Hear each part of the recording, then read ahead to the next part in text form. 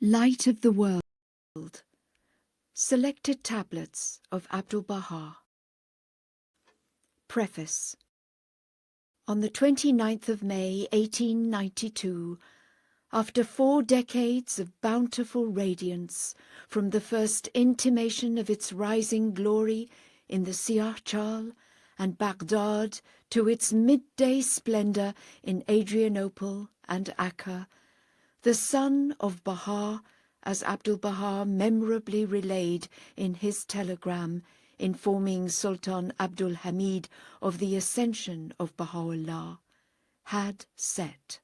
Yet the setting of that sun was not followed by the dark of night, but by the reflection of its glory in the moon of the covenant, lighting the path ahead towards the attainment of Bahá'u'llah's ultimate purpose, the unification of humanity.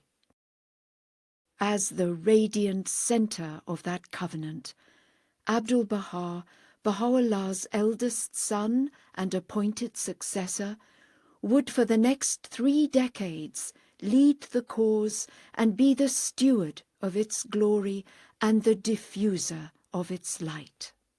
His mission would be to enrich and extend the bounds of the incorruptible patrimony entrusted to his hands by shedding the illumination of his father's faith upon the West, by expounding the fundamental precepts of that faith and its cardinal principles, by consolidating the activities which had already been initiated for the promotion of its interests, and finally by ushering in, through the provisions of his own will, the formative age in its evolution.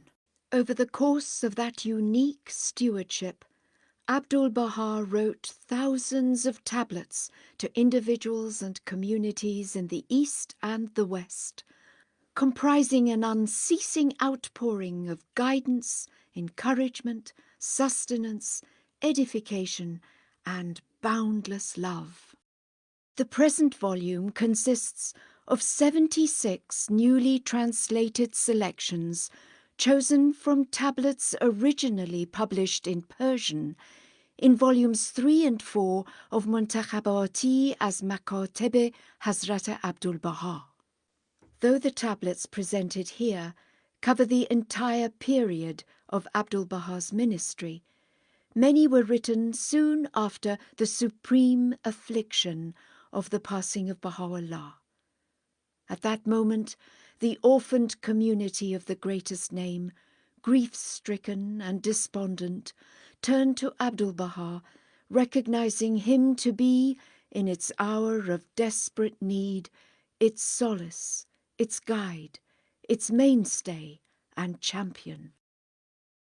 Whether writing to the friends at that time of bereavement, or in later years when they found themselves suffering persecution and hardship, Abdul-Bahá called them to reflect on the life of the Blessed Beauty, whose one and only purpose in accepting such trials and tribulations for his blessed self was to instruct the lovers in the ways of love, and to teach the longing souls the art of servitude. The loved ones of God, Abdul-Bahá wrote, must not be grieved or distressed at these countless afflictions, for in bearing such trials they share in the sufferings of the Abha Beauty. The tablets in this volume provide a selection in English translation chosen from among many written by Abdul-Bahá, that recount aspects of the life of Bahá'u'lláh and the tribulations he endured, events in his homeland, the purpose and greatness of his cause, the unparalleled nature and significance of his covenant, as well as the attempts of its enemies to subvert and destroy it, and some of the biblical and Quranic allusions and prophecies about the Blessed Beauty. Reflected in many of the tablets are parallels between Bahá'u'llah's sufferings at the hands of his adversaries and the afflictions Abdul-Bahá was similarly made to endure. These tablets are thus doubly precious. Who better to tell us about Bahá'u'lláh and to impart to us his lessons of the Spirit in the school of insight than his most cherished son, who shared as his closest associate his life of exile, imprisonment, and persecution, and who, titled by his father the Mystery of God, stood in a unique relationship to the author of the revelation as the image of his perfections, the interpreter of his mind, the focal point of his unerring guidance, the stainless mirror reflecting his light. The lapse of a century since the passing of Abdul-Bahá only testifies to his words of assurance that the sun of Bahá'u'llah's revelation shall never set, nor shall that day-star of the realm of glory ever wane. It remaineth ever shining in its meridian splendour, ever glowing and luminous at the sublime apex of bounty. 1. He is the All-Glorious. O friends, how blessed, how favoured, how fortunate are ye to have been born in such a cycle and dispensation, and to live in such an age and century, to have come upon such a wellspring and bowed down before such a threshold, to have taken shelter beneath the shade of such a tree and partaken of such a fruit. The cycle is the cycle of the ancient beauty, and the century that of the greatest name. The wellspring is the stream of the law of God, and the threshold that of the Abha beauty. The tree is the tree of life, and the fruit that of the divine lote tree. Blessed are they that attain thereunto, fortunate are they that enter therein, gladdened are they that draw nigh unto it, and happy are they that abide under its shade. All praise be to God, the Lord of the worlds. Convey my warmest Abha greetings to all the friends. 2. He is God. O thou seeker after truth, behold the power and greatness of Bahá'u'lláh. Within a short span of time he hath stirred up the east and the west, and raised aloft in the midmost heart of the world the banner of love and harmony, of unity and peace, of fellowship and conciliation, of truthfulness and rectitude. He hath freed from enmity and strife a great multitude of souls belonging to diverse and opposing nations, to disparate and contending religions, and hath brought them under the sheltering canopy of fellowship, love, and unity. What power this is, and what strength! What greater proof couldst thou desire? He hath brought east and west into close embrace. Singly and alone he hath withstood the world, and uplifted his mighty cause in the most great prison. Though subjected to utter abasement, he hath crowned his loved ones with the diadem of everlasting glory.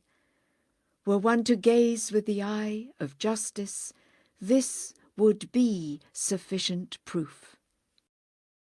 Thou hast written concerning the cost of postage.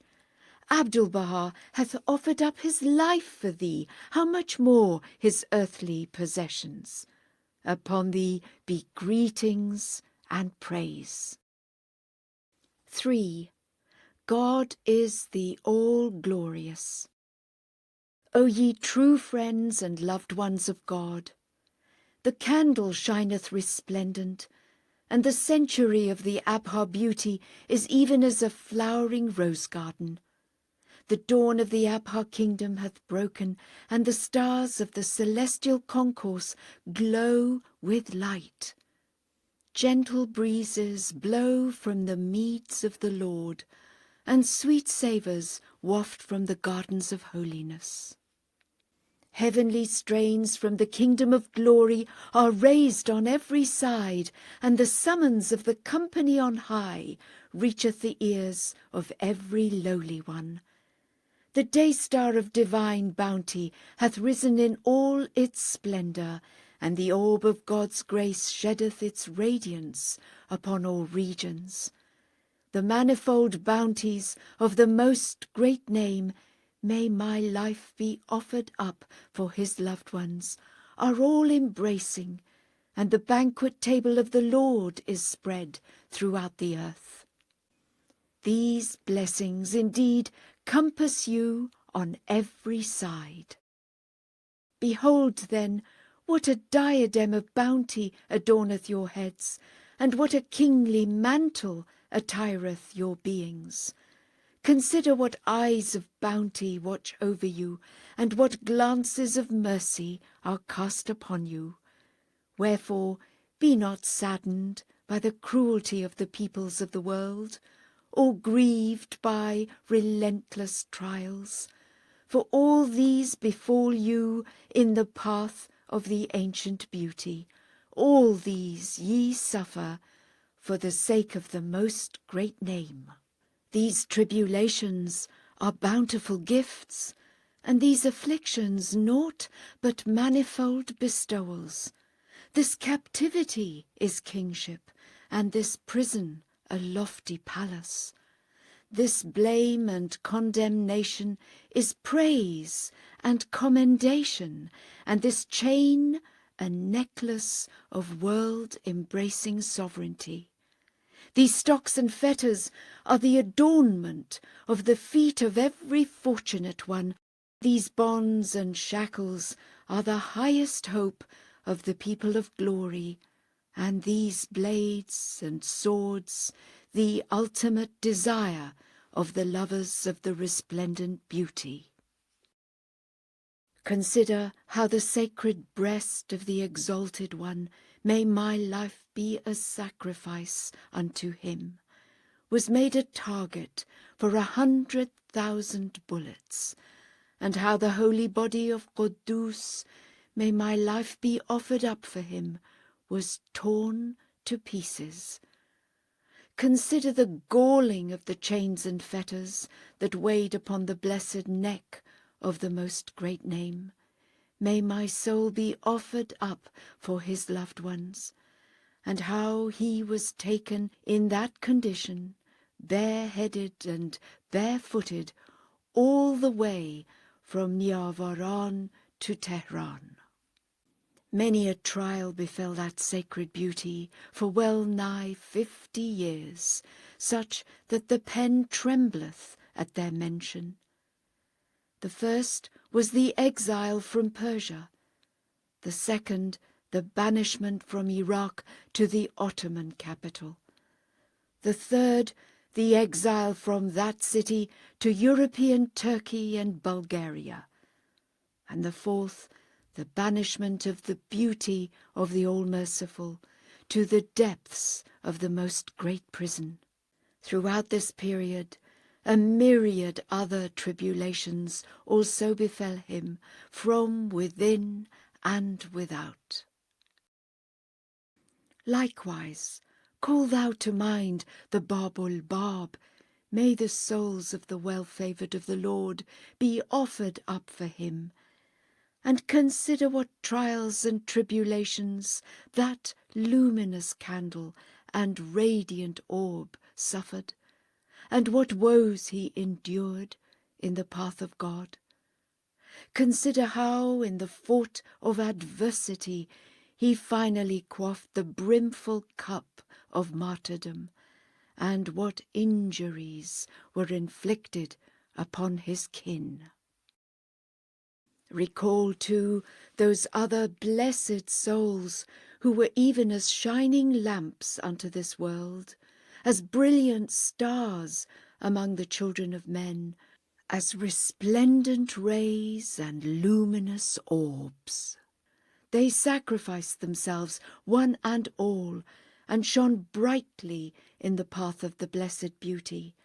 They suffered captivity and endured fierce persecution, were pillaged and plundered, were cast into prisons and dungeons, until in utter meekness they drank at last the draught of martyrdom.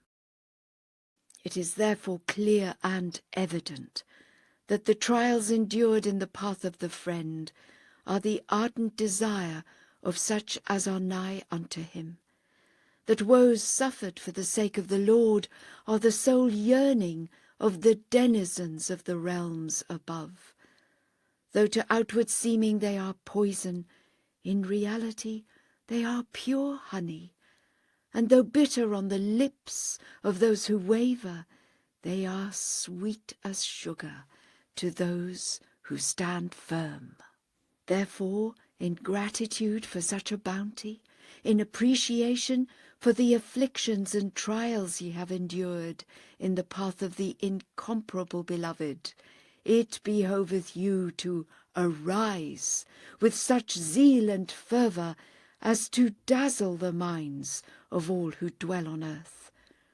The glory of God rest upon each and every one of you, O ye beloved of the Lord. 4. He is the all-glorious. O ye beloved of the merciful, the Abha beauty hath shone forth with his manifold names and attributes from the dawning point of all desires. He hath caused this glorious century to become the revealer of his wondrous grace through the effulgence of this new light, and hath set aglow the candle of unity in the world of being. In sweet accents of oneness and in celestial melodies proclaiming divine unity, he hath warbled upon the branches of the garden of inner meanings, so as to gather the scattered peoples of the world under the shadow of the word of God, and bring the hostile and contentious tribes of the earth together in unity and harmony beneath the canopy of the love of God. For this exalted aim, this sanctified and manifest purpose, he hath offered his breast to a myriad darts of woe, and welcomed countless wounds with utter joy and resignation, even as a healing balm. Not for an instant did he rest, not for a moment did his sacred heart find tranquillity. How many a night did he pass under the weight of chains, enduring until dawn 100,000 hardships, even as a captive seized within a hostile land. He met the darts of injustice with the target of faithfulness, and quaffed the poison of affliction as if it were the honeyed draught of immortality.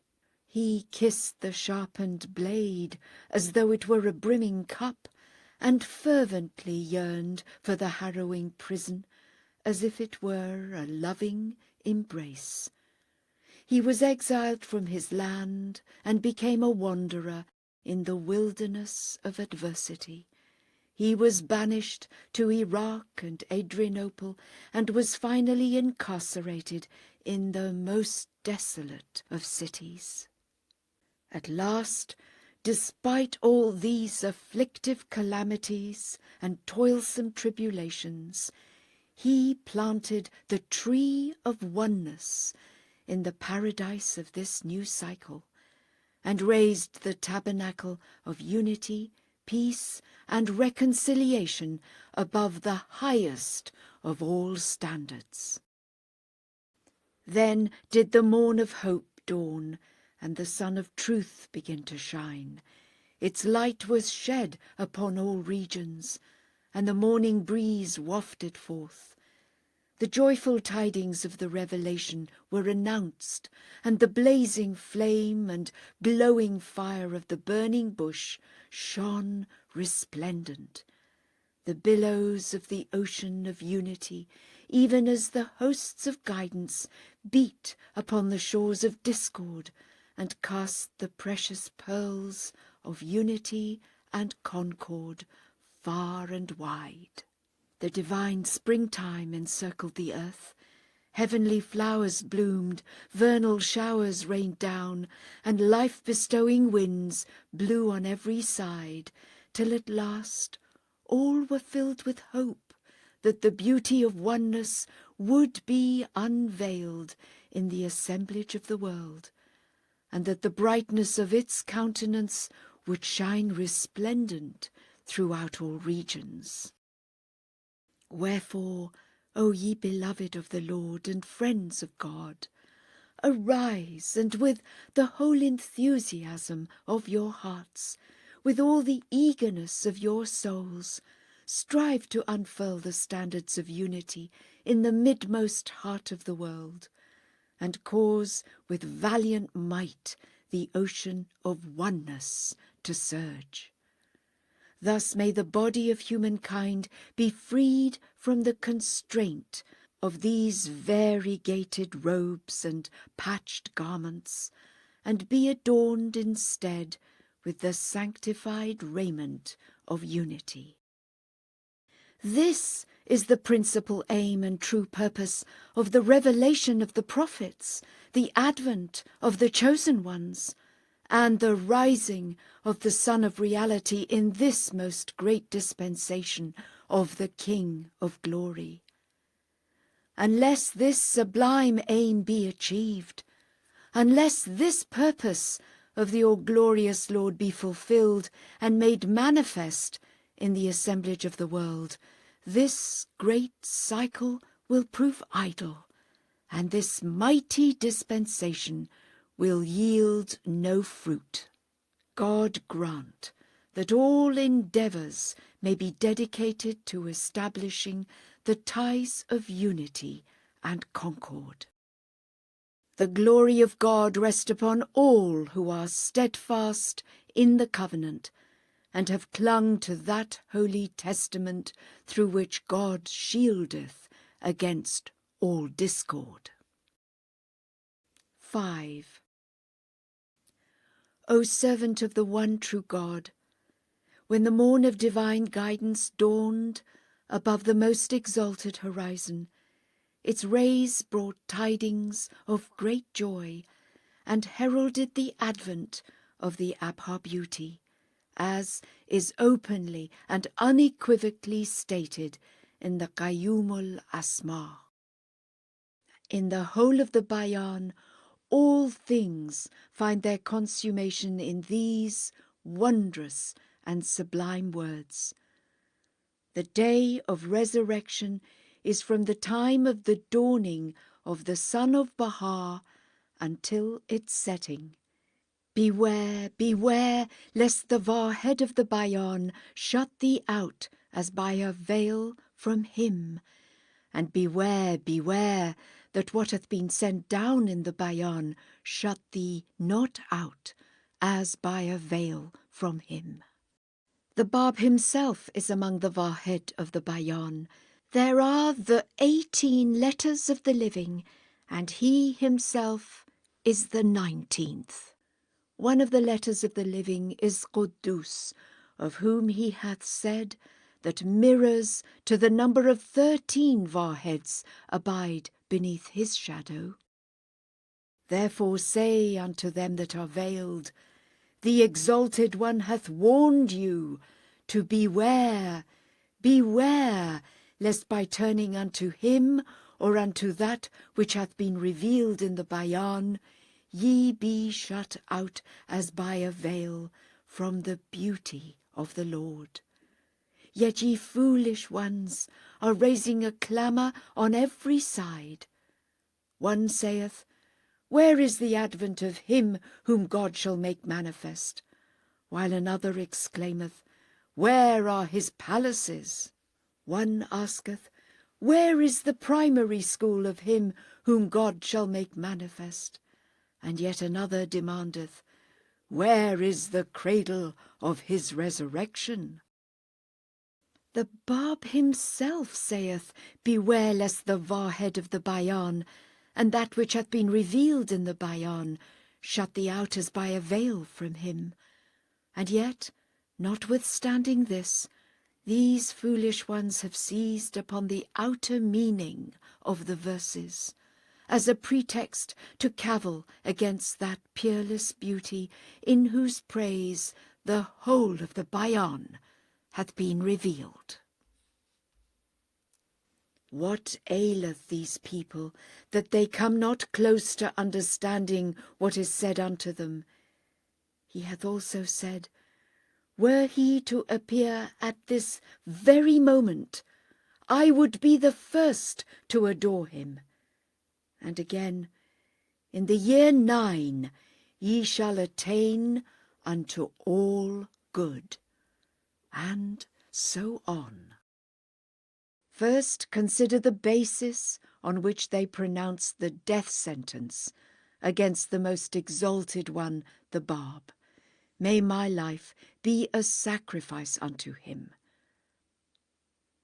Mullah Muhammad Mamaqani cried out, O people, in the Quran God saith, No doubt is there about this book. It is a guidance unto the God-fearing. That is, it guideth aright all humanity. It is also clearly stated, But he is the apostle of God and the seal of the prophets. How can we regard such an explicit statement as the source of error, while it is guidance itself? This person, who claimeth to be a descendant of the prophet, hath indeed destroyed the foundation laid down by him. He then mentioned one by one some of the laws revealed in the Bayan, laws that were later abrogated in the Kitab-i-Aqdas. Thereupon he ordered the emblem of the Bab's noble lineage to be removed from his head, and issued without hesitation and with the utmost malice the sentence of his death. Say, unto what did the Jewish people cleave, except the outer meanings of the verses of the Torah, when they adorned the cross with the body of the Beloved, thus depriving themselves of the grace of the Messiah? They clung unto the literal text of the Torah, while remaining veiled from him who was its revealer. The Pharisees, who ranked among the most learned of that age and cycle, called Christ not Messiah, Masih, but a monster, Masih. They regarded his comely and beauteous countenance as vile and unsightly. Such are the ways of the people at the hour of the dawning of the day-star of the world. Likewise, when the breezes of the revelation of Muhammad perfumed the regions of Mecca and Medina, and the reviving breaths of the divine teachings made the Arabian Peninsula the scene of the celestial springtide, the Christian divines also clung unto the literal interpretation of God's perspicuous book, and remained deprived of the splendours of the day-star of the realms above. For according to the outward meaning of the text of the Holy Gospel, there will be no other advent after Christ. The priests and clerics held fast unto these words, and remained veiled from the light of certitude that shone forth from the luminous horizon.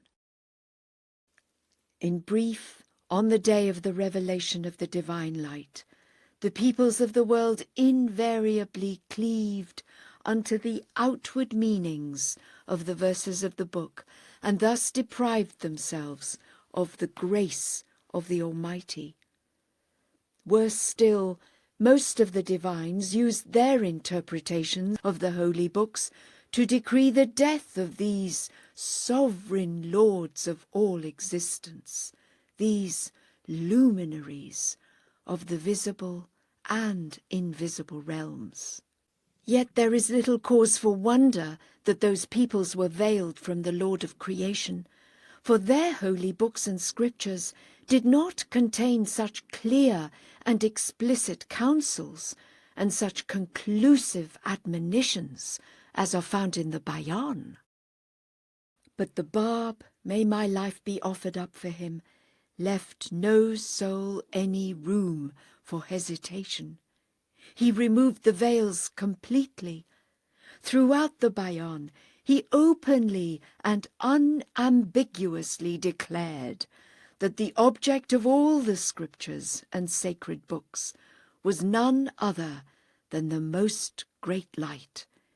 He warned the people to beware lest they be veiled from the day-star of the world by the text of the book or by their own interpretations of the verses and utterances.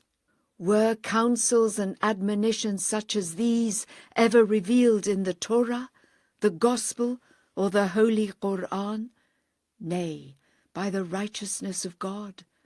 This is unique to this most great dispensation, in which the morn of divine guidance, the most exalted beauty, may my life be offered up for him, hath rent asunder the concealing veils, and made the path of guidance plain and clear. Moreover, following the martyrdom of that mystery of existence, that glorious being, where were these perverse people to be found? Each had crept into the corner of everlasting abasement, turned away from friend and stranger alike, and seized with fear and trepidation, remained hidden from everyone until such time as the ancient beauty, the most great name, may my life be offered up for his loved ones, exalted the cause of God. Then it was that these creeping things crawled out of their hiding places and flaunted themselves. In no time at all, they stirred up mischief, raised the banner of hatred, and thus cast themselves into the abyss of woeful torment. No mention dost thou hear from them now, nor the faintest murmur. Consider more recent events, when these exiles were under the threat of the sword, the King of martyrs and the beloved of martyrs. May my life be offered up for them both, as well as other martyrs, attained the station of supreme sacrifice. The martyrs in Yazd were ripped to pieces, and those in Khurasan were burnt to death, their dust and ashes scattered to the winds. So too it was in Shiraz and other parts of the country. At that same time, the leader of these wayward people expressly repudiated the Bab from the pulpits of Esfahan and Tehran. Can this also be denied, though it had become the talk of both towns? Now that he is witnessing how the praises of the cause of God have set the East and the West in motion, how the fame of the most great name hath encompassed the North and the South, how the potency of the word of God hath shaken the powers of the world, and how the divine call, bearing the joyful tidings of the Spirit, hath quickened and revitalized the world of humanity, he hath once again emerged from his pit of obscurity. He hath raised an uproar and asserted his existence, declaring, "We are the people of the Bayan, and the cornerstone of this edifice. Far, far be it from the truth. Where were these people a few years ago? Who amongst them hath ever quaffed from the cup of tribulation, or exerted the least effort in the pathway of the Exalted One? Naught have they ever manifested but denial and repudiation. Nothing have they ever shown save indecency and vice. By God, besides whom there is none other. Should there now be any test or trial, ye would immediately witness them ascending the pulpit and raising the cry of, "We are wholly quit of them." Nay, they would curse and revile the cause of God. Consider how the burning meteor of the covenant hath pierced the heart of the world. Witness the rays that stream forth from the unseen kingdom upon the lands of the Slavs and the Turks. Shed splendours on the Orient, and perfumes scatter in the West. Carry light unto the Slav, and the Turk with life invest. And yet these deniers, even as the bats of darkness, have crawled into their caves of apathy, and deny the existence of the sun. How well hath it been said, "Granted that this morn be called a darksome night, are seeing eyes also blinded by the light?" Nay, by the righteousness of the Lord, ere long thou shalt hear the sound of this bugle and the blasts of this trumpet coming from the concourse on high. Glory be to my Lord, the all-glorious. Upon thee be greetings and praise. 6. He is God. O Lord, my God, my best beloved, my aim, my heart's desire. This verily is the first of the days of Rezvan. It is come with joy and delight, exultation and rapture. The winds are wafting, the clouds are raining down, and the sun is shining forth through thy bountiful grace. The morning breeze bloweth over hill and dale in this wondrous springtime, as a token of thine inestimable favour, transforming these lands into a fine brocade of incomparable hues, and a silken carpet begemmed with flowers and adorned with a vesture of verdant leaves that dazzle the eyes with their gleaming splendour. The breezes blow gently, the fresh streams flow softly, and the meads are adorned with bloom. The groves are lush, the clouds are rich with rain, and the stars are aglow through thy gracious providence. This dust heap of a mortal world hath been made green and lustrous by thy bounty, and the earth hath become an eternal paradise through thy mercy, O my God, inasmuch as thy day of Rezvan hath arrived, girded with majesty and invested with sovereignty, flooding creation with beams of light like unto a star, and accompanied by a procession of fervour and joy. Rezvan hath pitched its tent with dazzling splendour in the midmost heart of the world, and led its hosts and sent forth its troops far and wide to the uttermost corners of paradise. Thus have the hearts of thy loved ones overflowed with joy and rapture, and been carried away in happiness and bliss by thy sweet savours. They have arisen with yearning and longing to praise thee, and drink of a pure beverage shall their Lord give them.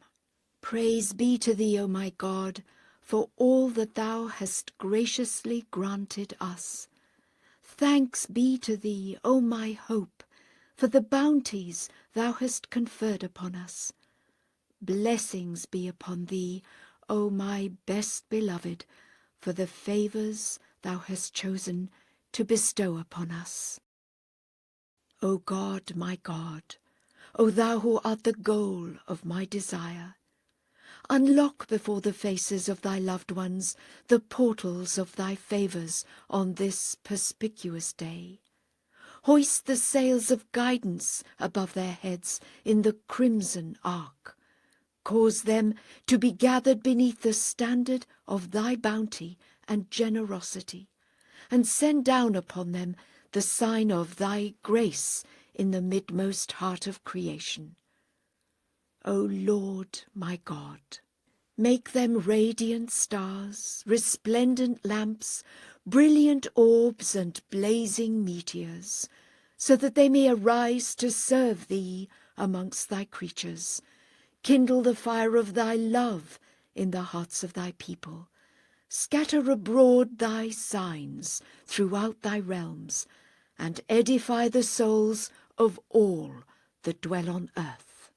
Then shall thy heavenly repast be outspread throughout the world, this contingent plain become the Abha paradise by the power of thy might, and this nether dust be made the envy of the high heavens through the outpourings of thy wisdom. O Lord, make of thy loved ones celestial angels who inhabit thine earth, and enable thy chosen ones to become heavenly people who reside in thy realm.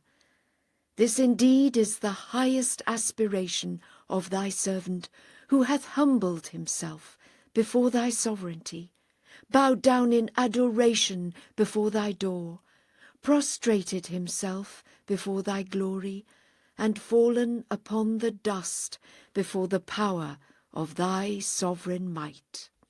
Thou art the bestower, the compassionate, the almighty, the all-bountiful. O ye spiritual friends of Abdu'l-Bahá, at this moment when the star of the Rezvan festival gleameth bright above the horizon of creation, and the whole world is wrapped in an ecstasy of joy and fervour, it is the time for rapture and bliss, for exaltation and delight, and for the revelation of this celebrated day. It is the season to rejoice and be happy in heart and soul, the time for music and song, for the melody of harp and lute. The signs of gladness are manifest from every side, and the light of rapture shineth in all directions. The loved ones of the Lord are in perfect joy, and his chosen ones beam with delight. For this is the day whereon the most great name set out from the city of God in Iraq, and entered the luminous garden. On that resplendent day the beloved evinced such ineffable bliss that the radiance of his joy suffused the kingdom of existence. On that glorious day the word of God was exalted amidst all creation. Wherefore, O ye loved ones of God, it behoveth you all to be filled with such ecstasy and joy on this blessed festival as to stir the kingdom of existence into motion. Abdul-Bahá rejoiceth in these supreme glad tidings, and supplicateth with the utmost lowliness and fervour at the threshold of the Abha beauty, that he may bring gladness to each one of the friends, and bestow delight and happiness upon them.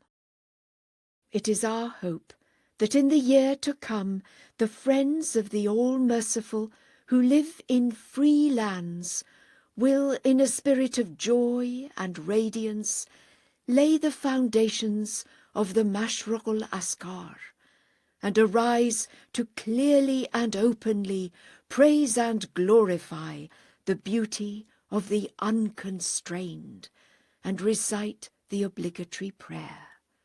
For in the realm of worship, fasting and obligatory prayer constitute the two mightiest pillars of God's holy law.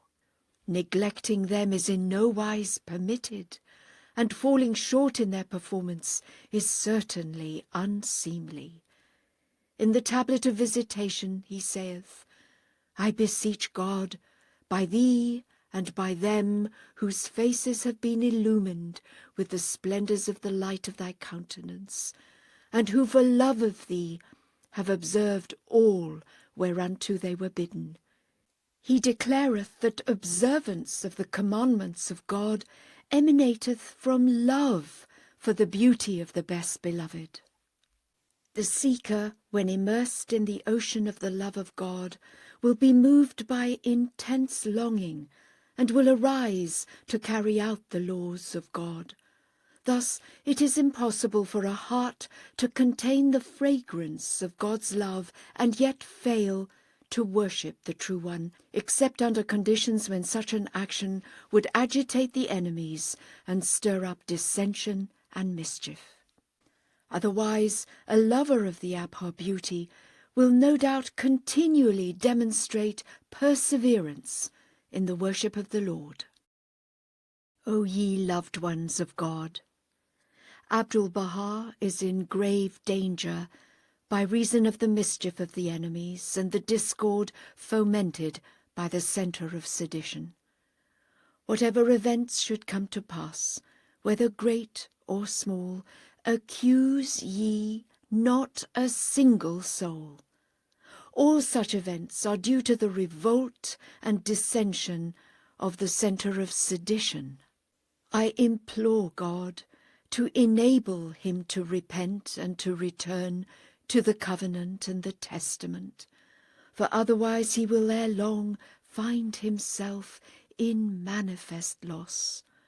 At present he is considering how to secure a means of escape and to flee from the Holy Land, so that he may engage in further mischief, and that by his escape he may cause greater afflictions and troubles for this servant and for the loved ones of God.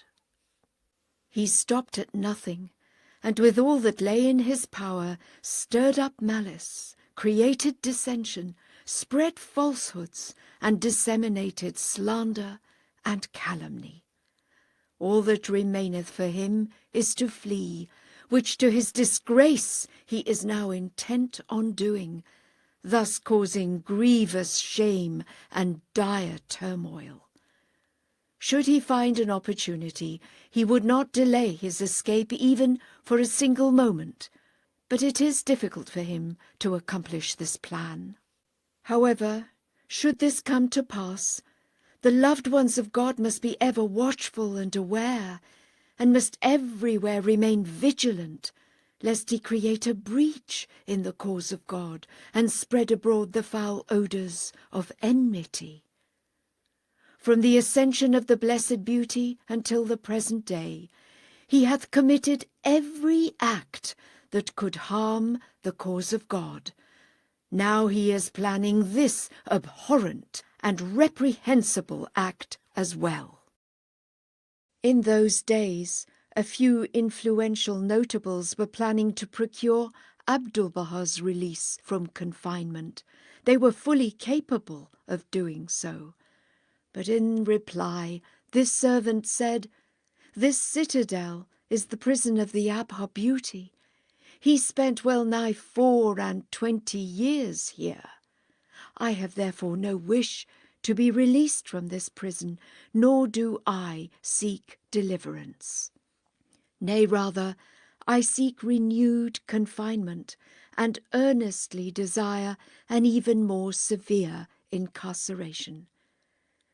Those souls were bewildered by my words, but my intent was that they should understand that in the path of the Lord, prison for us is even as a royal palace, and the depths of the pit as the apex of heaven. This indeed is an unquestionable reality. This verily is the truth, and all else naught but manifest error. The centre of sedition cherisheth the hope that once he hath caused the blood of this prisoner to be spilt, he may at last find an arena in which to spur on his charger.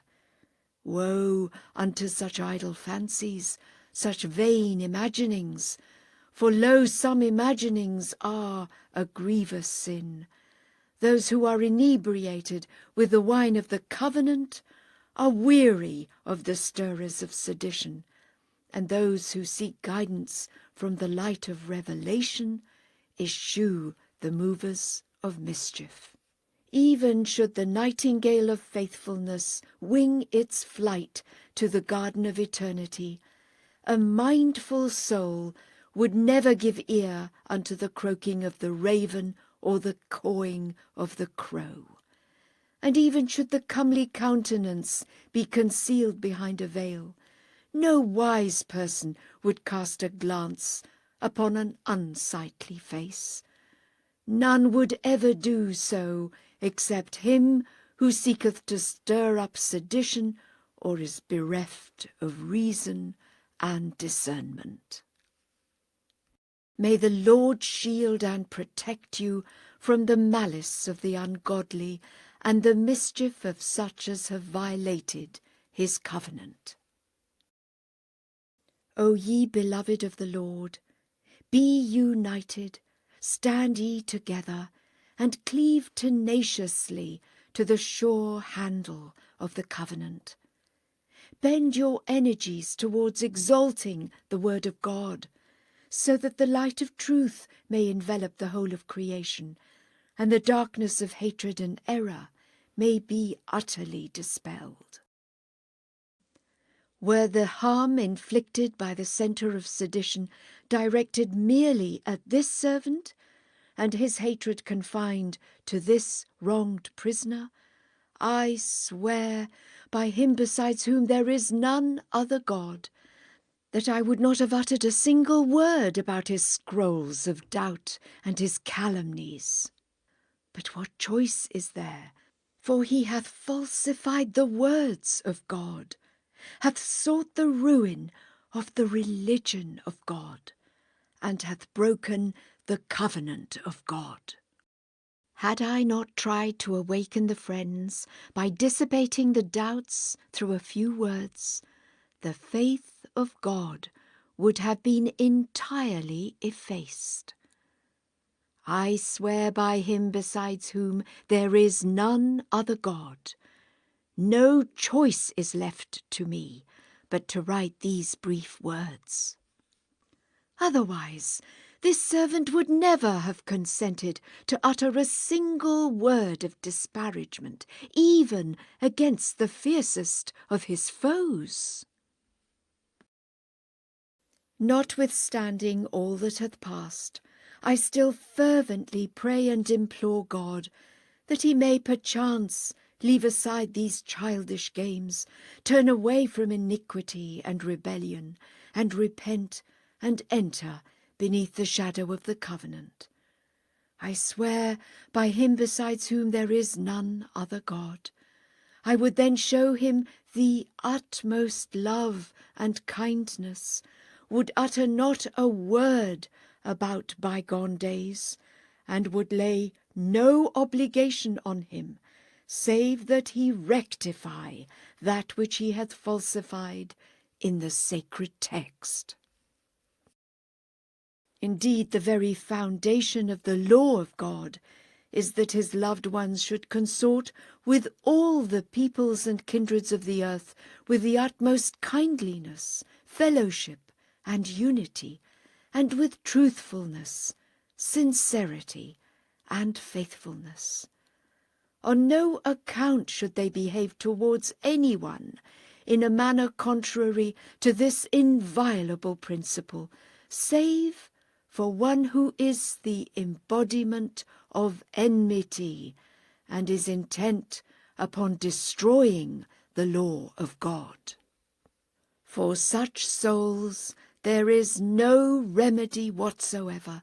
No space should be given them to parade and advance, for otherwise they would bring to naught the glorious martyrdom of the Bab, the shedding of the pure blood of all the martyrs, and the trials, afflictions, and imprisonments suffered by the luminous beauty for well nigh 50 years.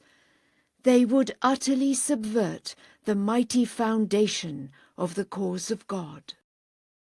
Therefore, the company of these people should be shunned, and none should associate with them, unless they repent unto God. My Lord is verily the compassionate, the forgiving. Such repentance, however, must be sincere, and not merely in words. The repentance of the centre of sedition would consist in his rectifying all that he hath interpolated in the text, confessing to that which he hath done, and imploring God's pardon and forgiveness. For one day he came to see Abdul-Bahá through the intercession of Ali Akbar. He shut the door, confessed his transgressions, and asked forgiveness for his trespasses. This servant did indeed forgive him, but after a few days it became clear and evident that this too had been but one of his deceitful designs. His true intention had been to meet certain persons in private, and sow the seeds of doubt in their hearts, for the friends had been shunning his company. The point is that true repentance must be distinguished from false. Only then can it be accepted. Upon you be greetings and praise. 7. He is God. O servant of Bahá, thy detailed letters have been successively received, and despite the lack of a single free moment, they have all been read with the utmost attention. Consider with how many thousands of souls such correspondence must be maintained, and how difficult is the task. There is no time at all. Therefore, a brief reply is being written, which thou wilt surely excuse. I write thee by reason of my love for thee, otherwise the writing of even a single word would be impossible. Teaching the cause in this day is the head cornerstone of the foundation itself. Whosoever ariseth to teach shall be graciously aided by the hosts of the celestial concourse. Naught else will lead to any success whatsoever. Today is the day for laying the foundation, not the time for organization, repair, or restoration. One must first lay the foundation, and only then organize and arrange. Laying the foundation consisteth solely in the propagation of the faith of God, in the diffusion of the divine fragrances, and in detachment from all else but him. Consider how a skilled builder first procureth the necessary materials for the edifice. He then prepareth the groundwork, layeth the foundation, and raiseth the pillars. Only afterwards doth he attend to its organization, arrangement, and adornment. Were we to concentrate on organization and arrangement at this time, the teaching of the cause of God and the diffusion of the divine fragrances would be delayed. Therefore be thou occupied with naught but the promotion of the cause in the environs of Shiraz. If the people of a city of their own accord choose to hold a consultative gathering, that is, to form a spiritual assembly according to the electoral process, well and good. However, we should not be actively pursuing this matter at present, for then some would be pleased, while others would be saddened, and still others distressed. Such decisions are to be left to the believers in each city. Abdul-Bahá and all who join him and have a share in his servitude at the sacred threshold should centre their thoughts on spreading the sweet savours of God. Had Abdul-Bahá occupied himself with those other matters, how could he have illumined the East and the West with the light of guidance? Thy questions will be briefly answered. The ancient beauty, may my life be offered up for his loved ones, did not to outward seeming meet his holiness the exalted one. May my life be a sacrifice unto him. The faithful Spirit, Gabriel, the Holy Spirit, and the one mighty in power are all designations of the same reality. The elected members of spiritual assemblies must needs be pure and sanctified.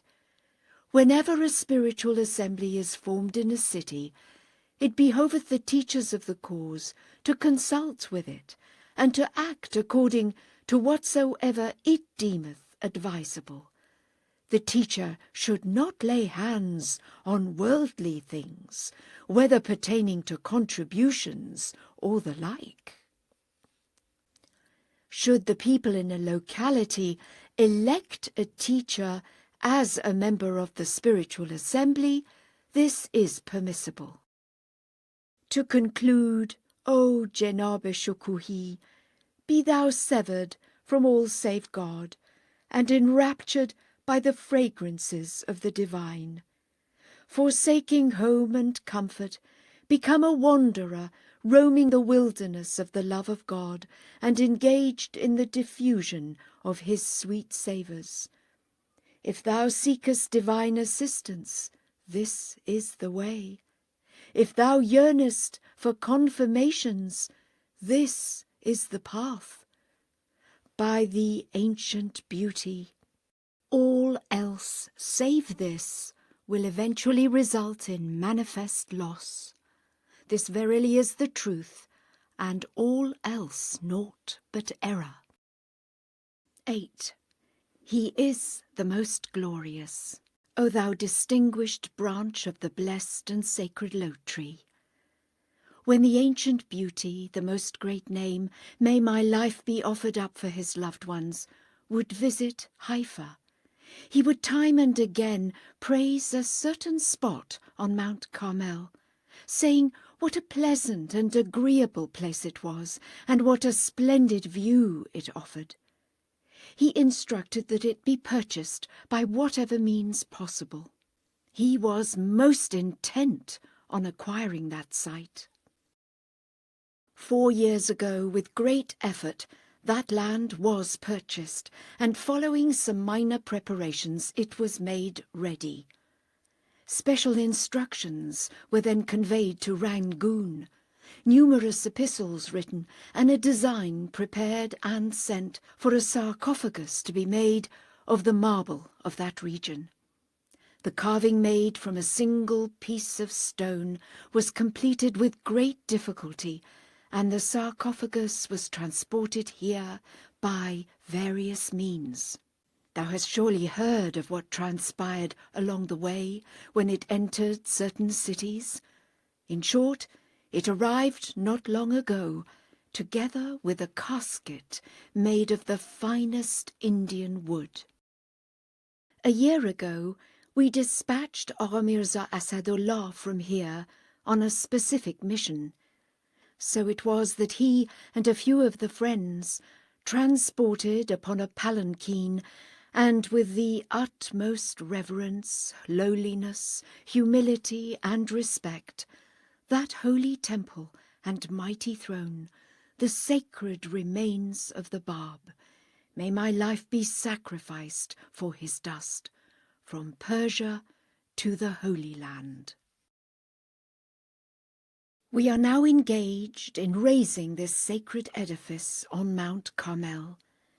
God willing, we will also summon thee to join us and take part in carrying the stones and mortar of this hallowed and blessed shrine, that thou mayest partake of the limitless effusions of his grace and attain this most mighty honour. These are tidings of joy with which the sovereignty of heaven and earth cannot compare. In truth, my heart is filled with such great joy and gladness as cannot be described, for that sacred temple had suffered great indignity at the hands of the transgressors. But now, praise be to God, through the unfailing help and grace vouchsafed by the ancient beauty, all the means have been procured and arranged so perfectly as shall cause everyone to marvel. The glory of God rest upon thee, and upon the Afnan of the sacred tree in that land.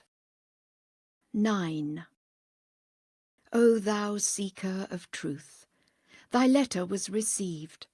Thou hast asked me for a written history as well as a record of the prophecies concerning the Bab and Bahá'u'lláh. These have both been previously written. Search for them, and thou wilt find them. Regarding the Blessed Beauty, he was not born of the line of Ishmael, but was rather a descendant of one of the other brothers who had migrated to Persia and the Afghan territories. For, apart from Isaac and Ishmael, Abraham had 6 sons, who all moved to Persia and to the Afghan regions.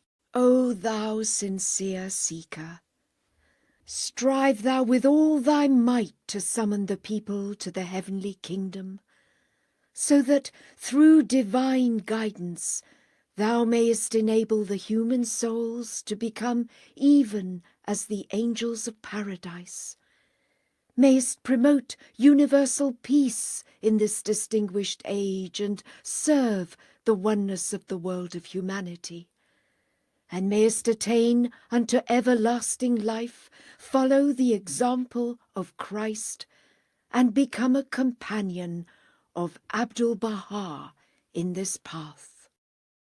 Upon thee be greetings and praise. 10. O thou noble branch of the divine tree, countless occupations and endless vicissitudes have delayed my reply to thy letter. This thou wilt surely forgive, inasmuch as my obligations are such as cannot be described or expressed.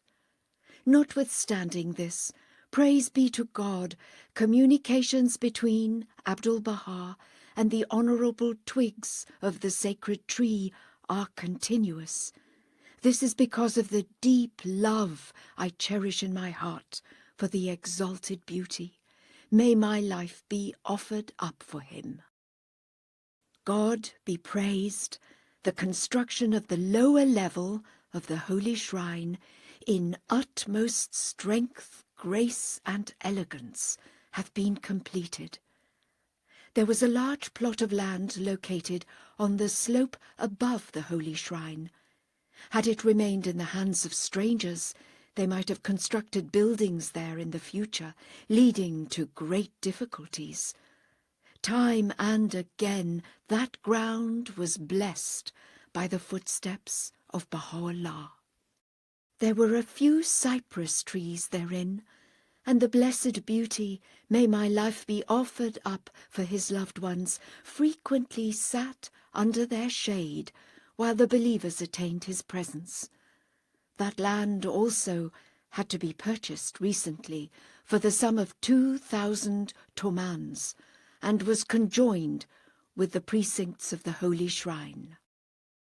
As to the cistern, since this servant was imprisoned before its construction, the European and Ottoman engineers proved unequal to the task of ensuring the required soundness and solidity of the structure, and their work was left incomplete. Consequently, the cistern wall facing the sea collapsed, and the efforts were somewhat wasted. However, no harm was done, for it is now being reconstructed most solidly under the supervision of this servant, and will soon be completed. Although, due to my incarceration, I have been unable to go to the holy shrine in person, I have been supervising the construction work from a distance. It will soon be complete, and will be most firm and solid. Indeed, it is not a cistern, but a sea. And now concerning the visit of the holy leaf of the blessed tree, God willing, circumstances will soon make this advisable, and permission will then be granted.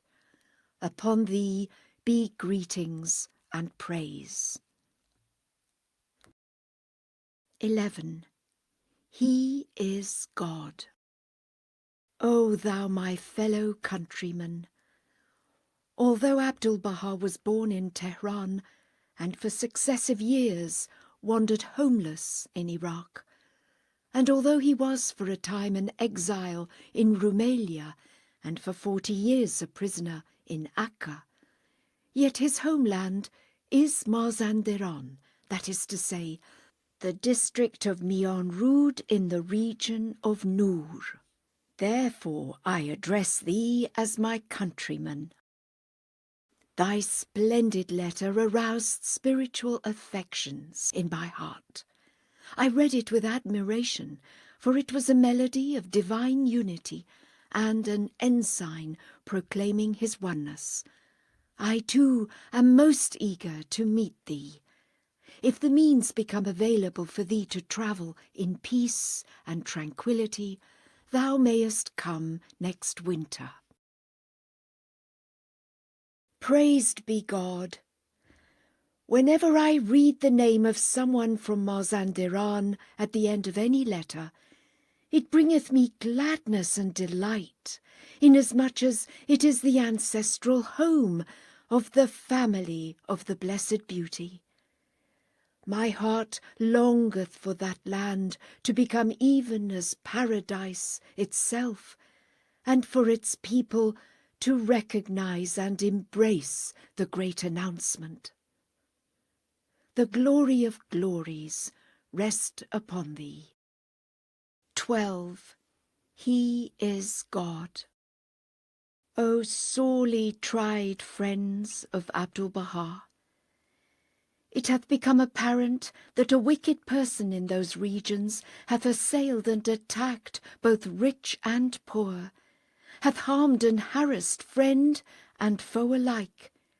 He hath pillaged and plundered many, robbed and levied taxes on all.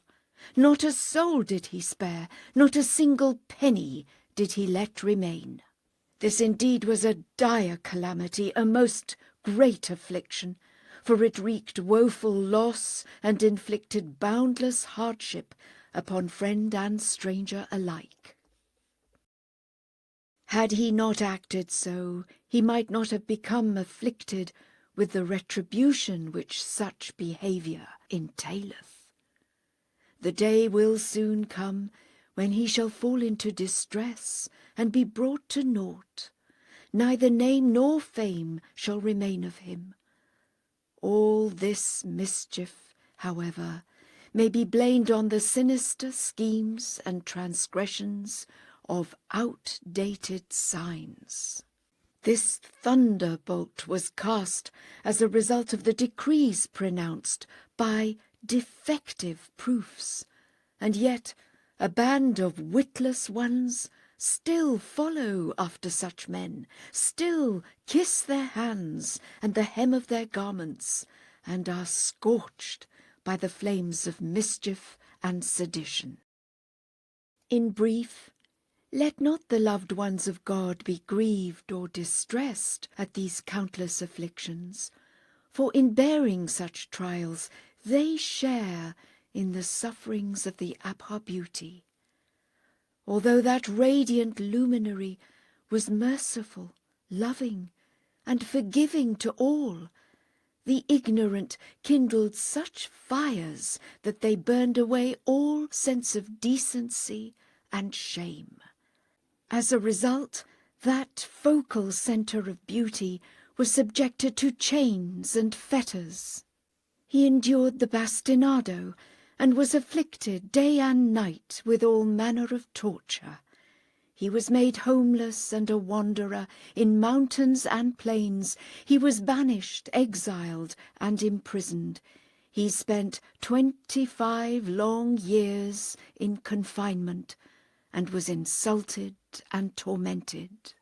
Let the friends render thanks unto God, therefore, that they too have suffered pillage and plunder, that they too have been targeted by the darts of cruelty and malice. The village of the Blessed Beauty in Mazandaran was attacked by a host of 12,000 brutal men. They plundered and pillaged so relentlessly that no sign of any possession or goods remained. They even left no crop for the inhabitants of the village. They set fire to the straw, burned the oil, and massacred a number of the innocent. They then herded the peasants together in chains, sent them to Tehran, and cast them into prison. They cut the chin as well as the beard of that spirit of spirits, Mullah Abdul-Fattah, and they marched him to Tehran barefoot and in chains. Despite his old age and his frailty, the guards showed him no mercy.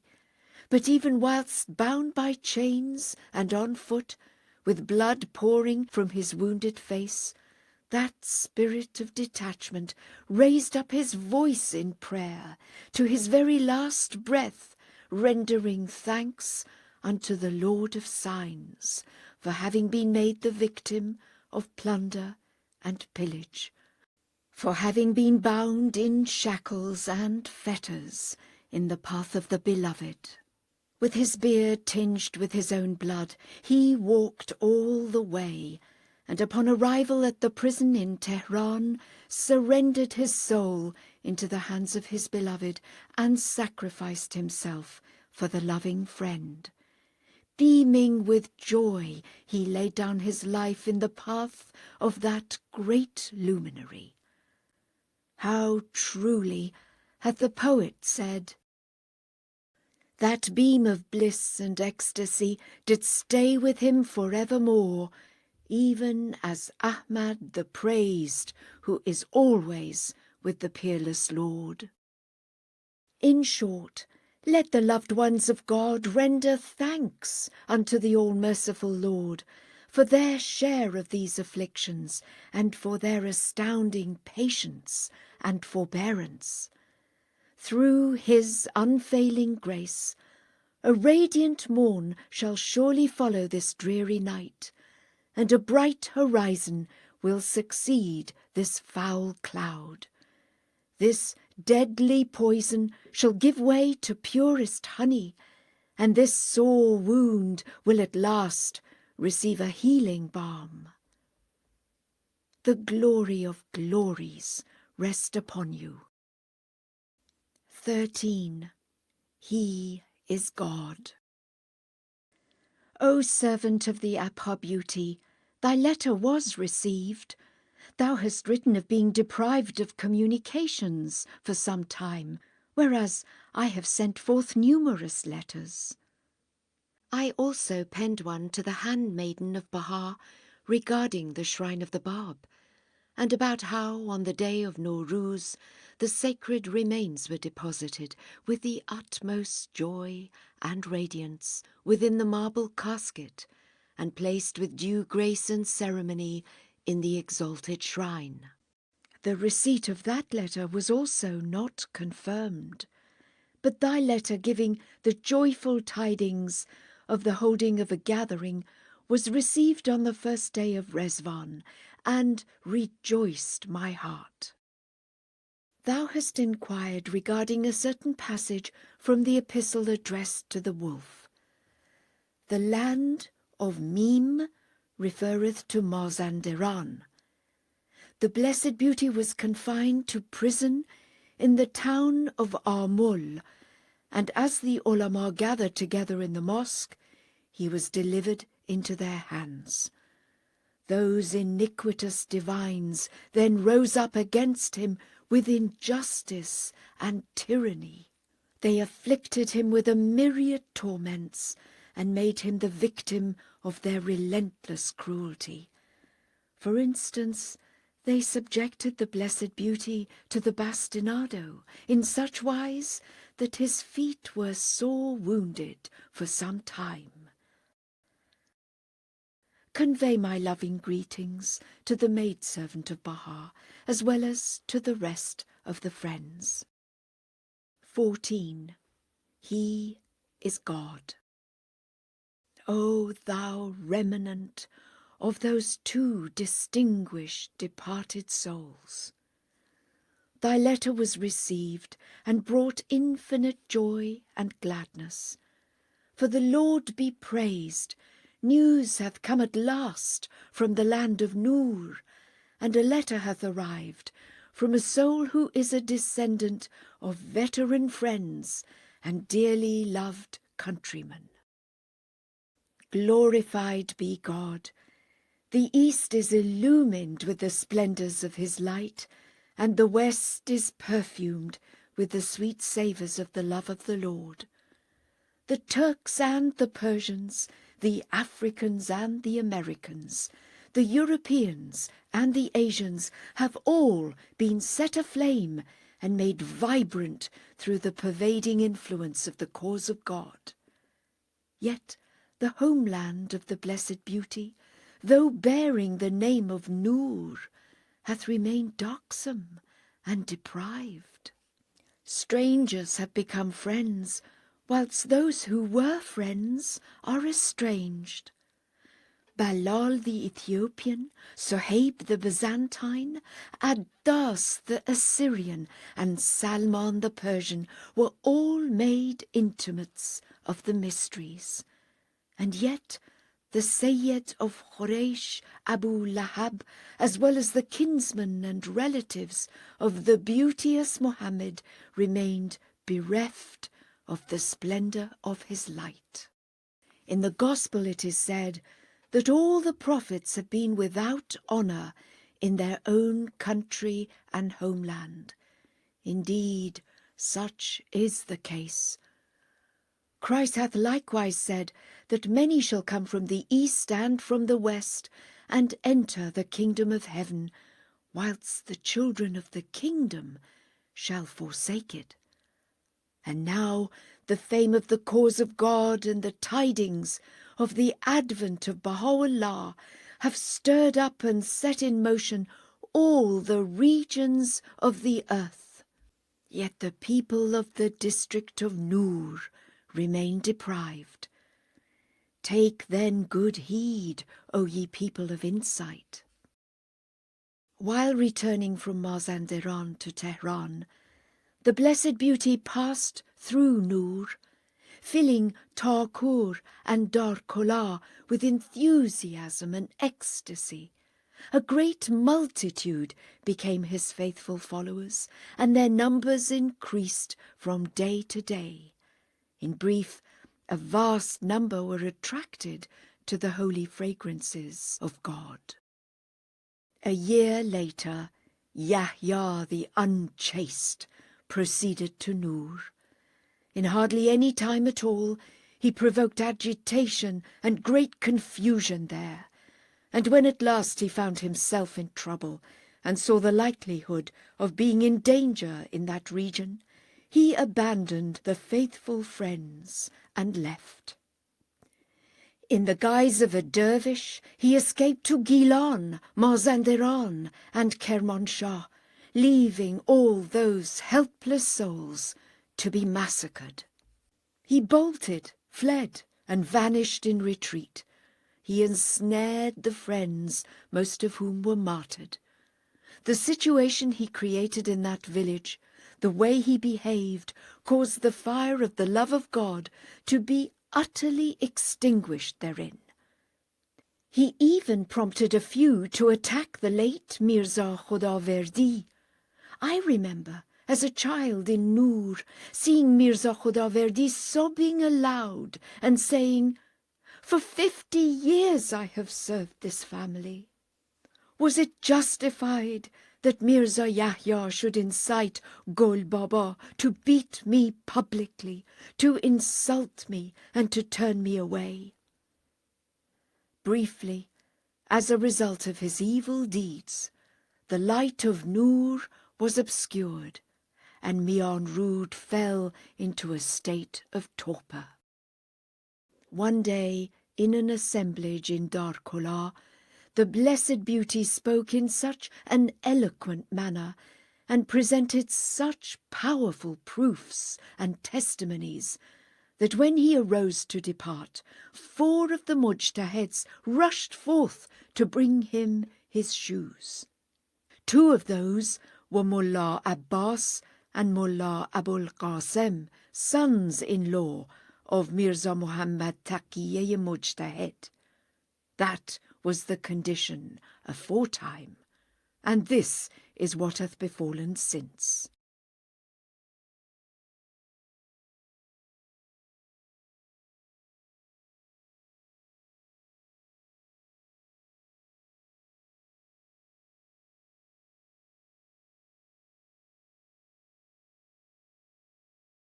"15. He is God.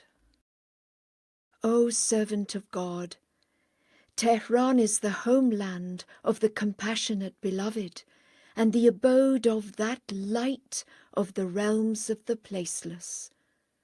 Thou too hast been planted by the hand of celestial power in that same garden, and been nurtured by the gentle breezes and pleasing waters of that luminous land. Wherefore, even as outwardly thou art from the homeland of that resplendent light, it is my hope that also inwardly thou mayest become a denizen of the heavenly kingdom of that shining orb."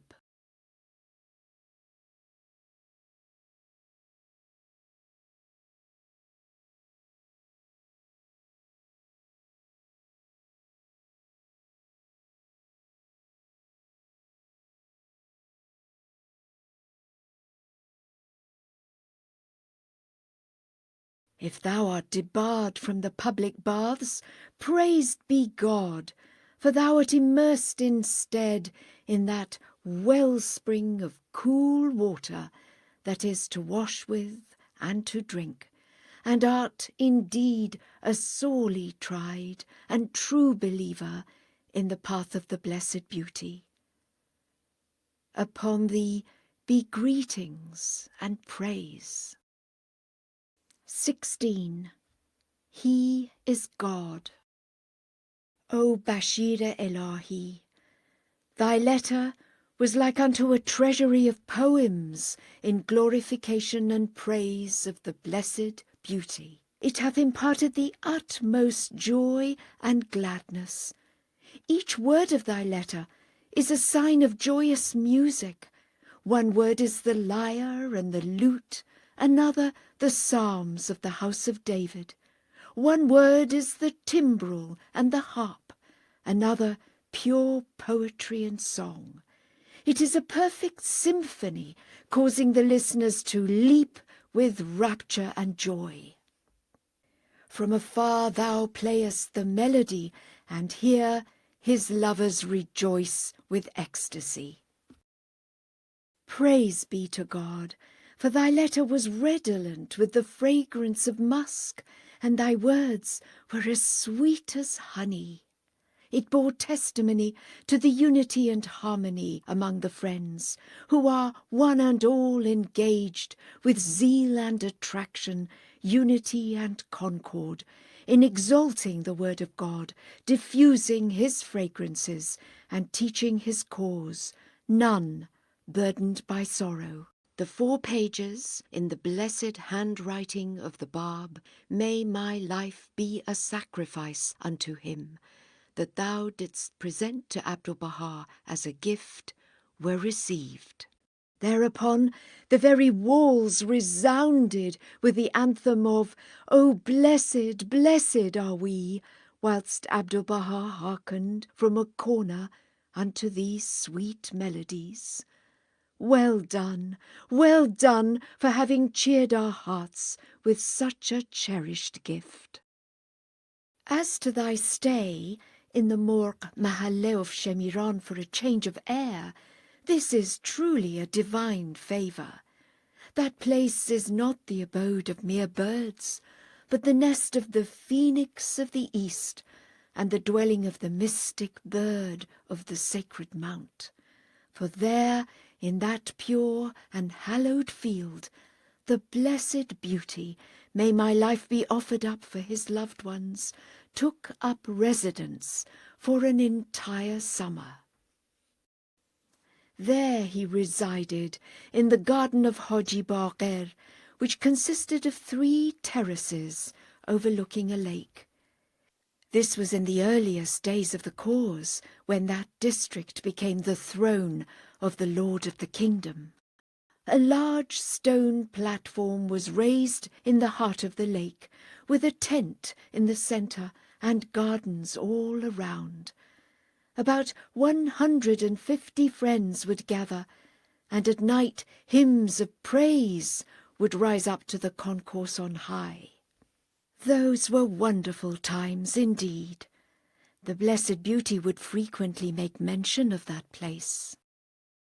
And now render thou thanks unto God for having bestowed such a dwelling upon thee, where thou hast engaged in the company of the friends in praise and remembrance of the incomparable Lord, singing to thy heart's content and bringing bliss and joy to his loved ones. The glory of glories rest upon thee. 17. He is God. O handmaid of Bahá, thy letter was received, and from its contents the earnestness with which thou art serving the Abha kingdom became evident. Thou art indeed striving with heart and soul, and I am well pleased with thee. I had the book thou hast written about Qurratul Ain rendered into Arabic. The translation is exceedingly eloquent. I have read through it carefully. If necessary, I can forward a copy of the Arabic to thee. With regard to the episode of Badasht, though the account is accurate, it is not exhaustive. A fuller description would be that Qurratul Ain was in one garden and Qudus in another, whilst the Blessed Beauty resided in a tent. His tent was raised between the 2 gardens beside a stream. The Blessed Beauty had previously said unto Qudus and Qurratul Ain that the cause was to be fully proclaimed. The next day he fell ill. Qudus entered and sat in the presence of the Blessed Beauty with all the believers gathered round the tent. Suddenly Qurratul Ain emerged from her garden, and roaring and crying out, she entered the tent and seated herself. "Read the surah of the event," the Blessed Beauty proclaimed, and it was read in his presence. The greatest commotion then came to pass. Some fled, others wept and cried aloud, and yet others were sorely perturbed. Mullah Ismail cut his own throat, and the gathering at Badasht was dispersed. In short, thou hast indeed been most assiduous in writing this book.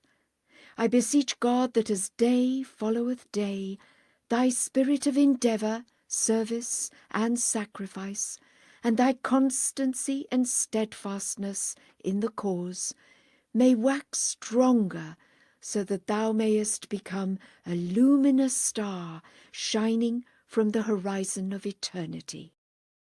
Dispatch some copies of this book by post to Persia for the friends, but do so one volume at a time, for should ye send several copies at once, the government will confiscate them. 18. He is God. O Abdul-Bahá, during his first journey to Iraq, the Blessed Beauty met a young man by the name of Mirza Abdul-Bahá. No sooner had this youth attained his presence and hearkened unto his words, than lo, he became so magnetized, so suffused with joy, that he guided his family to the truth and imparted the gladsome tidings to a great many. Following the return of him who is the most great name to Tehran, Mirza Abdul-Bahá hastened to that sacred land, dancing with delight and leaping with joy, only to be consigned upon arrival to the depths of the dungeon. A few days later, his turn came to be martyred. When the executioner stepped into the dungeon and shouted out his name, that young man, still in the prime of his years, leapt to his feet, danced for joy in that prison, and surrendered himself to the executioner. Thus did he attain supreme martyrdom. The Blessed Beauty frequently spoke of him. I fervently hope that the joy and radiance of that Abdul-Bahá may also be manifested in this one. The glory of glories rest upon thee. 19. He is God. O thou who art steadfast in the covenant, thou hast asked concerning the travels of Bahá'u'lláh. The Blessed Beauty, may my life be offered up for his loved ones, travelled directly from Tehran to Hamadan, from that city to Kermanshah, and thence straight on to Baghdad. As regardeth the association which hath been formed in Shanghai, China, with the aim of promoting harmony and reconciliation amongst the religions, do thou send to that English lady literature about the cause and material from the press, and advise her by all means to go to that association and speak about this blessed cause, a universal religion which bringeth all faiths and creeds together beneath the effulgence of the Sun of Truth, entirely reconciling them and welding them into a single people. This is an important matter to which thou shouldst attend most heedfully. Correspond regularly with them, and, if it be possible, send teachers to those parts, who may likewise go to the association and spread the divine teachings. Only such souls should be sent, however, as are detached from the world, attracted by the fragrances of holiness, and distinguished by the utmost purity and sanctity. 20. He is the All-Glorious. O thou servant of the sacred threshold, thy letter dated 23rd May 1921 was received and its contents were noted. The complaints of the two parties are continuous, and their tale-telling also incessant.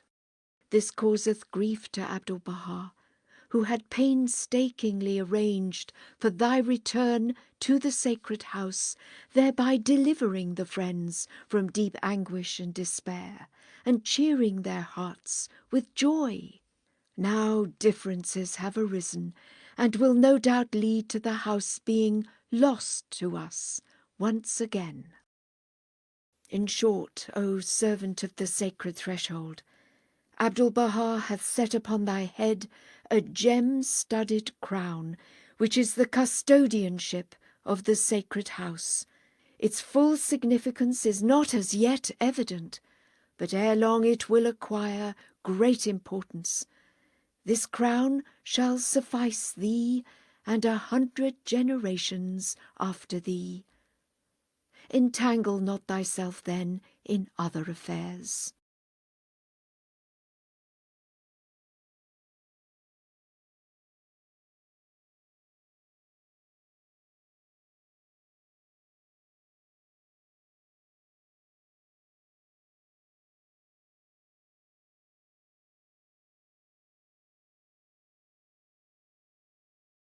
Seek with the utmost tranquillity and composure to dedicate thyself to service at the sacred house, and treat the pilgrims with the utmost kindliness and love, so that they may be happy and pleased with thee. There is nothing greater than such servitude to the sacred house. Thou couldst not wish for more. In short, strive with heart and soul to please and satisfy all the friends.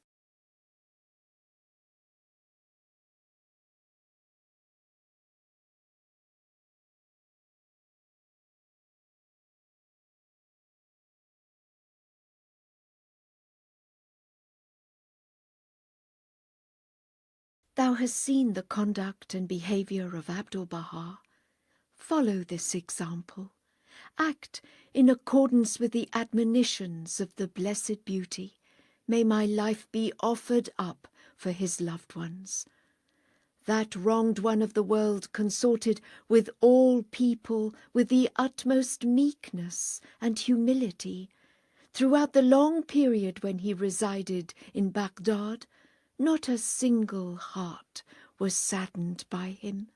All the inhabitants of that city were thankful and obliged to him. Thus we, who are the servants of his threshold, must follow in his blessed footsteps. This indeed is the means of success. This indeed is the cause of prosperity. Convey my wholehearted greetings to thy brothers and thy relatives. The glory of glories rest upon thee. 21. He is God. O thou who art steadfast in the covenant, the letter thou hast written to Mashhadi Ismail hath been received. The traces of the pen of that loving friend have brought joy to my heart and mind, for their inner meanings are spiritual impressions and heartfelt sentiments derived from the reality of the soul. They are sufficient testimony to firmness and constancy, and to servitude to the all-sufficing Lord. From the earliest dawn of the morn of divine guidance, Azerbaijan raised aloft the banner of faith and certitude, and the cause of God thereby spread far and wide. But following the martyrdom of the Exalted One, the journey of the Blessed Beauty from Iraq to Kurdistan, and the seclusion of Yahya in a corner of oblivion, the cause of God sank deep into apathy everywhere, even in Azerbaijan. Only a few souls remained steadfast and calm, until the day star of the world returned to Iraq, and the splendours of his light shone upon all regions in the plenitude of their glory. Once again a great resurrection was witnessed, and the sweet savours of holiness were shed upon the whole world. The friends in Azerbaijan were stirred up in blissful rapture, and their enthusiasm, joy, and fervour waxed greater day by day. Now, too, receptivity in that land is great, but a mighty effort is needed if the friends are to impart these joyful tidings with gladness and delight, and to perfume the senses of the seekers with the fragrance of the robe of the divine Joseph. Praised be to God that thou hast arisen to serve him and art earnestly striving to exalt the word of God.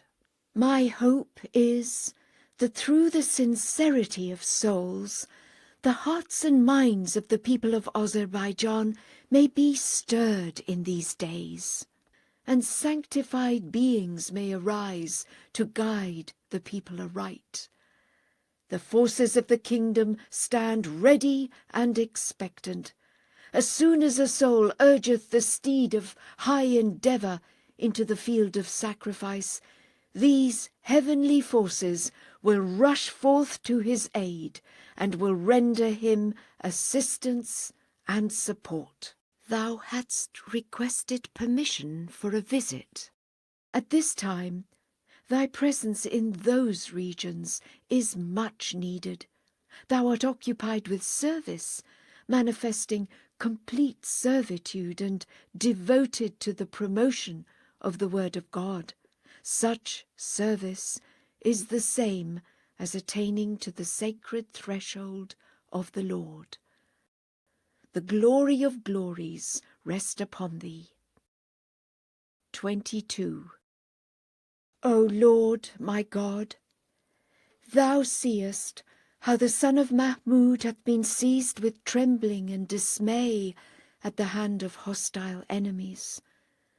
The vast immensity of the world was for him straitened, inasmuch as multiple calamities befell him, and adversities waxed increasingly severe.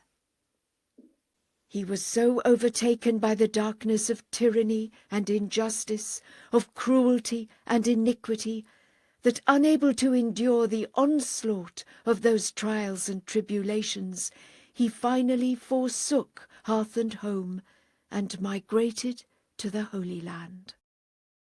O God, Persia hath become the arena for the hosts of woe and tyranny.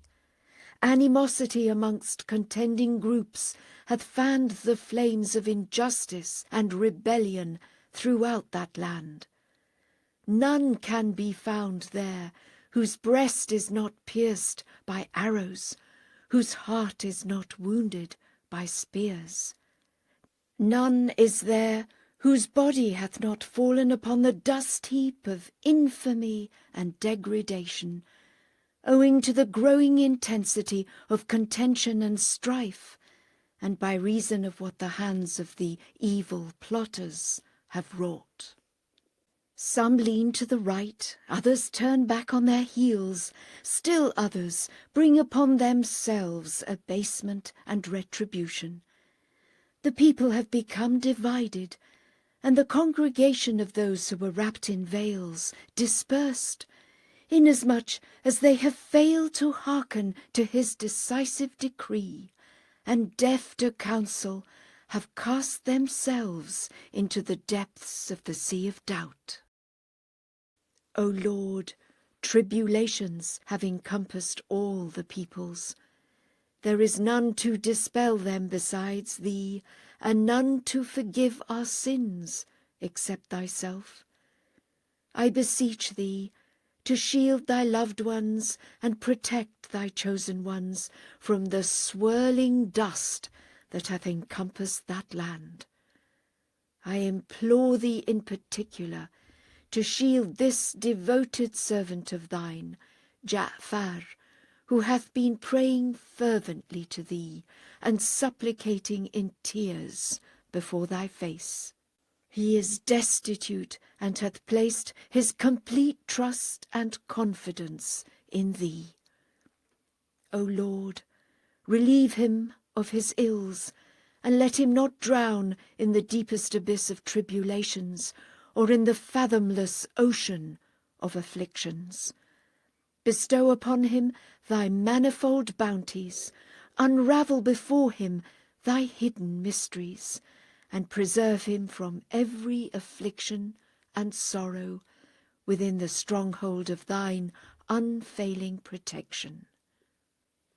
O God, Open thou the gates of joy and happiness for him in this marvellous age, so that the verities of thy cause may flow from him in torrents to every ardent and grateful soul. O Lord, grant that his sole aim, his only goal, may be to diffuse thy sweet savours amidst humankind, and to spread thy light throughout the world.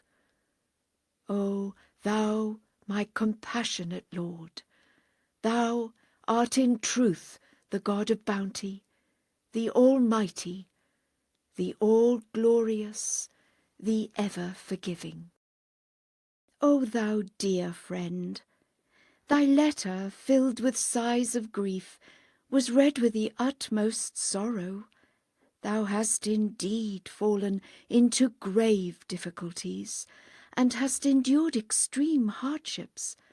But this year of great calamity hath encompassed all of Persia, nay, it hath enveloped the whole world. As attested by the poet, no thorn is there that is not crimsoned by the martyr's blood.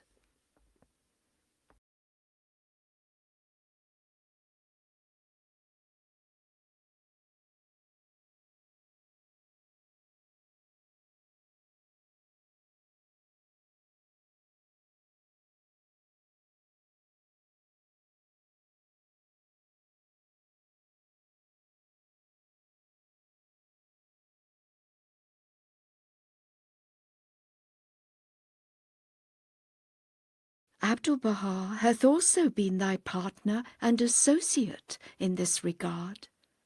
In Paris, while on the one hand each noble soul brought joy to our hearts, on the other great difficulties arose as a result of attacks by small-minded individuals.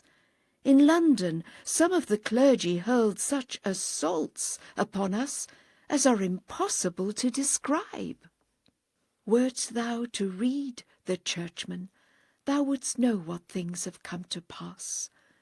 But Abdul-Bahá payeth no heed whatsoever to any ordeal, difficulty, or adversity. Nay, rather, he regardeth adversity to be at times the same as bounty itself. For 40 years the prison city of Akka was for him a heavenly paradise, and he saw the early days of that imprisonment, which were its most severe, as a garden of roses. Thou too must be my companion, and abandon not the arena in the face of afflictions and calamities. Thou must not merely refrain from complaining, but must rather be thankful. One day, in Baghdad, the blessed beauty, may my soul be offered up for his servants, addressing us, uttered this verse: Either speak no more of love, or content thyself with what hath been ordained. Thus hath it been decreed by my command, and such is my law and my way. At that instant Abdul-Bahá understood what was expected of him. And now, through his infinite favours, I hope that days as sweet as honey may once again return. Grieve not, neither sorrow nor repine. Forsake all complaint, and tend to the flock. My wish for thee is, that by the favour of the blessed beauty thou mayst find ease of heart and soul. The glory of glories rest upon thee. 23. He is the all-glorious. O thou who hast tasted of the sweetness of every affliction in the path of God, who hast arisen with thy spirit, thy being, and thine inmost essence to serve his cause and to exalt his word, upon thee rests the glory of God, the all-glorious. A few days ago, Agha Sayyid Muhammad Reza, a resident of Mazandaran, together with Mullah Ramazan, upon them be the glory of God the All-Glorious, and another person arrived and visited the blessed shrine. Since then, we have been meeting day and night. One day, during the time in Iraq, the ancient beauty, may my spirit, my being, and mine essence be offered up for the earth ennobled by the footsteps of his loved ones, said, "Since Fars is the homeland of the Exalted One, the primal point, and is associated with that holy being, I deeply yearn for it to be set ablaze with the fire of the love of God." Shortly thereafter, the Bab's maternal uncle, the Honourable Afnan, arrived, attained his presence, and submitted some questions.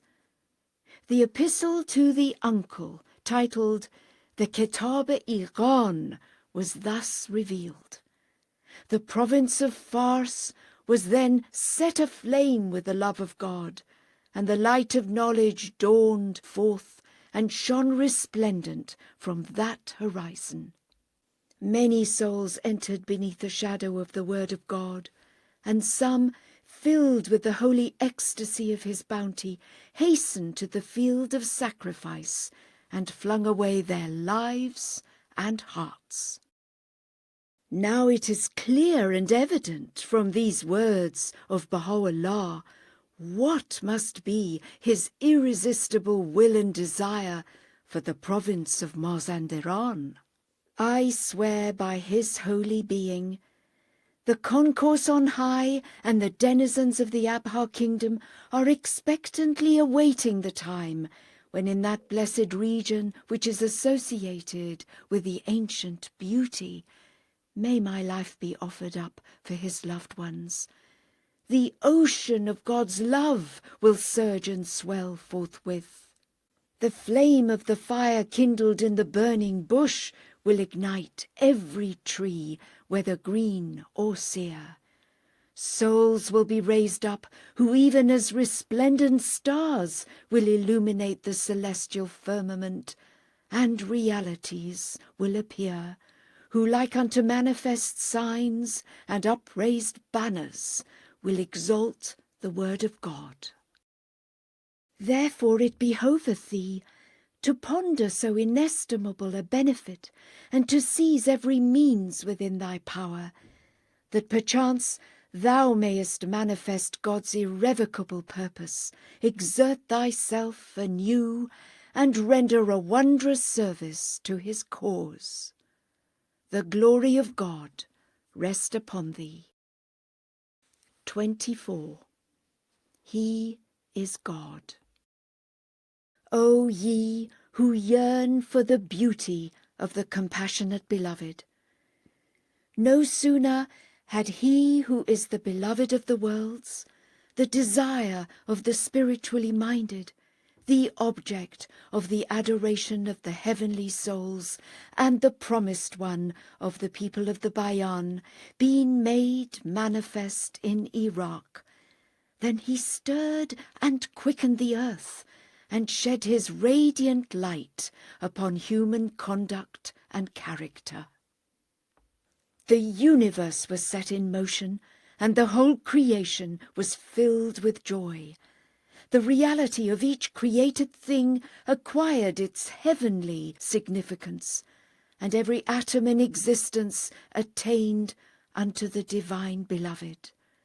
The east became the dawning place of splendours, and the west was made the horizon of effulgent glory. The earth became heavenly, and darksome dust was made radiant. The glory of the kingdom was revealed in the world of creation, and this nether realm was awakened to the realm on high. This world became another world, and the realm of being acquired a new life. With every passing day, these signs will be revealed and made more manifest. These lights will shine more resplendent. And with every passing moment, this musk-laden breeze will shed its perfume upon the world. But alas, the people of Persia remain wrapped in heedless slumber, and like the blind and the deaf, neither see the light nor hear the call. They are neither awakened nor mindful. Strive then and exert a mighty effort, for Persia is the homeland of the compassionate beloved, and Fars the dawning place of the resplendent morn. Perchance, through the high endeavours of the friends, the inhabitants of that land may perceive the rays of that luminous orb, and may receive their portion of manifold grace from the Lord of tokens and signs. The glory of glories rest upon you. 25. He is God. O ye who stand fast and firm in the covenant.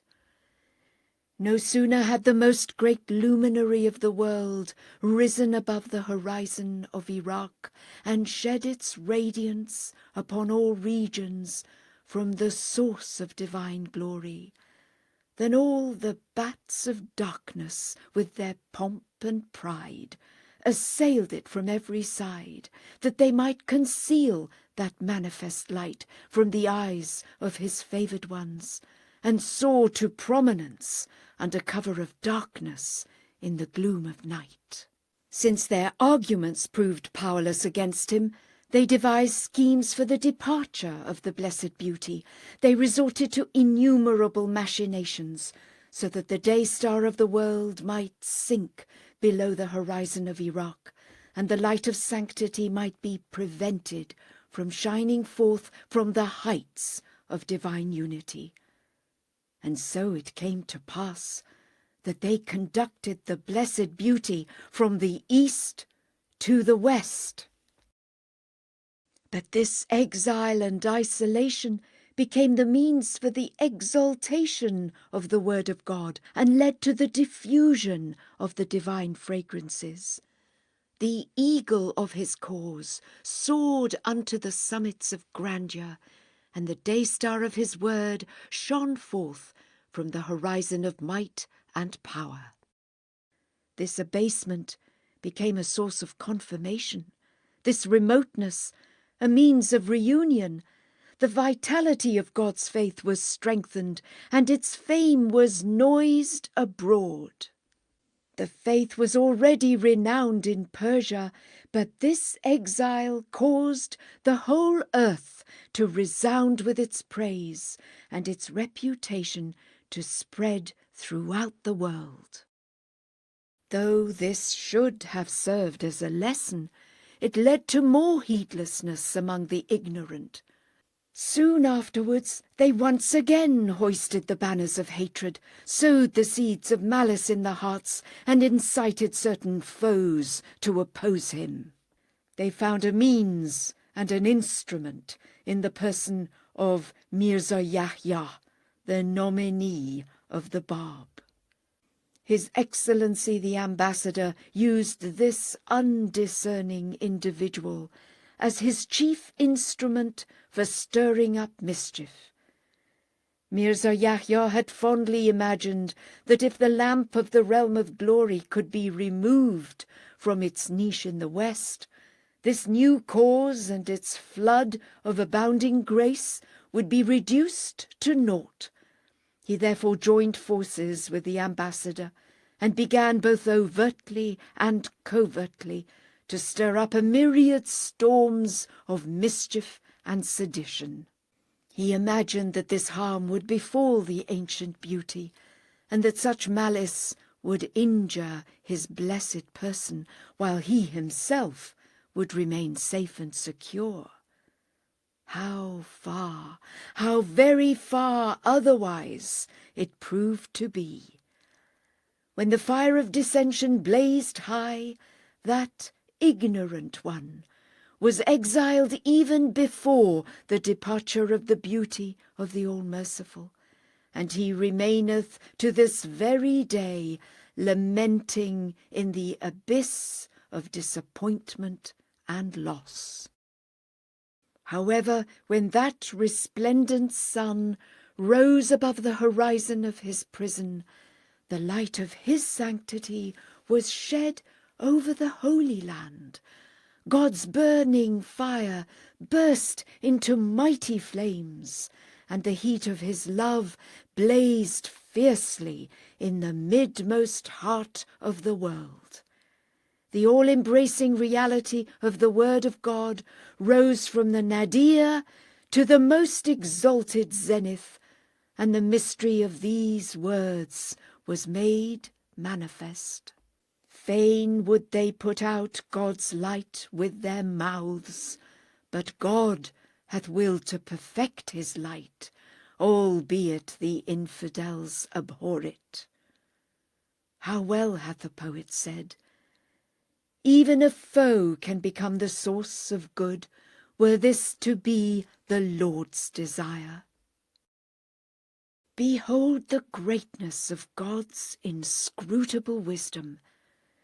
Some 3,000 years ago, he imparted through the tongue of the prophets glad tidings unto the Holy Land, in words such as these: "Rejoice, O Holy Land, for thou shalt be made the footstool of the All-Merciful.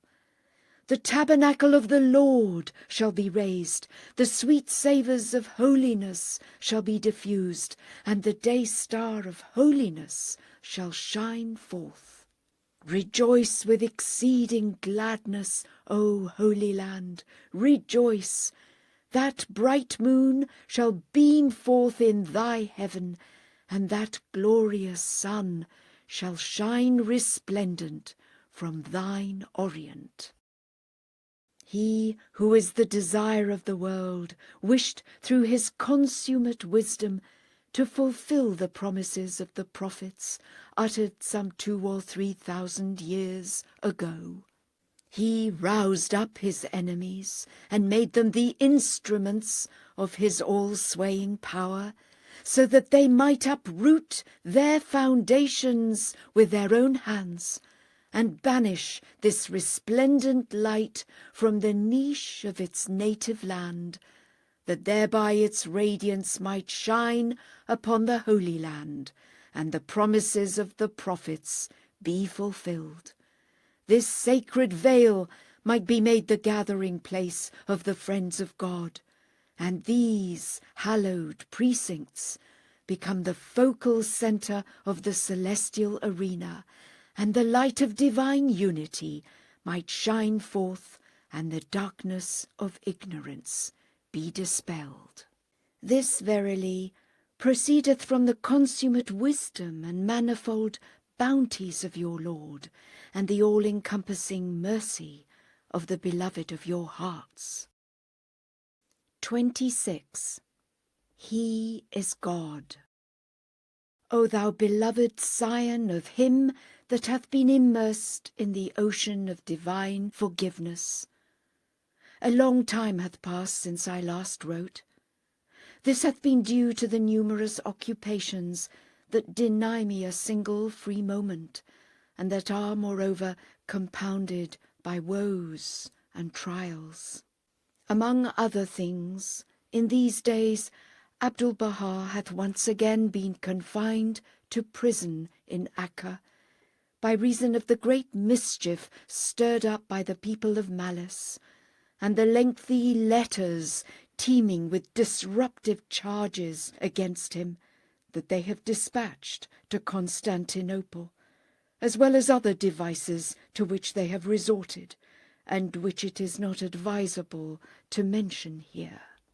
Those who are prey to pride and vainglory had hoped that this calamity would only afflict Abdul-Bahá, oblivious that by their actions they shall cast themselves into the pit of everlasting disappointment and misery, and that they too shall suffer imprisonment. This episode is similar in every respect to that of Yahya. He too imagined that his sedition would cause harm and injury to the Blessed Beauty. It was for this reason that he sent Sayyid Muhammad to Constantinople and resorted to innumerable ploys and devices until at last he exposed Baha'u'lláh to great danger. But as soon as the fire of rebellion blazed, it immediately consumed Yahya's own home. He was exiled from Adrianople even before the Blessed Beauty. They lost both this world and the world to come, and this verily is but evident loss. Abdul-Bahá exulteth with boundless joy at these trials and tribulations, inasmuch as after the ascension of the Abha Beauty, the loved ones of God find their happiness in tumult and trouble, and their felicity in ceaseless afflictions. That is, the depths of the pit are for them the apex of heaven, and the straw mat of hardship is a kingly throne. Confinement in bonds and fetters is their highest aspiration, and captivity in stocks and chains their true freedom and a source of incomparable joy and delight. It is evident that the joy of these homeless wanderers is not found in music or song or play, but rather consisteth in long suffering in the face of hardships, patience in the midst of calamities, detachment from all created things, exaltation of the word of God, and diffusion of the holy fragrances. Verily, this is grace abounding, and verily, this is manifest bounty. Upon thee be greetings and praise. Dispatch thou copies of this letter to far and near. 27. He is the All-Glorious. O ye loving friends of Abdul-Bahá, it is early morning, and I have returned to Haifa from the shrine of the Bab. May my soul be offered up for his dust. I spent last night within the precincts of his exalted sanctuary, and through the blessings of that sacred shrine, I was filled with boundless fervour and joy throughout the night.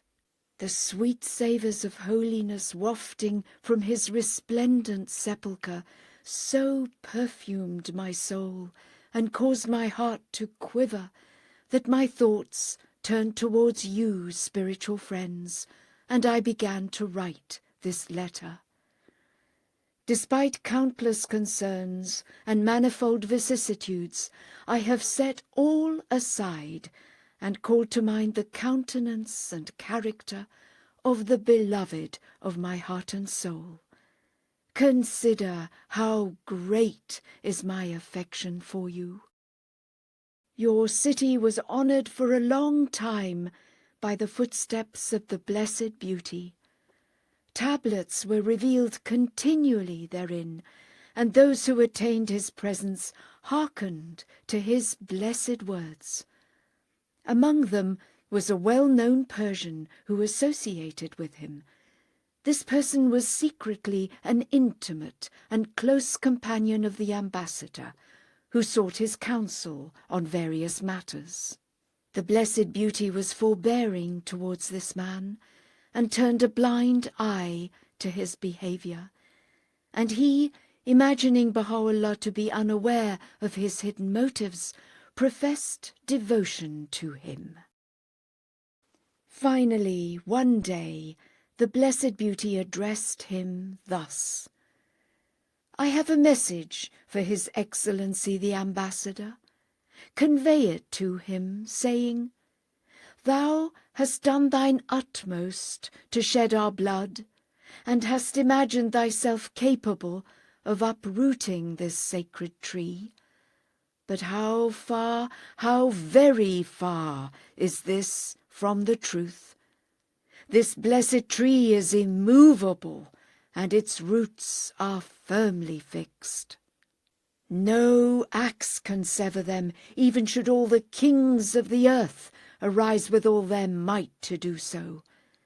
Though I stand alone and forsaken, yet I single-handedly withstand the world and all the peoples and governments thereof.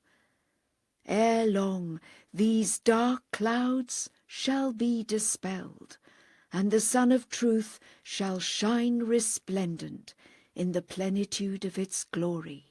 Yea, indeed, ye can take my life, and that would be the greatest gift of God, for it is through blood that this blessed tree doth grow and flourish. Ye had imagined that if the Exalted One, may the souls of all on earth be offered up for him, were martyred, this divine edifice would be subverted. Therefore did ye make his sacred breast the target of 1,000 bullets. But ye then saw the cause of God become more manifest, and its light stream out even brighter, such that it hath now reached Constantinople. Do ye then imagine that if ye were to cut the throat of Bahá and spill the blood of this people, the flame of the Lord's burning fire would be extinguished? God forbid! Nay, rather, the word of God would be further exalted, and the Sun of Truth would be revealed in still greater splendour. Soon the day shall come when ye shall all be doomed to disappointment and loss. Carry out whatsoever is in your power. O Agha Mirza, all this injustice, this hostility, animosity, and cruel tyranny is in our estimation nothing more than the buzzing of a gnat. We attach no importance, therefore, to thy rancour or cruelty, and they who act unjustly shall soon know what lot awaiteth them. We paid no attention whatsoever to thee or to the Ottoman government when we arrived in Constantinople. This fact alone should awaken thee to the truth that our trust is placed in the power of God and his dominion, and in naught else. All kings are but his subjects, and all such as thee are immersed in a sea of loss and perdition. In time ye shall behold it. Persia shall fall into ruin, and her government and people shall be afflicted with dire hardship. We, however, have shed illumination upon that land, and have desired eternal glory for her people.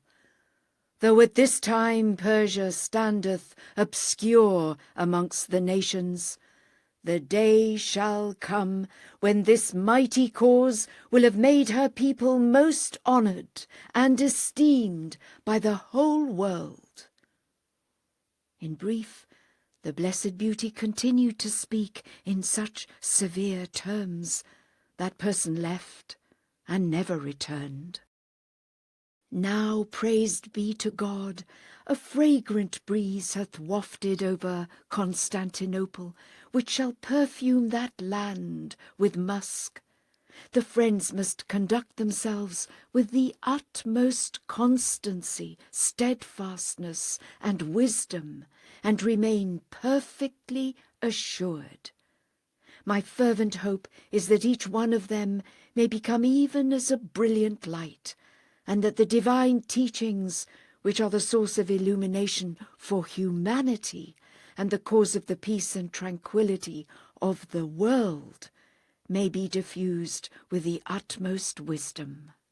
This sea is turbulent, and its tides are mounting high.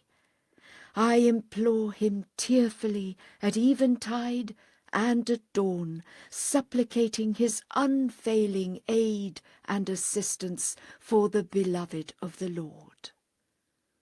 The glory of glories rest upon you. 28. He is God. O ye dear friends of Abdul-Bahá! After his visit to the sacred threshold and the centre round which circle in adoration the concourse on high, Janab-e Farooqi came to stay with Abdul-Bahá and was for a few days his companion. He was in a state of supplication to the Abha kingdom and of ardent devotion to the concourse on high. He recalled the friends of God one by one, and with an aching heart and tearful eyes begged that a special letter be written to each of them. But Abdul-Bahá hath not a moment's calm, nor an instant's rest. He hath no free time whatsoever. Were he to divide his time into the minutest of fractions, and dedicate each of them to communicating and corresponding with a different group, he would still be unequal to the task. Praised be God! The believers throughout the East and the West are surging like the waves of the sea, requiring at least 10 contingents of secretaries to reply to their letters in an adequate manner. It is therefore not possible, alas, to fully satisfy the request of each and every pilgrim. As a result, I am abashed and filled with shame and embarrassment, wondering in what tongue to voice my excuse to Janab-e Farooqi. I have found no recourse but to write one detailed letter collectively to all the friends, so that several copies may be made thereof and presented to each of the believers. No remedy is there now but to make do. There is a well-known saying, "The part testifieth to the whole, and the drop telleth of the pool." And now, in these days, when the Lord's burning fire hath set the world ablaze, when the light of his effulgent glory hath illumined the East and the West, when the pervasive influence of his word hath dazzled every mind, and the cause of God hath gained such ascendancy as to leave no peril or reason to fear, the claimants have seized the chance to enter the arena. Those who until now had remained silent in their corner of oblivion, those frightened bats that had from the pulpit tops of Esfahan and Tehran recanted their faith in the Bab, may my life be offered up for him, have now rushed forward to lay claim to primacy. They have stealthily convinced a few heedless ones of their claims and scattered the seeds of doubt. They are now hounding this and that person in the utmost secrecy, either to deflect him from the straight path or to harm him in some other way. Friends and strangers alike know that during the days of peril the leader of these people roamed throughout the land in the guise of a dervish, and went about bowl in hand asking for alms for the sake of God. After the episode of Sadiq and Nasr-ed-Din Shah, he abandoned the believers in the district of Nur to the threat of the sword and chains, and fled at once into hiding in Mazandaran and Gilan. He tied a cord round his head, put on the cloak of a dervish, and, adopting the name Darvish Ali, roamed the plains and mountains until such time as the Blessed Beauty was banished to Iraq. He then followed Bahá'u'lláh to Baghdad, taking shelter under his protection, but still in hiding and in abject fear of everyone. Subsequently, the Blessed Beauty left for Kurdistan. The early believers of Iraq and Persia are all well aware that during the absence of the Most Great Name, Mirza Yahya travelled in disguise in the regions of Sukoshuyuk and Basra under the name of Haji Ali. He carried some Arab slippers and thus became known as Haji Ali the shoe seller. Later, he proceeded to Najaf, bought some silk, and was referred to as the silk merchant. He even dressed in Arab garb and abandoned his Persian name. During the 2-year absence of the Blessed Beauty, the cause of God was left with neither name nor fame. In the aftermath of the martyrdom of the Bab, and during the absence of the Desired One, that unchaste one engaged in such a disgraceful act as would have been repulsive even to the notorious Ghayyur of Baghdad. That is, after the martyrdom of the Bab, he wedded the wife of the Exalted One, the Mother of the Faithful, marriage to whom had, according to his explicit statement, been forbidden to all. And as if that dishonour were not enough, when he found her not to his liking, he presented that honourable lady, the sister of Mullah Rajab Ali and the wife of the Bab, to Sayyid Muhammad Isfahani. This was the extent of his exertions, his claim to might, power and fame, to busy himself by day and by night in multiplying the number of his wives.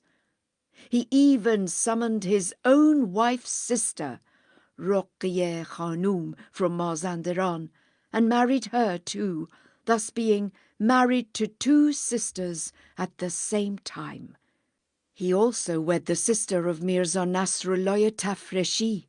The mother of Mirza Ahmad too was one of his lawful wives, and he further entered into matrimony with the daughter of an Arab, thus transgressing the limits set by the clear text of the Bayan. These are his numerous marriages in Baghdad alone, and do not include the ones in Tehran and Mazandaran.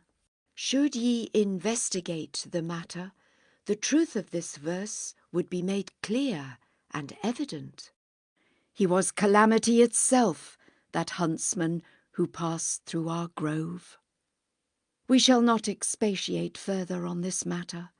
The point is simply that paragon of chastity carried out such acts as are contrary to the explicit text revealed by the merciful Lord, and spent his days and nights in these vain pursuits.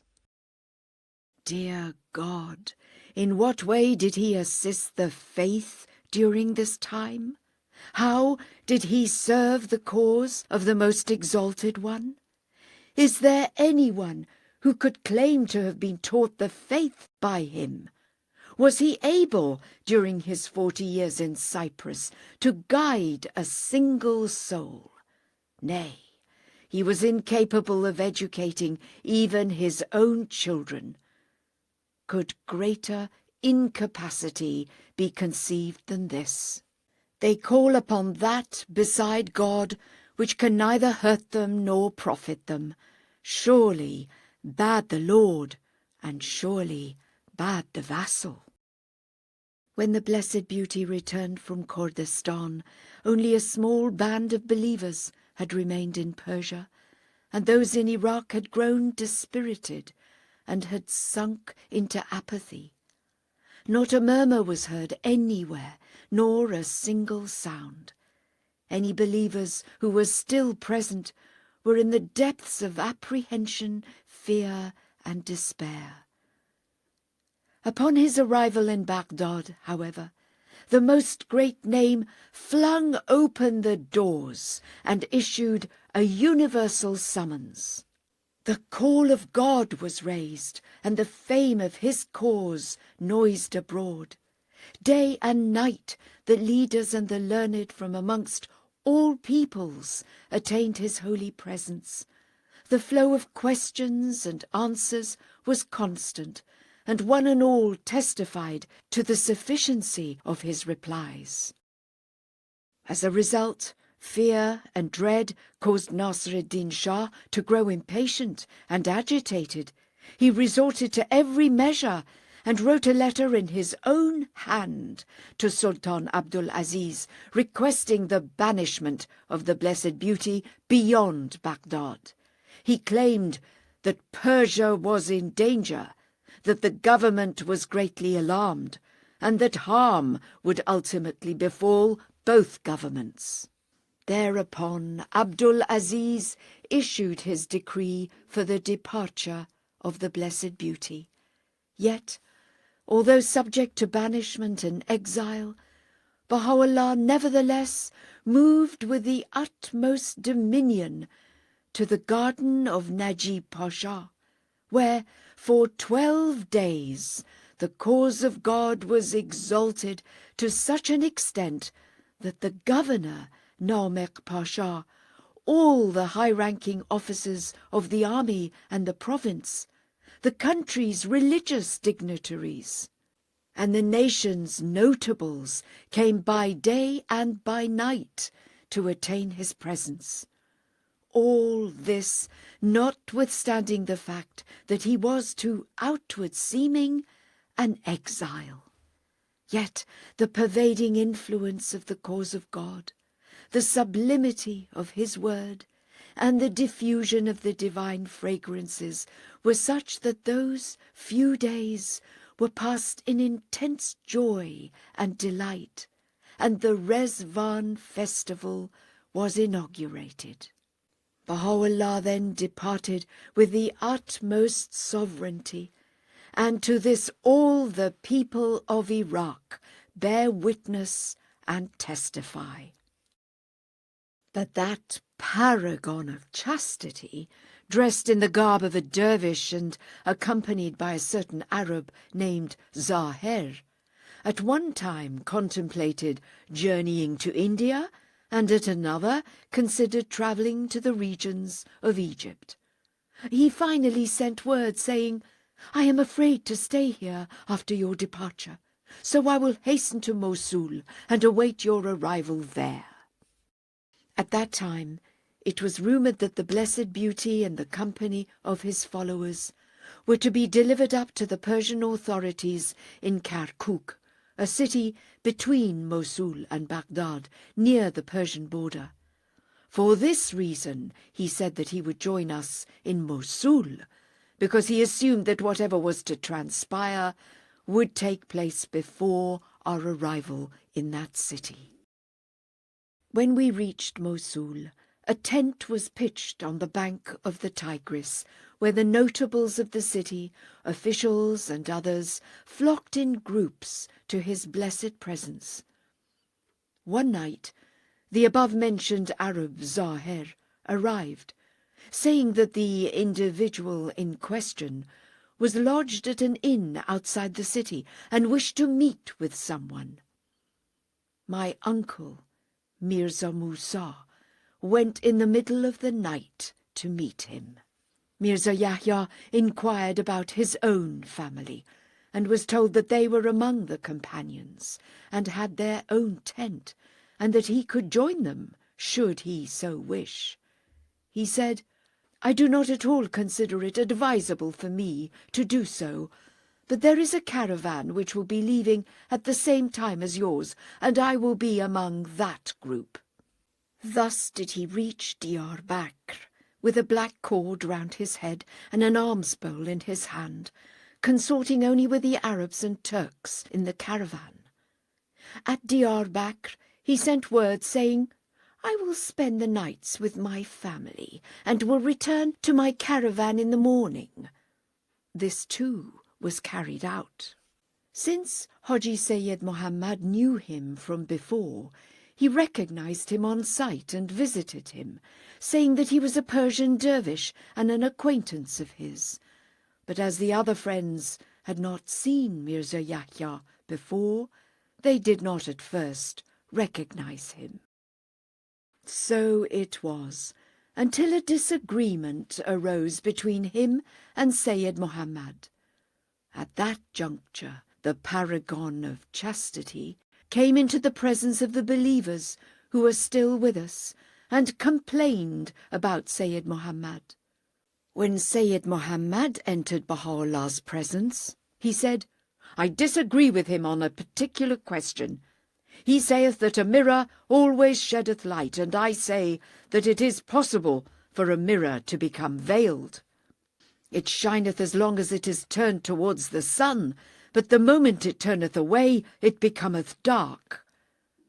The Blessed Beauty rebuked the Sayyid, saying, "Why dost thou dispute and argue and cause strife in the company of the friends?"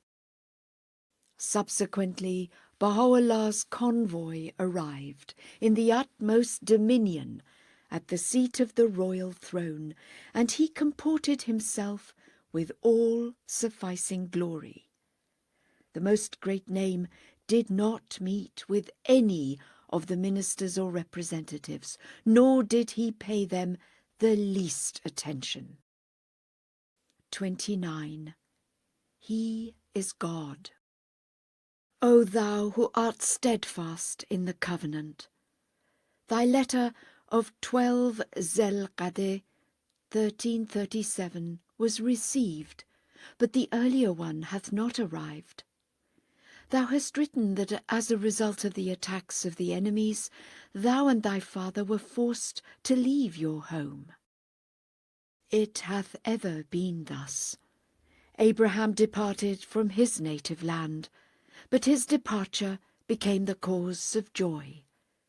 Moses was sent far from his homeland, but that exile led him to behold the fire upon Sinai. Joseph was made a homeless wanderer in Egypt, but he rose from the depths of the pit to reach the apex of heaven. Jesus was forced to leave the Holy Land for Egypt, but this separation became the cause of blessings. Mohammed fled from Mecca to Medina, but his flight resulted in victory. The Bab was likewise banished from Shiraz to the banks of the river Araxes, but auspicious indeed were the results of his banishment. The Blessed Beauty, may my soul be offered up for his loved ones, was exiled from Persia to Iraq, thence to Constantinople, and later to the land of mystery before being transferred to the most great prison. All these successive banishments became the cause of the illumination of the East and the West. Now ye too have suffered your share of banishment and exile. Rest assured that great results shall ensue. Praise be to God that Munir, like the resplendent morn, hath become radiant and illumined with the splendours of teaching the cause. As to thy question, know thou that in all created things, sweetness and bitterness are accidental attributes. That which, through its elemental composition, appealeth to the sense of taste, is conceived as sweet by the palate, and that which runneth counter to it tasteth bitter. These are both accidental attributes. They are not due to any difference in essence. Man, however, hath a twofold station, one luminous, the other dark, one pertaining to the realm of the divine, the other to the world of nature, one inclined towards heavenly virtues, the other towards satanic qualities. For man standeth on the demarcation line between light and darkness. In the circle of existence he is situated at the lowest point, which marks at once the end of the arc of descent and the beginning of the ark of ascent. For this reason he is free to move in either direction, towards light or darkness, towards ignorance or guidance, depending on the one that prevaileth. Should the rational faculty prevail, man would shine radiantly and occupy a lofty station in the realms on high. And should the self and the lower nature prevail, the result would be darkness, and he would fall into the nethermost fire. For in man the powers of the heavenly kingdom and the forces of his animal nature are at war until one or the other doth triumph. The glory of glories rest upon thee. 30. He is the All-Glorious. O tender twig of the blessed tree, thy numerous letters have been received, and their spiritual meanings were honey sweet upon the palate of the soul. All praise be unto the all-glorious Lord, who through the fragrant breezes wafting from his Abha kingdom hath revived and refreshed that verdant branch, that tender twig, and hath graciously aided thee to strive in the path of his good pleasure. O thou who art attracted to the divine fragrances, the resplendent beauty of the Almighty, the radiant sun of the realm of glory, hath arisen above the horizon of the world, shedding the lights of sanctity upon both east and west. Though possessed of immortal glory and holiness, that hallowed being endured manifold trials and tribulations, and accepted every affliction and calamity. He tasted deadly poison from every cup, and drank bitter venom from every chalice. He was bound in chains and fetters and held in iron shackles. In the dungeon his companions were criminals, and his associates transgressors and evil-doers. He was subjected to vengeance and torment. He was banished from his native land, and exiled to Iraq, and thence to Adrianople. He was beset by denial and disdain, and suffered at the hand of every oppressor. He was made a target for the darts of hatred and malice, and was assaulted by the shafts of hostility and injustice.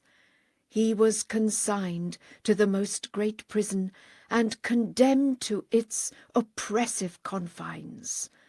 At all times he was under the threat of sword and spear, a captive and a prisoner. His one and only purpose in accepting such trials and tribulations for his blessed self was to instruct the lovers in the ways of love, and teach the longing souls the art of servitude, to guide the yearning ones to the right path, and summon the friends with words such as these. If ye lay claim to faith and certitude, if ye are enthralled by the beauty of the merciful, and have surrendered your hearts to his delightful splendour, if ye are enraptured by his countenance, and ensnared by his flowing locks, drink deep of the cup of woe, as if it were the chalice of immortality, and welcome the sting of death as the elixir of life. Abandon all rest and comfort, and turn away from the defilement of this world. Consider the desert thorn as the softest silk, and regard the scorching fire as a flowering rose garden. Drink the brine of bitter torment as if it were a fresh and thirst-quenching draught. Regard the point of the arrow as a wellspring of life-giving waters, and yearn for the sword and shaft as ye would the nectar of peace and security. Be ye exhilarated with the wine of tribulation, and take pleasure and delight in the sweetness of affliction. Given these trials and tribulations of the Blessed Beauty, may my life be a ransom for the earth ennobled by the footsteps of his loved ones. Can we yearn for any greater gift than affliction in his path?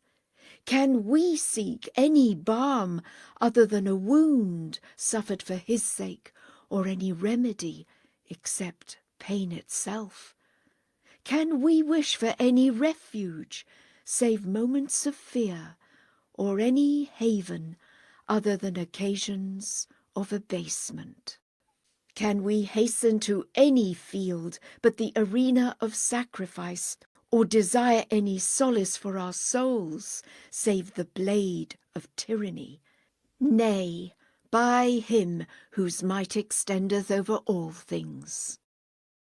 O my Lord, graciously assist me to remain faithful and steadfast in thy cause amidst all peoples. Aid me to drain the cup of woe, to be immersed beneath an ocean of trials and tribulations, to drink deep from the chalice of affliction, and to be invigorated by the gentle breaths of faithfulness in thy path. O thou in whose grasp are the kingdoms of earth and heaven. Thou verily art the all-bountiful, the most exalted. Read thou this letter in the gatherings of the friends. 31. He is God. O ye two handmaidens of Bahá, the ancient beauty, the most great name, may my life, my soul, and mine inmost being be offered up for his sacred dust, was burdened with anguish at every breath. At one time he was a captive to unyielding cruelty, and at another a target to the darts of woe. At one time he was a wanderer on the plain of Badasht, and at another he suffered the tribulations of Ni'allah. At one point he was bound with chains and shackles, and afflicted by grievous torment in Armol. At another he had for associates his most despicable and cruel enemies. By day he was assailed by sorrow and grief in Karbala. By night he lay within the embrace of afflictions in the camp of adversity. One day he was conducted in chains, with bared head and bare feet, all the way from Shemiran to Tehran. There he remained in confinement for 4 months, weighed down with fetters and irons, and threatened at every breath by blades and arrows. At another time he was exiled to Iraq, and at yet another he roamed the wilderness of Kurdistan, where the birds of the air and the beasts of the field were his only companions. For many a long year he was beset from all sides by the onslaught of his foes in Baghdad, and was encompassed by the fiercest woes and troubles. Every day brought a fresh adversity, and every night season an arduous calamity. Not for a moment did he rest, not for a second did he find repose. He was then exiled to the great city, and was pierced by the arrows of gross calumny. Men of high rank and stature arose, one and all, to denigrate him, whilst the leaders of nations were intent upon his demise. Thereupon they banished him to the land of mystery, where they submerged him in dire adversities and woeful tribulations. At this time, the one whom he had with loving kindness nurtured in his own bosom ever since his earliest years, the one upon whom he had showered at every moment his tender care, rose up against him with passionate hatred, and assailed him like a horde of calamities. Mirza Yahya even attempted to shed the sacred blood of the ancient beauty, and like a venomous viper he pierced the blessed body of Bahá'u'lláh. Mirza Yahya then began to moan and lament and raise the cry of the oppressed, claiming to be an innocent victim and alleging that he had been most grievously wronged.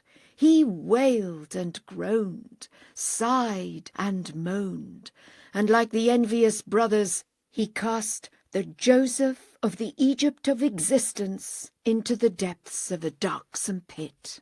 He then raised a plaintive cry, sobbed and wept, and made manifest the verse, "And they came at nightfall to their father, weeping." And then he began to keep company with the estranged, and became a confidant of the enemies. He accused the peerless beauty of having committed mischief and sedition, and he circulated leaflets of falsified text amongst the malicious. All this in order to extinguish the candle of the company on high, consign the celestial teachings to oblivion, turn the morn of divine oneness into night, and cause the day star of truth to set, the verses of guidance to be annulled, and the banquet table of the eternal covenant to be brought to naught. Thus confinement in the most great prison came to pass, and inexorable adversity ensued. The wronged one of the worlds fell prey to the people of iniquity, and suffered fresh trials and new afflictions at every hour. Every door was shut, and every way was barred. The darts of tyranny descended upon him in ceaseless showers from every land, and the swords of iniquity were drawn against his luminous and ethereal being by the hosts of the earth. In brief, at each breath he was beset by the cruelty of a capricious foe, and at every moment he was afflicted and oppressed by a fresh sorrow, until at last his countenance was veiled from the horizon of the world, and shone forth from the firmament of the placeless. And now, from the horizon of that kingdom, he beholdeth how the hosts of this nether world have launched their assault upon his lonely servant, and how the rising tide of tribulation hath engulfed his forsaken bondslave. I swear by his exalted essence that the eyes of the concourse on high weep with a great weeping, and the lamentations of the dwellers of the Abha kingdom have stirred the realities of earth and heaven. For the trials that have afflicted this servant are innumerable, even as thou knowest and dost witness. Let not your hearts be saddened by this calamity, nor grieved over this affliction that hath come to pass. Set your hearts upon the mercy and the loving kindness of the Abha beauty. May my life, my soul, and mine inmost being be offered up for his loved ones. Rejoice in his glad tidings, and take delight in his manifold favours. The ocean of his favours is limitless, and the sweet savours of his bounty spread far and wide.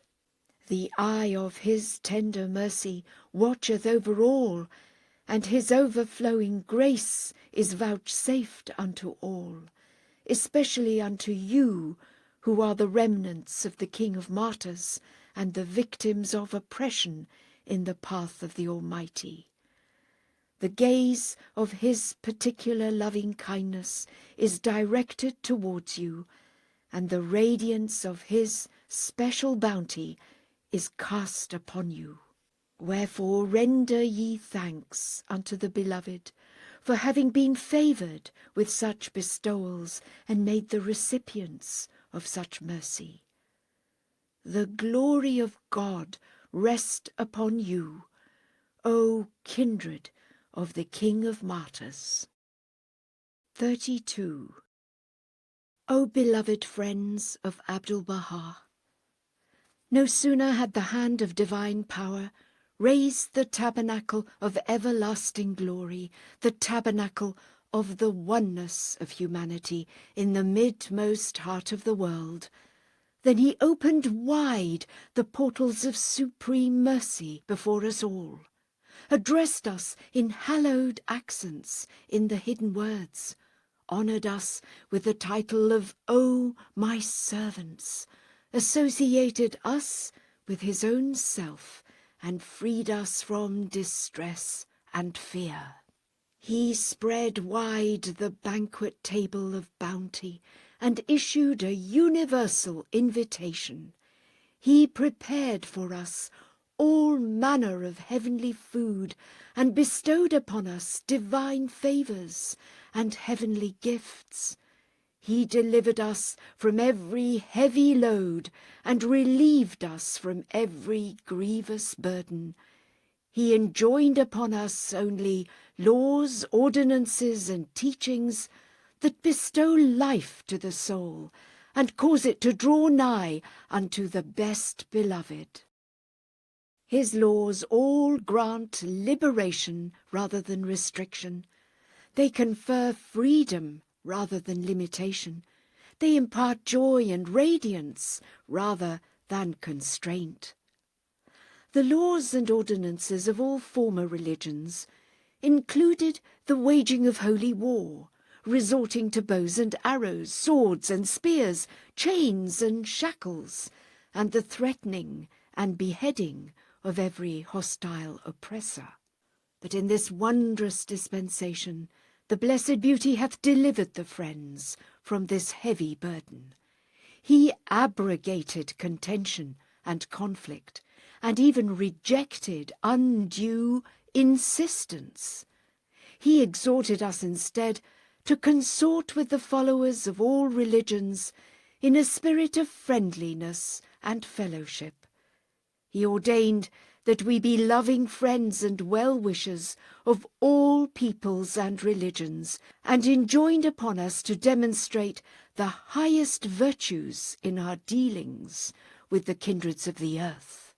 He even regarded enemies as friends, and considered strangers as comrades and intimate companions. What a heavy burden was all that enmity and rancour, all that recourse to sword and spear. Conversely, what joy, what gladness is imparted by loving kindness. Now, in gratitude for these infinite bestowals, it behoveth us to arise, to carry out the counsels and admonitions of the Blessed Beauty, and to act in accordance with his teachings and ordinances. We must strive with heart and soul to drink a brimful cup of this heavenly wine, that our words, our deeds, and our conduct may be those of the righteous. We must show forth love and kindliness, and demonstrate through our faith and sincerity that we are all servants of his threshold, and true and steadfast keepers at his door. We must prove ourselves Bahá'ís in reality, and not merely in words.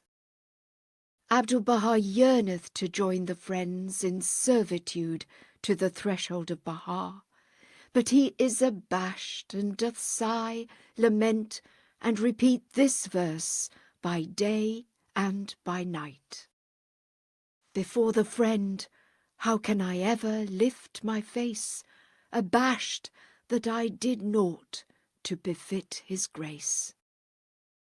The glory of glories rest upon you.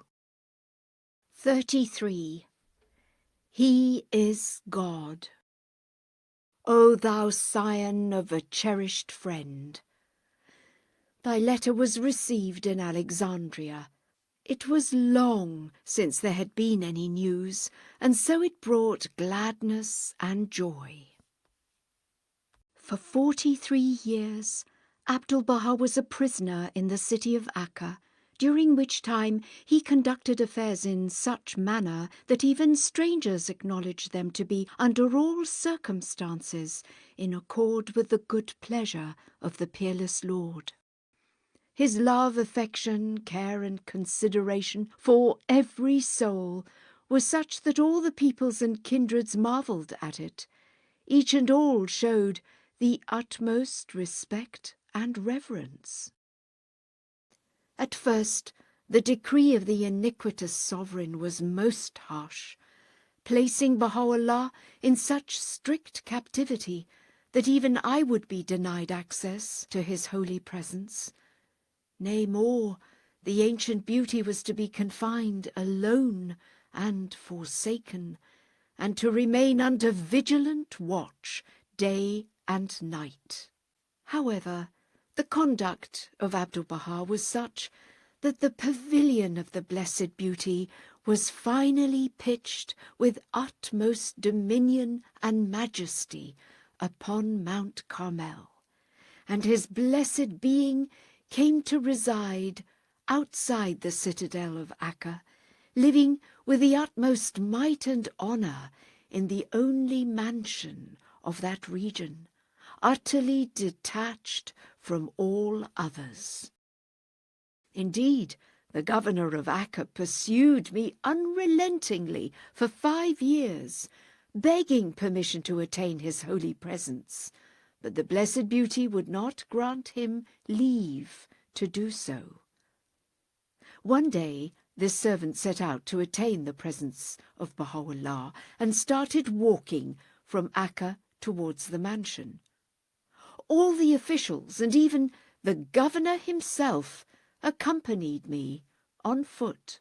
The governor, Abdu'l-Bahá, happened to be a stout and corpulent man. Sweat began to pour off him as he walked, and it was in such a state that we arrived at the mansion. The blessed beauty, may my life be offered up for his loved ones, did not even deign to inquire after them. There was a time when another governor arose against us in hostility and took sides with the government commission.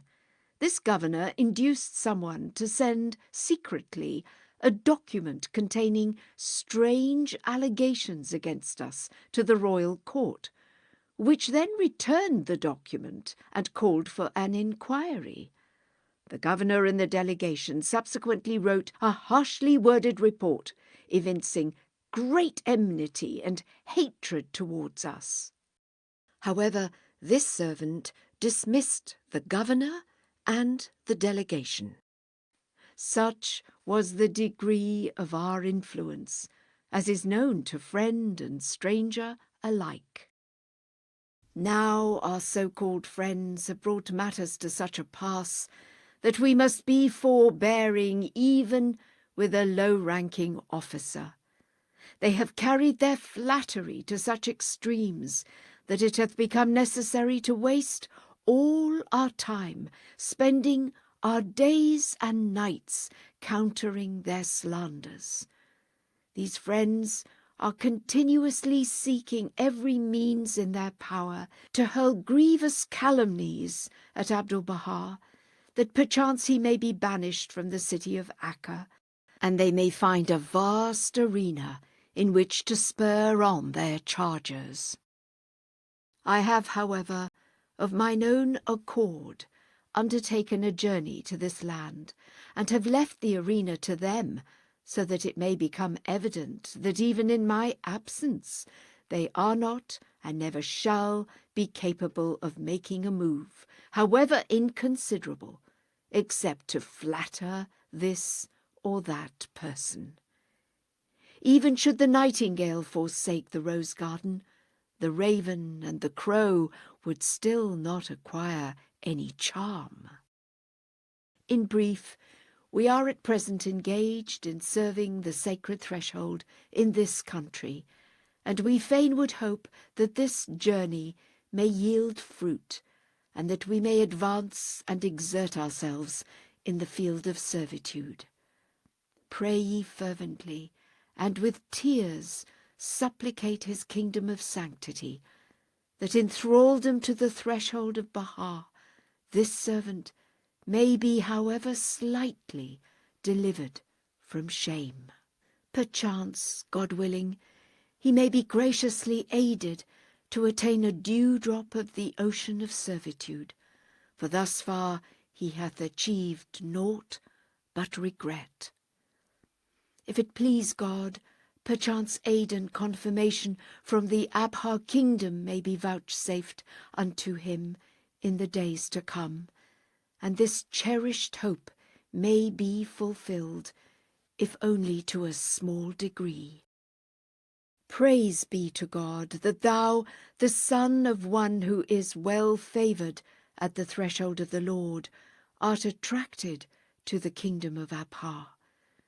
Should thy business bring thee on a journey to these regions, perhaps we may meet undisturbed in this vast land. Thou didst write regarding the gatherings of the Friends held every Sunday for the purpose of reading the holy verses and reciting prayers. This brought immense gladness and joy to my heart. Convey my Abha greetings to the humble and well-favoured handmaid of God, thy mother, and to thy brothers. Convey also my heartfelt greetings to Janabe Abdul-Mahdi. Upon him rests the glory of God, the all-glorious. Give him my warmest love, and tell him on my behalf, the clamour and tumult raised by that furtive man is of less significance than the buzzing of a fly. Thou art well aware of the root cause of the shame and abasement that he hath chosen for himself. Those who went before him in bygone centuries serve as a lesson for him. Yet alas, alas, how the veils of tyranny have covered their eyes. Ere long will they find themselves condemned to utter loss. Verily this is the truth, and naught is there beside the truth but grievous error. This person saw how the preeminent leaders of the past fell into ruin as a result of their deviation, and to what a state of utter loss they were reduced. Despite this, he was not chastened. He continueth to attempt these futile deeds. After the advent of the Spirit, there appeared individuals such as Arius, who had 1 million followers. These people later disappeared without a trace, and no sign of them remaineth. The glory of God rest upon thee. 34. He is God. O ye twin shining stars, praise be to God, for your faces are resplendent with the light of guidance, and your dispositions are pleasing and favoured at the divine threshold. Ye have asked for permission to come on a visit. The Holy Land is indeed the niche from which the light shineth, the lamp in which the Sinaic flame is burning. In this sacred land the blessed beauty unveiled his countenance, and from it he addressed tablets and proclamations unto all the kings and rulers of the earth. To attain the honour of pilgrimage is the cherished desire of his lovers, and to circle round his shrine the highest hope of those who yearn after him. Yet service to his threshold, rendered in your land, is also among the supreme aspirations of those who are nigh unto him. Nevertheless, the choice is yours. The glory of glories rest upon thee. 35. He is the All-Glorious.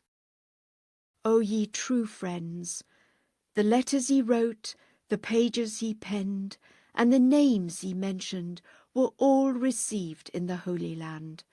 They have all been attentively perused, and their most pleasing contents have been noted. Praise be to God, that through the grace and favour of the ancient beauty, may my life be offered up for his loved ones. Such servants have been gathered beneath the standard of the covenant as have perfumed the world through the gentle breezes wafting from the gardens of their hearts, and flooded the realm of splendours with the light shining from their faces. They are the manifestations of the manifold bounties of the ever-living Lord, and the exponents of the signs and tokens of the great announcement.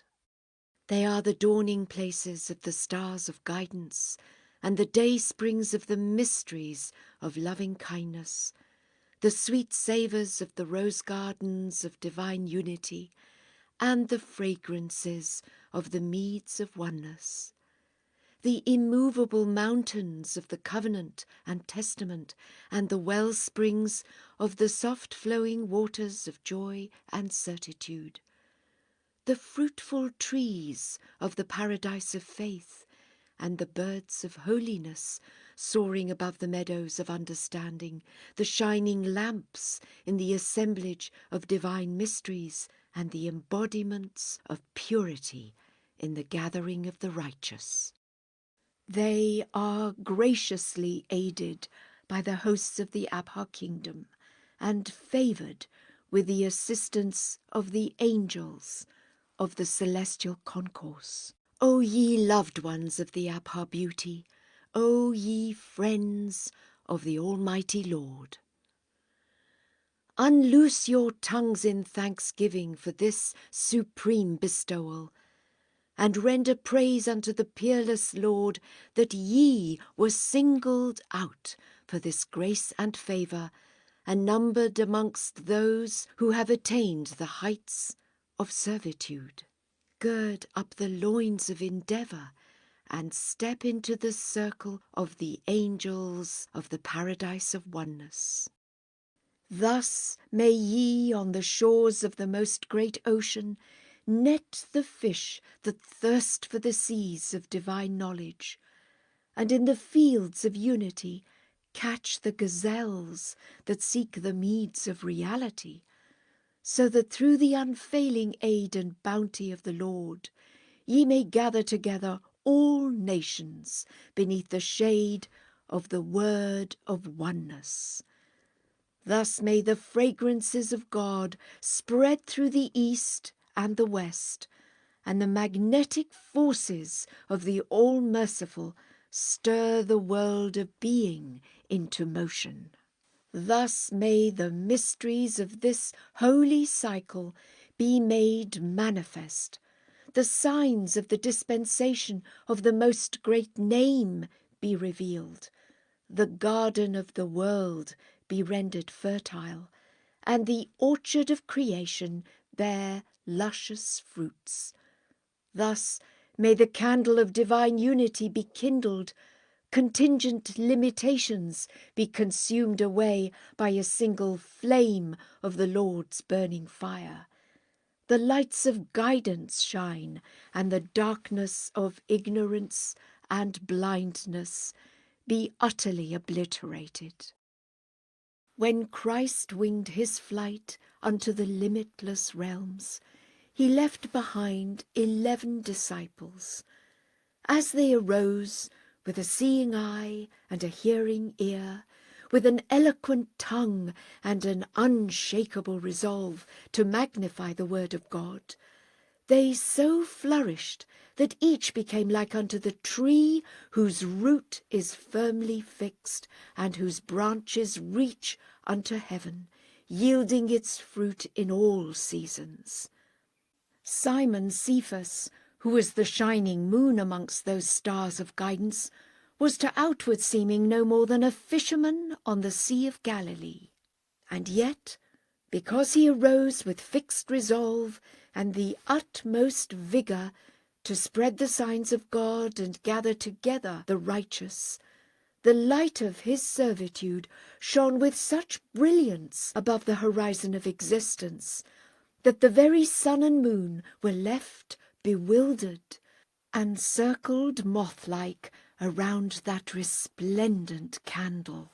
Now, upon his ascension, the ancient beauty, may my life be offered up for his most great name, left behind some 50,000 believers upon this swiftly passing world.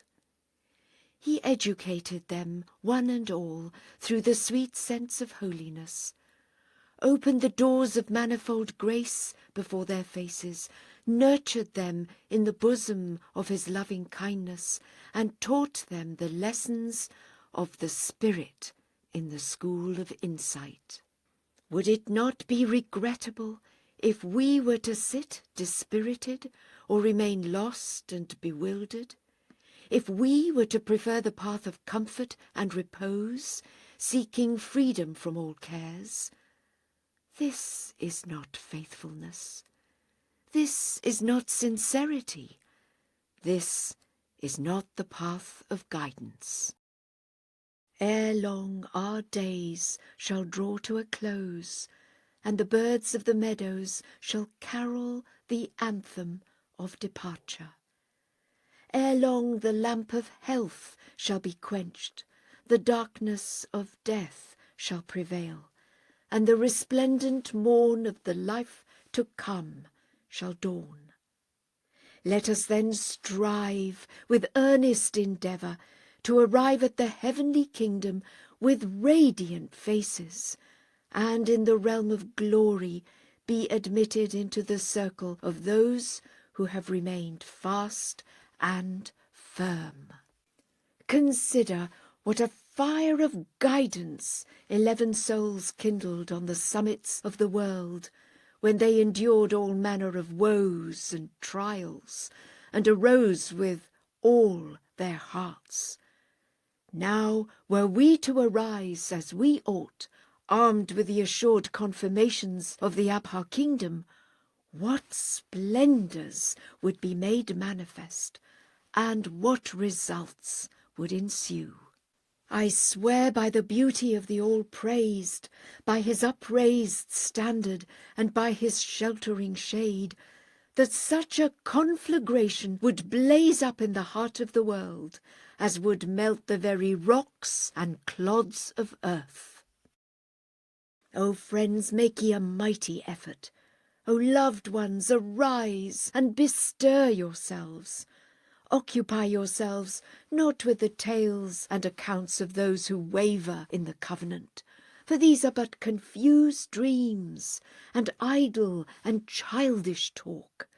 Speak of them that are steadfast, and tread the path of them that stand unwaveringly firm.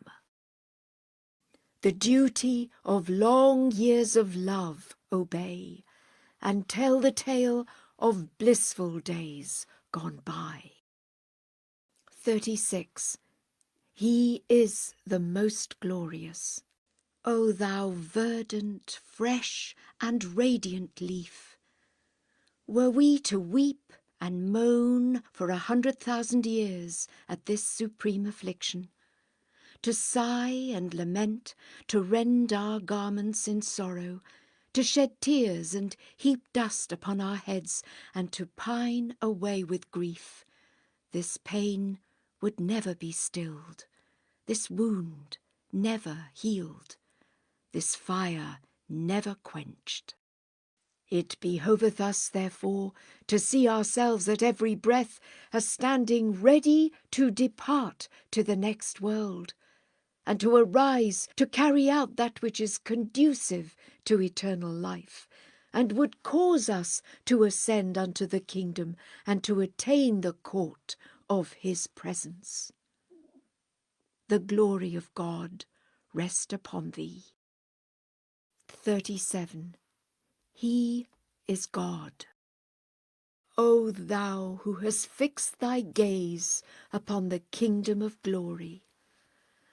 The splendor of the beauty of the world illumined the whole earth, conferring heavenly grace upon all created things. The beloved of the world shone forth, captivating his lovers with his charm. And now, though that sun hath set, he still shineth resplendent from the unseen kingdom, continuing to bestow eternal grace upon all regions. Those that are possessed of insight perceive the world to be illumined with the splendors of the Sun of Truth. But those whose inner eye is dimmed are deprived of beholding the light. They pronounce day to be night and proclaim morn to be eve.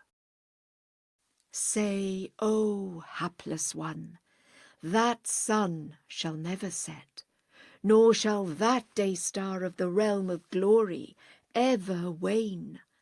The setting of the sun is only in relation to the dwellers of the earth, for how can there be any daybreak or nightfall in the sun itself? It remaineth ever shining in its meridian splendour, ever glowing and luminous at the sublime apex of bounty. The glory of glories rest upon thee. 38. He is the all-glorious.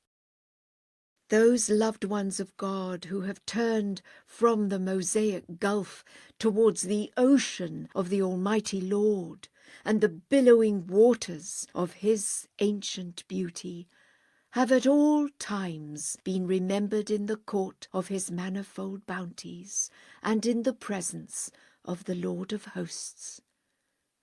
Now that the day-star of the heaven of holiness hath ascended unto the most exalted kingdom, and dawned above the horizon of the all-glorious concourse, every firm and constant believer is mentioned in that realm of sanctity in the august presence of the beloved.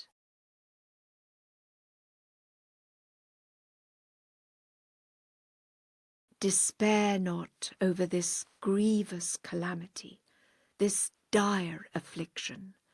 For although the ancient beauty is now hidden from the horizon of the world, his light shineth forth from the heaven of eternity in the most great kingdom. Was the eternal radiance that shone forth from the horizon of Moses in bygone days extinguished after he ascended to the realms above? Nay, by the righteousness of the Lord. It rose and shone even more intensely, and the bright flame of the remembrance of God blazed even higher. Now once again ye shall behold how the resplendent lights of divine unity will ere long envelop the kingdom of existence, and the ensigns of his words will be raised upon the loftiest heights of the realities of all beings. Esther was a woman, when she was favoured with pure intent, and turned her gaze unto the Lord, what services she was enabled to render. Now behold the tomb of this woman of noble birth, and consider the myriads of mighty kings who ruled over Persia, Transoxania, and other countries in the world. Neither name nor fame nor trace doth remain of any of those kings. All have faded into utter nothingness, and have been utterly abased. Yet as this woman, who was the pride of all men, drew a breath in the path of the All-Merciful, the influence of her actions still endureth, and her name is to this day mentioned amongst the loved ones of God. Take ye good heed, O people of insight. 39. He is God. O thou, whose exalted threshold is my haven and my refuge, whose hallowed sanctuary is my shelter and my abode, I entreat thee, with a heart aglow with the fire of thy love, and with eyes streaming with tears, in my longing to attain thy presence, in my yearning to gain admittance into the kingdom of thy glory, and in my desire to taste the sweetness of faithfulness to thee, to graciously aid this servant through the breaths of thy holiness and the delight of communion with thee. Render victorious, O my God, by the hosts of thine all-glorious kingdom and the waves of the seas of thine all-encompassing bounty, this servant of thine, who is enraptured by the company of thine angels on high, and enkindled with the fire of thy love amidst thy servants. He is engaged in serving thy cause amongst the peoples of the world, and in magnifying thy name before the ministers and rulers. He is occupied in diffusing thy sweet savours in gatherings held in remembrance of thee, and hath hoisted thy banner amidst the masses. He hath turned his face towards the court of thy grandeur, and is illumined with the light of unwavering constancy in thy covenant and testament. He is striving to enable all to remain steadfast in that which thou hast enjoined upon the entire company of thy chosen ones, which thou hast foreordained for them that are dear to thee, and with which thou hast sealed thine ultimate decree. O Lord, assist him through thine invisible hosts, and strengthen him with the might of thy holy angels. Make him a brilliant star, a radiant orb, a manifest light, a breeze from the meadows of thy glory, a fragrance from the flowers of the plain of thy mercy, a ray of light from thy divine kingdom, a bright beam from the sun of the heaven of thy oneness, and a standard rippling on the summits of thy great majesty and singleness. O Lord, strengthen his loins by thy triumphant might, and sustain him amidst the people through thy glorious sovereignty. Grant that all hearts may be attracted to him, all minds astounded in his presence, and all ears made attentive to his utterance. That moreover all eyes may turn their gaze towards his cheerful countenance, and all hearts marvel at the brightness of his face. Thou art verily the most powerful, the most exalted, the all-glorious, the ever-forgiving, the most compassionate, the all-loving. In these days, although this lowly one hath no time or respite whatsoever for correspondence, yet the sweet savours of the love of the beloved of God have so enraptured my heart, that when writing, the reins of volition slip from my grasp, and the words flow unrestrained. In particular, whenever my thoughts turn towards thee, whose heart is attracted to God, the act of writing bringeth me joy and happiness, and setting pen to paper is conducive to delight. Hardship turneth into gladness of the heart, and toil is transmuted into blessing for the soul. This is the day when we all should gather beneath the shade of the word of oneness. Let us burn even as bright candles in every gathering. Let us be aflame with the fire of love. Now that the beauty of the All-Praised hath ascended, and the day-star of the kingdom hath set, whither can we direct our affections, and what comfort can we expect? How are we to find repose, and in what hope can our hearts rejoice? Oh, the pity, a myriad times the pity, if for a single moment we should look for ease or comfort. Alas, 1,000 times alas, if we should seek any peace and tranquillity except in trials, tribulations, and suffering sustained in his path. That sanctified being spent his days in chains and fetters, and lived to the end of his life under the threat of the sword. Not a moment's rest did he find, not a tranquil breath did he draw. Not for a single night did he repose on a bed of comfort, nor lay his head upon a pillow of ease.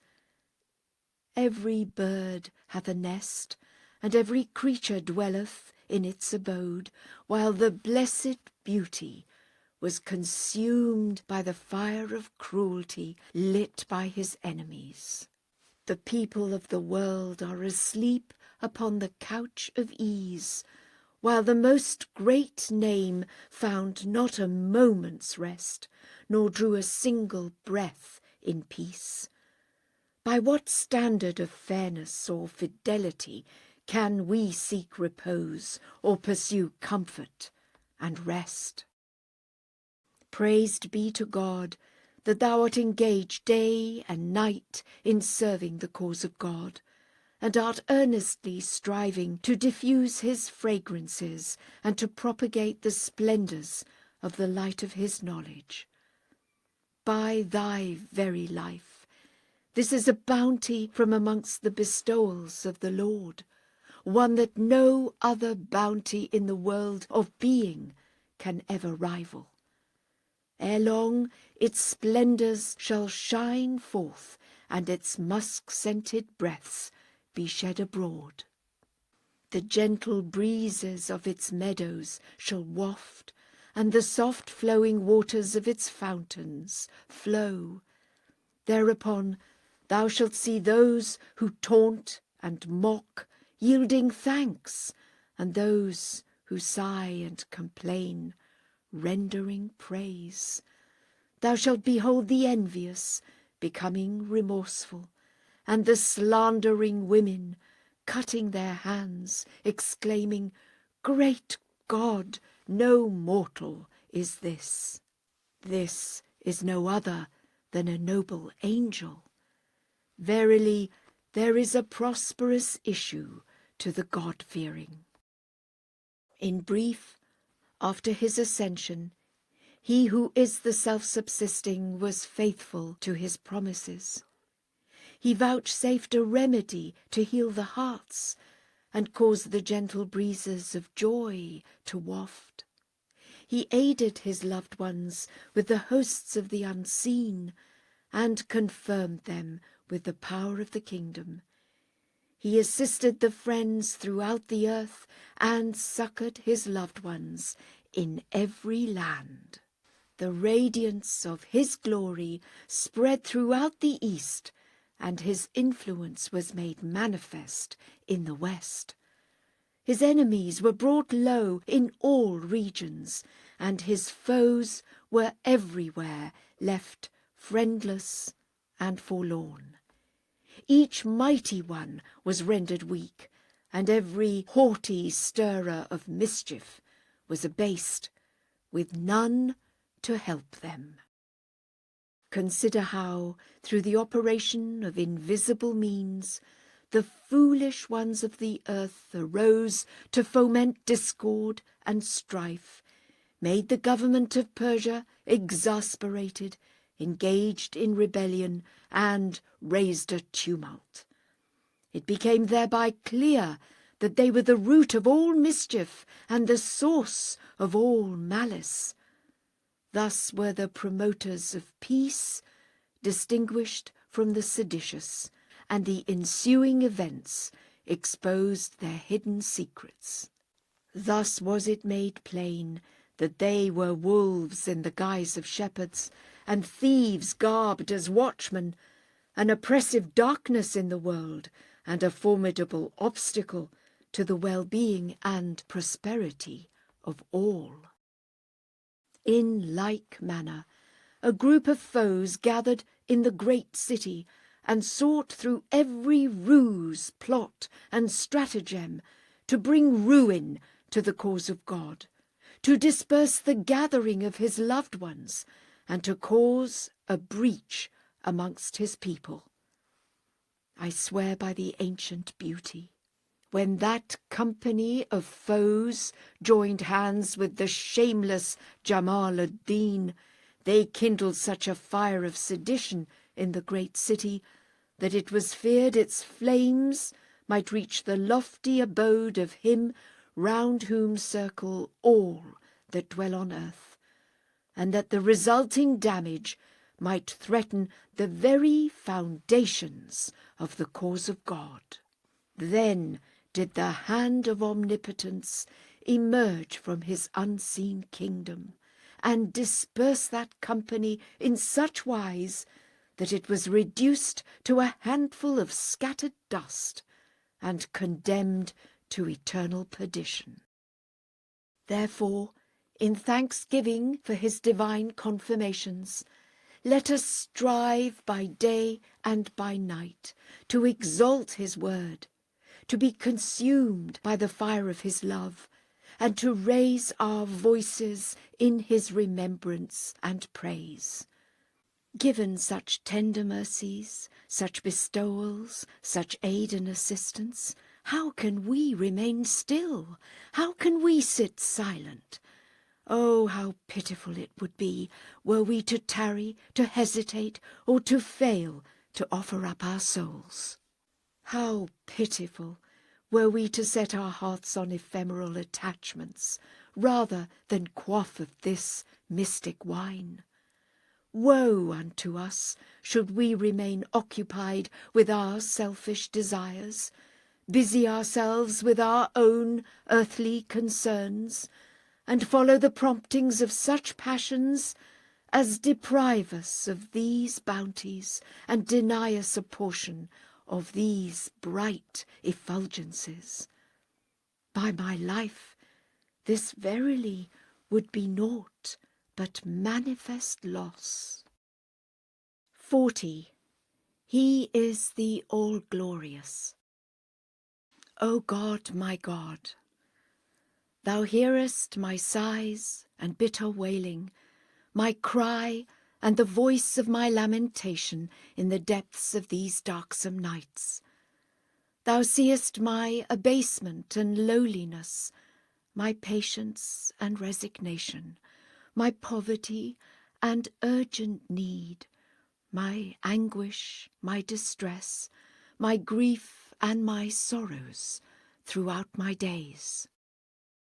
I render thee thanks, O Lord, for this tribulation, which I deem amongst the greatest of thy bounties and gifts, for it is endured in the path of thy love, a love whose flames blaze within my very heart and soul.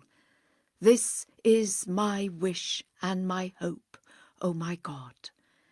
This is a soothing balm for my anguish, O my best beloved, a cooling draught to these parched lips, O my healer, the remover of my sorrows, O thou who art my friend. I raise my suppliant hands in prayer to thee, beseeching thee at every morn and eventide, seeking shelter at thy sublime and most exalted threshold, pleading for the intercession of the primal point, him who is the word of thy oneness, him whose breast was riddled in thy path by the myriad bullets fired by the enemies. And I adjure thee, by that hallowed beauty whom thou didst make a companion of thy divine countenance, when the dayspring of thy resplendent sun shone forth upon the supreme horizon, to ordain for this servant of thine the chalice of selflessness, from the hands of bounty, to lift the veil so he may ascend towards thy sublime threshold, within thine all-glorious kingdom. Deliver me then from the onslaught of the people of malice, from the darts of slander and rancour raining down upon me, from the successive assaults of the arrows of animosity, and from the spears of calumny hurled in continuous succession by the leaders of men. Thou art the God of bounty, the compassionate, the all-merciful. O thou friend of Abdul-Bahá, although the sun of truth hath set on the horizon of this netherworld, yet grace and bounty are his, for he shineth forth with extraordinary brilliance from the hidden realm of souls above the horizon of the unseen kingdom.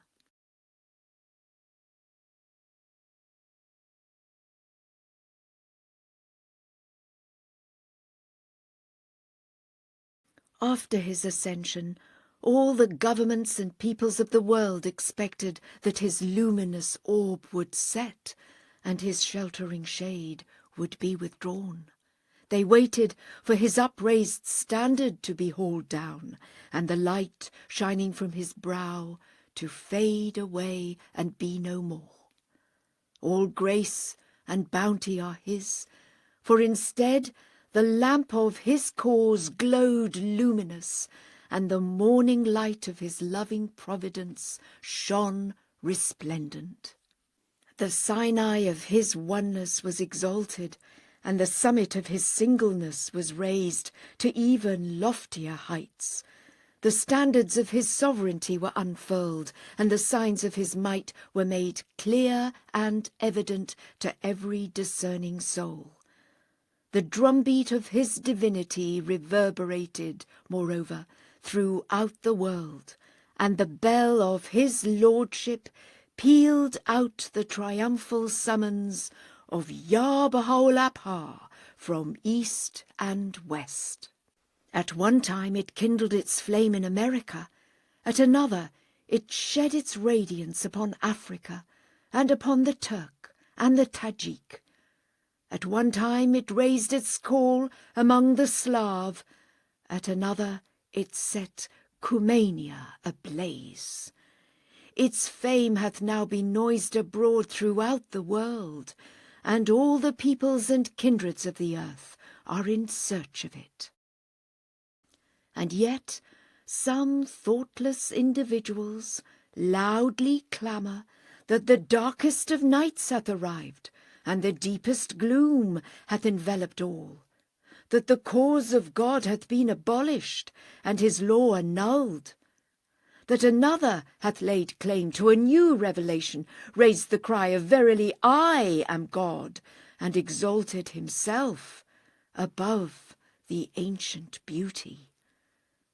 Their purpose is to use these false and foolish statements to conceal their own violation, and to shroud the tabernacle of the covenant of the ever-living Lord under the frail webs they have woven.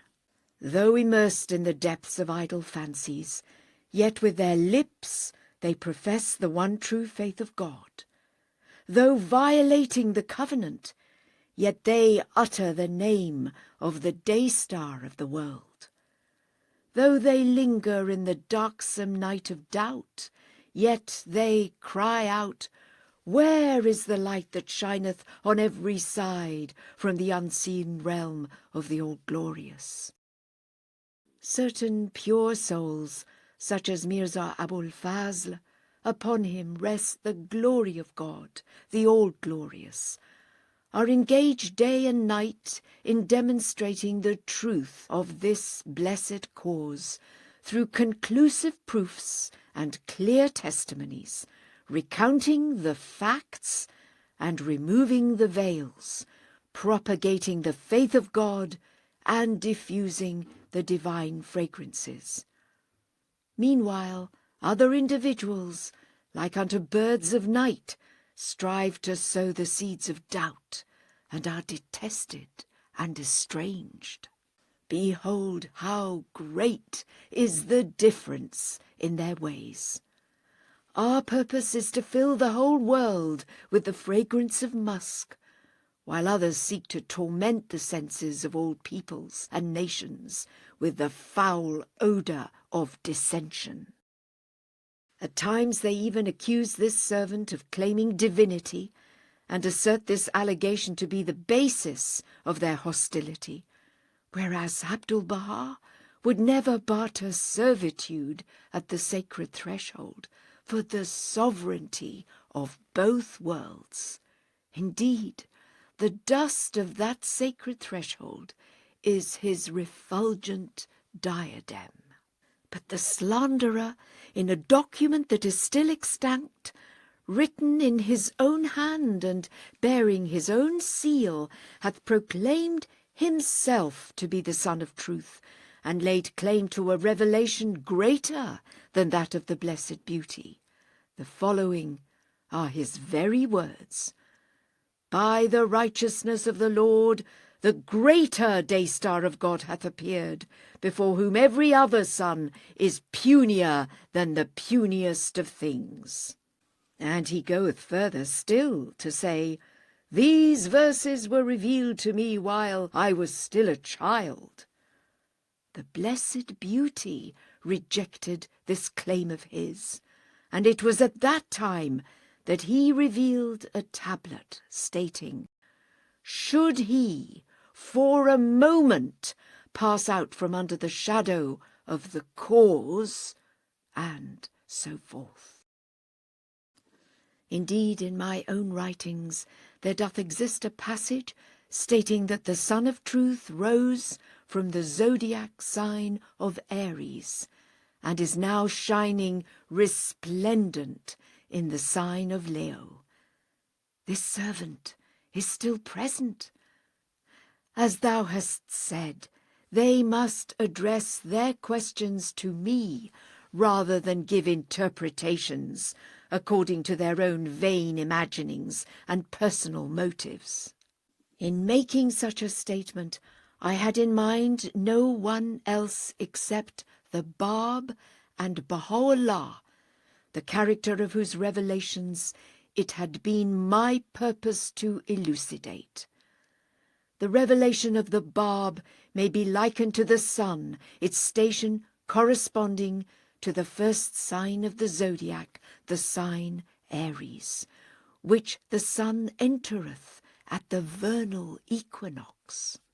The station of Bahá'u'llah's revelation, on the other hand, is represented by the sign Leo, the sun's midsummer and highest station.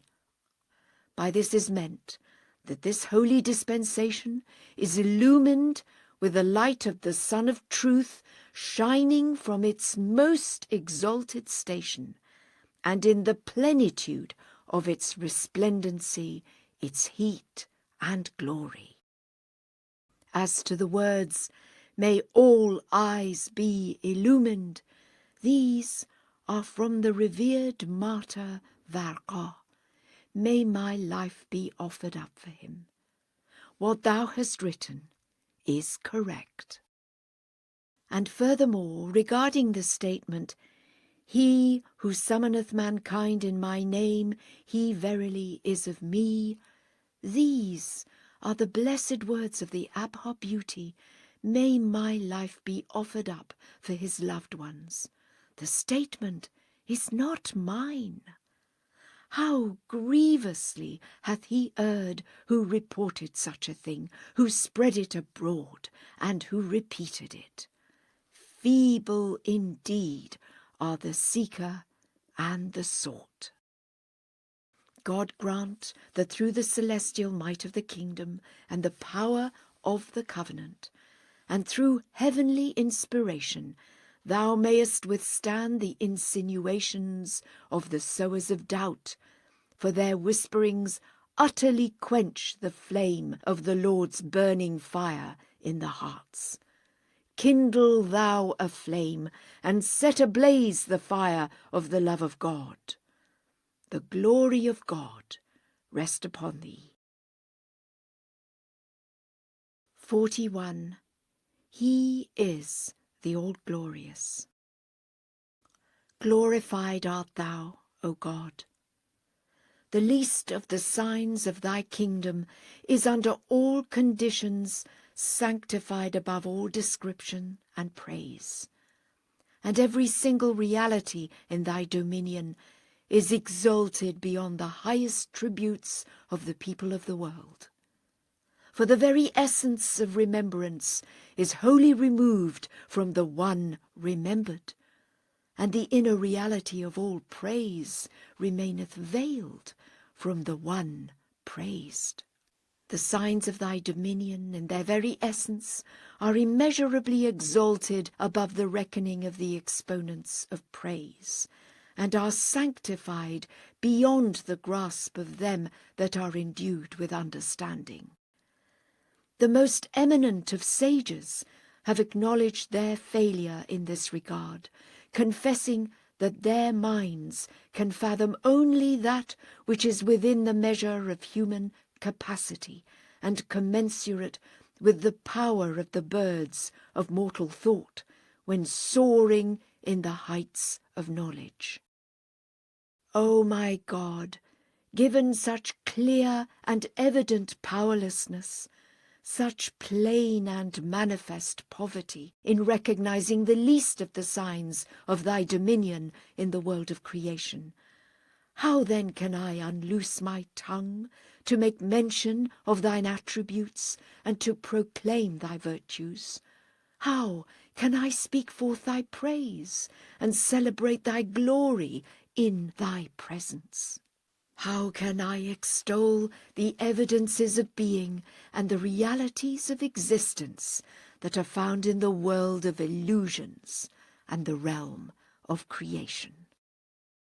I have no recourse but to proclaim, hallowed and sanctified art thou, immeasurably high, exalted and glorified art thou, and to implore pardon for this sin and transgression of mine, which hath filled me with shame before thy loved ones. For to proclaim thy sanctity and holiness is naught but to venture to describe thee, and as such is an evident sin, a shameful and palpable error.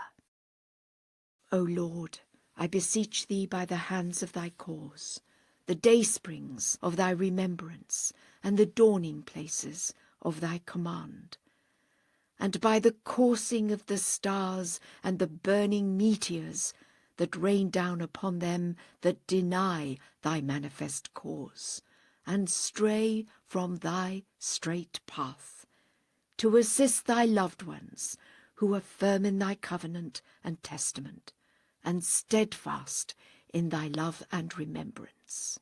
Help them attain unto every good thou hast ordained in thine all-glorious kingdom. Thou art in truth the powerful, the mighty.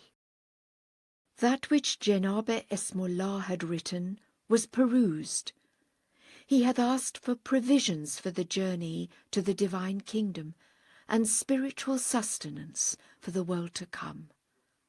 As thou well knowest, in this day such provisions consist in assisting weak souls to become firm and steadfast in the covenant, diffusing the divine fragrances, protecting the stronghold of the cause of God, and preserving the distinctive features of his religion. For in the Abha kingdom there is no greater gift than this, and among the concourse on high there is no offering more wondrous. It is therefore incumbent upon thee to strive to the utmost, by day and by night, to carry out this important task, so that no breach may be made in the unity of the Word of God, and no divisions may arise in this mighty covenant and binding testament. Alas, for all whose feet slip and whose hearts waver. This servant's highest wish and greatest desire hath ever been that we may all gather together beneath the sheltering shadow of the word of oneness, wholly forgetful of every vain imagining, that we may search for none other than his countenance, seek naught but his abode, and commune only with him. May we in truth offer up our lives wholly for his sake, surrender ourselves in his path, and strive to diffuse the sweet savours of the beloved far and wide. For many years, Baha'u'lláh nurtured these servants in the bosom of his loving kindness, and trained and educated us through his compassion and unfailing bounty. Even as a tender and loving teacher, he taught us, his children, the requisites of courtesy.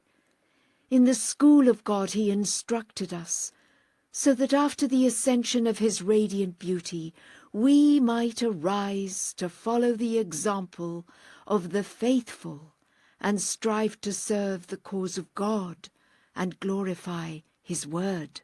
He promised us his confirmations and assured us of his assistance, saying, "Verily we behold you from our realm of glory, and shall aid whosoever will arise for the triumph of our cause, with the hosts of the concourse on high and a company of our favoured angels." Praise and thanksgiving be unto the incomparable Lord, who hath fulfilled his promises and provided all that he had foretold. He hath levelled every rough and rutted road, and made smooth every stony path. He hath opened the portals of victory, and graced us with the sweet savours of the Holy Spirit. The hosts of his all-glorious kingdom have rushed forth, and the countless legions of his company on high have descended with their swords unsheathed. He hath scattered the armies of his foes and defeated the legions of his enemies. Moreover, he hath manifested the signs of his power in all parts of the world, and revealed his mighty cause in every land. The melodies of his holiness have resounded in Europe, and the signs and tokens of his revelation have been made visible to the Bulgar and the Slav. In America his lamp hath shed its light upon the darksome night, and guided souls from near and far. The fame of his majesty hath been noised abroad throughout Persia, and his servants in Tehran have come to be truly revered to a degree that is without compare in former times. In the great city he hath in these days thwarted the proponents of the evil one, and exposed their mischief for all to see. He hath completely extinguished that fire, and caused their tale to be erased from memory.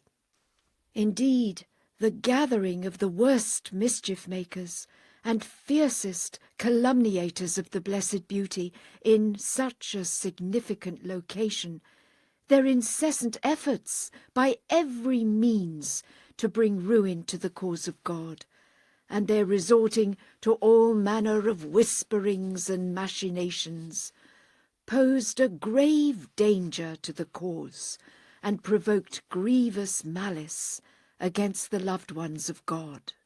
They had firmly pledged, one and all, to throw this land into turmoil.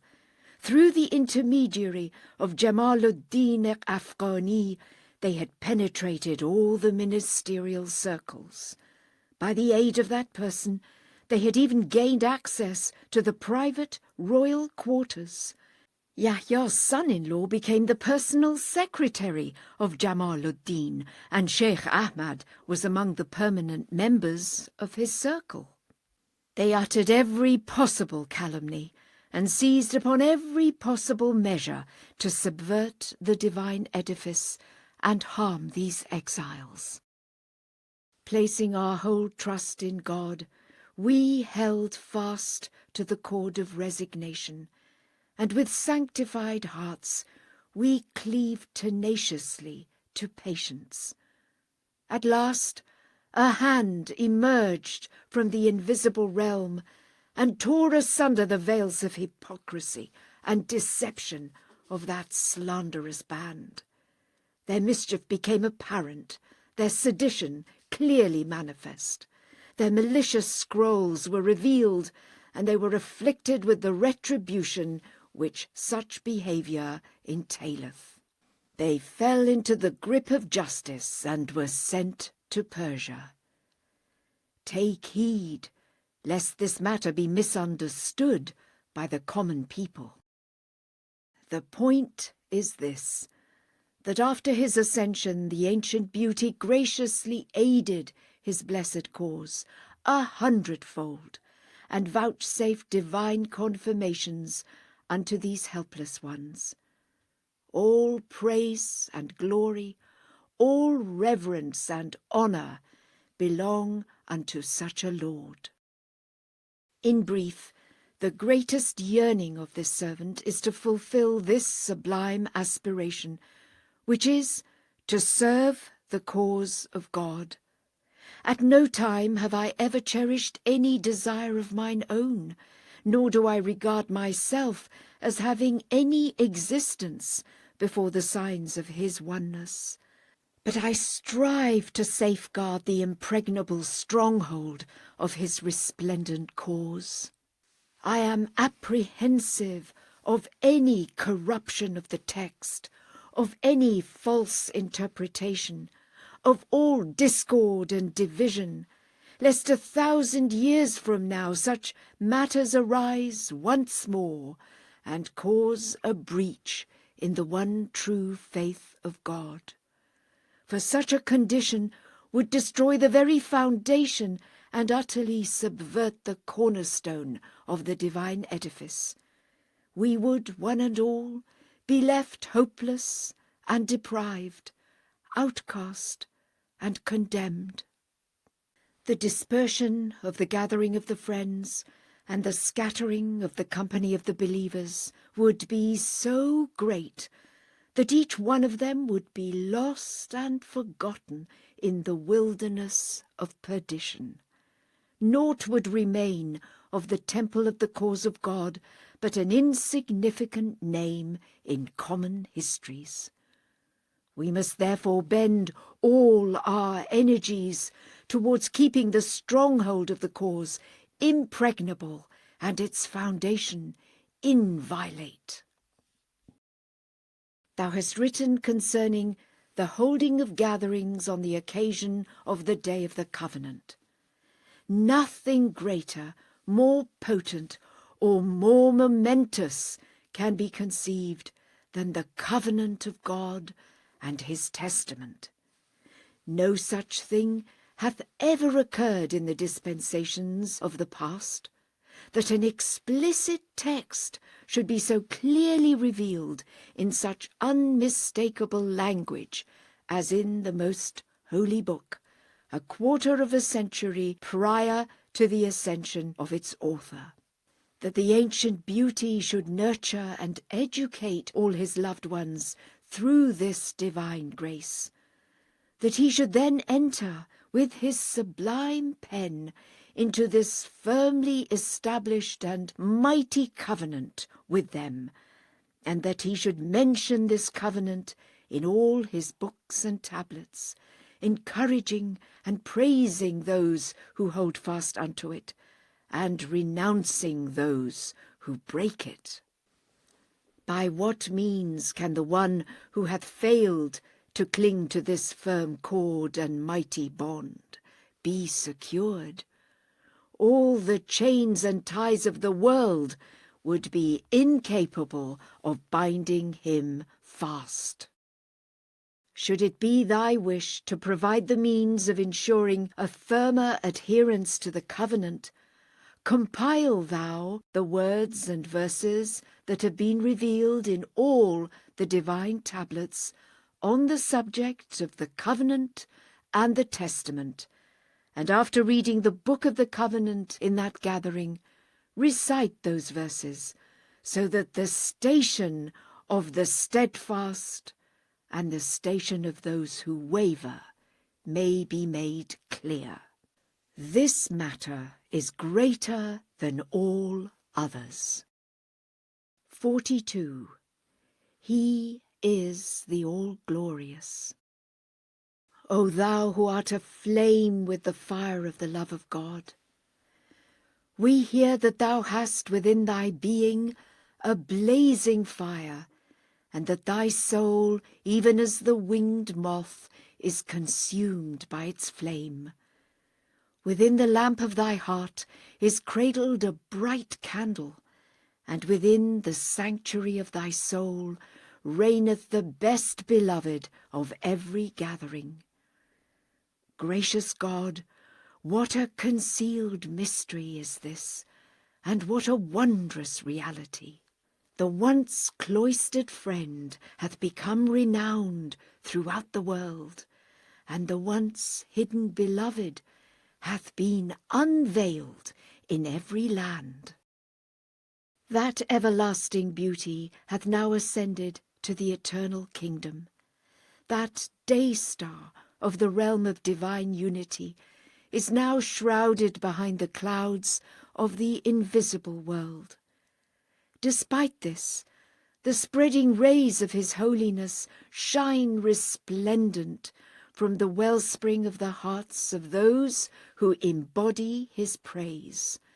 And while the mighty ocean is concealed in the dense clouds of the world, yet its majestic billows surge from the wellsprings of the realm of being and are visible upon the shores of existence. Thus, while hidden, he is manifest, and though wrapped in concealment, he standeth revealed above every horizon in the easts and the wests of the earth. 43. He is the All-Glorious. Although the Sun of Truth may outwardly be veiled by the clouds of concealment, were one to look with a perceiving eye, listen with a hearing ear, and ponder with an awakened heart, it would become evident that the splendours of the most great light have grown stronger, and the rays of the lamp of God waxed brighter, that the waves of his most mighty ocean have surged higher, and the outpourings of the heaven of his bounty have become more abundant and manifest. For until now, the veil of the human temple hath been an impediment to beholding the Sun of Truth. But now, wholly sanctified from all earthly things, that resplendent orb and day-star of the highest heaven shineth forth above the supreme horizon, and beameth bright from the all-glorious realm. This is his explicit text. Verily we behold you from our realm of glory, and shall aid whosoever will arise for the triumph of our cause, with the hosts of the concourse on high, and a company of our favoured angels.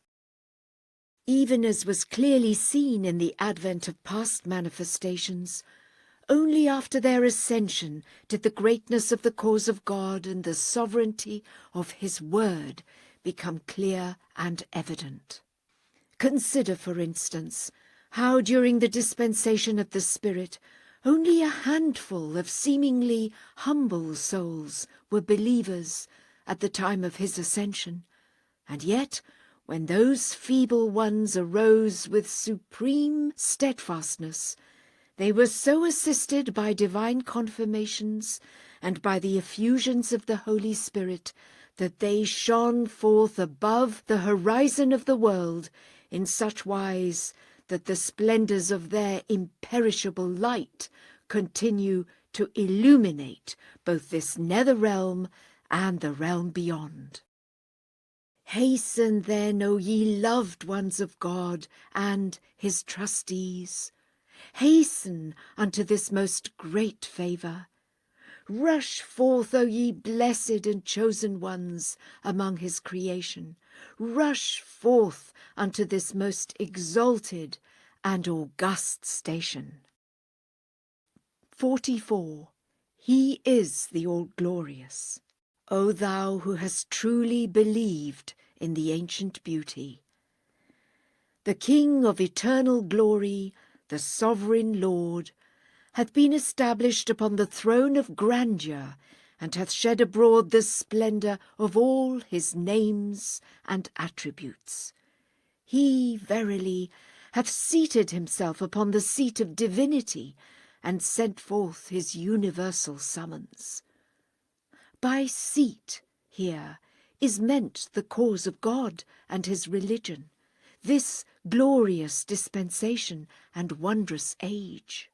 And by seated is meant his manifestation and appearance, his effulgence and presence. The brows of some were adorned with the brightness of this effulgent light, whilst others regarded this daybreak as powerful sorcery. Gracious God, the dawn is the same, the rising of the sun is the same, and the source of all splendour is the same, yet its effect is of two kinds. And we sent down of the Quran that which is a healing and a mercy to the faithful. But it shall only add to the ruin of the wicked. The glory of God rest upon thee. 45. Glorified art thou, O Lord my God, my Master and my Ruler. Thou seest me a victim of every tribulation, a target for every shaft, and exposed to every spear. Not a day passeth but that swords are drawn against me, and afflictive darts are hurled successively at the breast of this servant of thine, who standeth poor and desolate amongst thy creation. And yet thou seest how my heart is filled with joy through the breaths of thy holiness, how my soul is enraptured by the signs of thy oneness, how my eyes are solaced by beholding thy lights, and how my spirit is exhilarated by the gentle breezes wafting from the meads of thy loving kindness. I pay no heed to these shafts and spears, nor am I perturbed by any other matter. Nay, rather, I cling to the hem of patience, wear the armour of fervent supplication, and quench the devouring flame ignited by the hands of the wicked doers with the tears I shed by night and by day. Assist me by thy strengthening grace, O my God, to serve thee amongst the righteous. Graciously aid me to render service unto the pious, and grant that I may offer up my soul for the faithful among thy servants. Permit me, by thy manifold favours, O my Lord, to enjoy intimate communion with thee, and have mercy upon me by thy bountiful grace. Keep me safe within the stronghold of thy care and thy protection, and guard me from the onslaught of the enemies, whether it be openly or privily inflicted. Cause me to speak forth thy praise amidst thy loved ones, and enable me to be a sign of mercy amongst the people. Help me, O Lord, to serve thy loved ones throughout all regions. Thou art in truth the all-bountiful, the almighty, and verily thou art the compassionate, the all-merciful. O ye faithful friends of Abdul-Bahá. In this new springtime, the luminous orb shone forth from the vernal point at the equator, shedding its splendour upon the world, and bestowing, through its light and heat, a new grace and a potent spirit upon every region. Through that heat and light, energy and vitality were generated in the veins and sinews of the world. A new creation was called into being, and a fresh spirit was breathed into it. The weary frame of the world was endued with new life, and the dead body of existence was quickened and endowed with measureless blessings. A wondrous dispensation dawned, a new creation was called into being, and the verse, "I breathed of my spirit into him," was fulfilled. The realm of being was adorned, and the universe was illumined by the dawning of that manifest light. Signs of life and growth appeared in all created things, and great advances became visible in all beings. Those who judge with fairness acknowledge that the 19th century was the era of light and the pride of all ages. The signs of progress became visible in every aspect of existence, in such wise that it became equal to 100 others. Indeed, the achievements of this one century were greater than those of the 50 that came before. That is to say, were ye to gather the works, the inventions, and the wonders of the previous 5,000 years, they would by no means compare with those in this heavenly era and divine century. The enterprises and discoveries of those 50 centuries, their sciences and inventions, their achievements and wonders, cannot rival those of this one century. Behold, therefore, how the signs of the revelation of the Son of Truth are present and manifest in all created things, and yet the ignorant and unheeding are sunk in endless slumber. They remain utterly unaware of the cause of this growth and development, and the source of this boundless progress. They know not the orb whose dawning hath ushered in this divine springtime, nor the clouds whose outpourings have brought forth these boundless favours. They see the motion, but reflect not upon its motive force. They acknowledge the fresh beauty of the vernal season, but are utterly heedless of the limitless effusions of grace in the divine springtime. They see the rising dust, but cannot perceive the swift-riding horseman. They gaze at the towering sails, but cannot apprehend the onrushing winds that propel the ship. They hearken unto the celestial song, but remain oblivious to the mystic nightingale. They witness the surging waves, but are blind to the boundless ocean.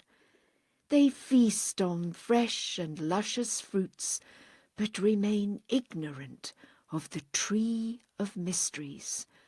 They see the lustre of the lamp, but are unaware of the dazzling light within it. In any case, it is our hope that the people may wake from their slumber, become inebriated by this choice wine, and through its power grow mindful. O ye friends of God, ye are truly intoxicated by the wine of fidelity. Ye are indeed the victorious hosts of the concourse on high. Ye have scattered far and wide, and are assisted by the all-pervasive power of the Word of God. Ye are the means for the quickening of the peoples of the world, and are leaders among the ranks of his true lovers. Ye are guides to the path of salvation, and your hearts are wedded to his clear tokens and signs. O friends, praise be to God, that the banner of divine unity hath been hoisted in every land, and the melody of the Abha kingdom hath been raised on every side. The holy seraph of the concourse on high is raising the cry of Ya Bahá'u'lláh in the midmost heart of the world, and the power of the word of God is breathing true life into the body of existence. Wherefore, O ye faithful friends, it behoveth you all to join Abdul-Bahá in self-sacrifice and in service to the cause of God and thraldom to his divine threshold.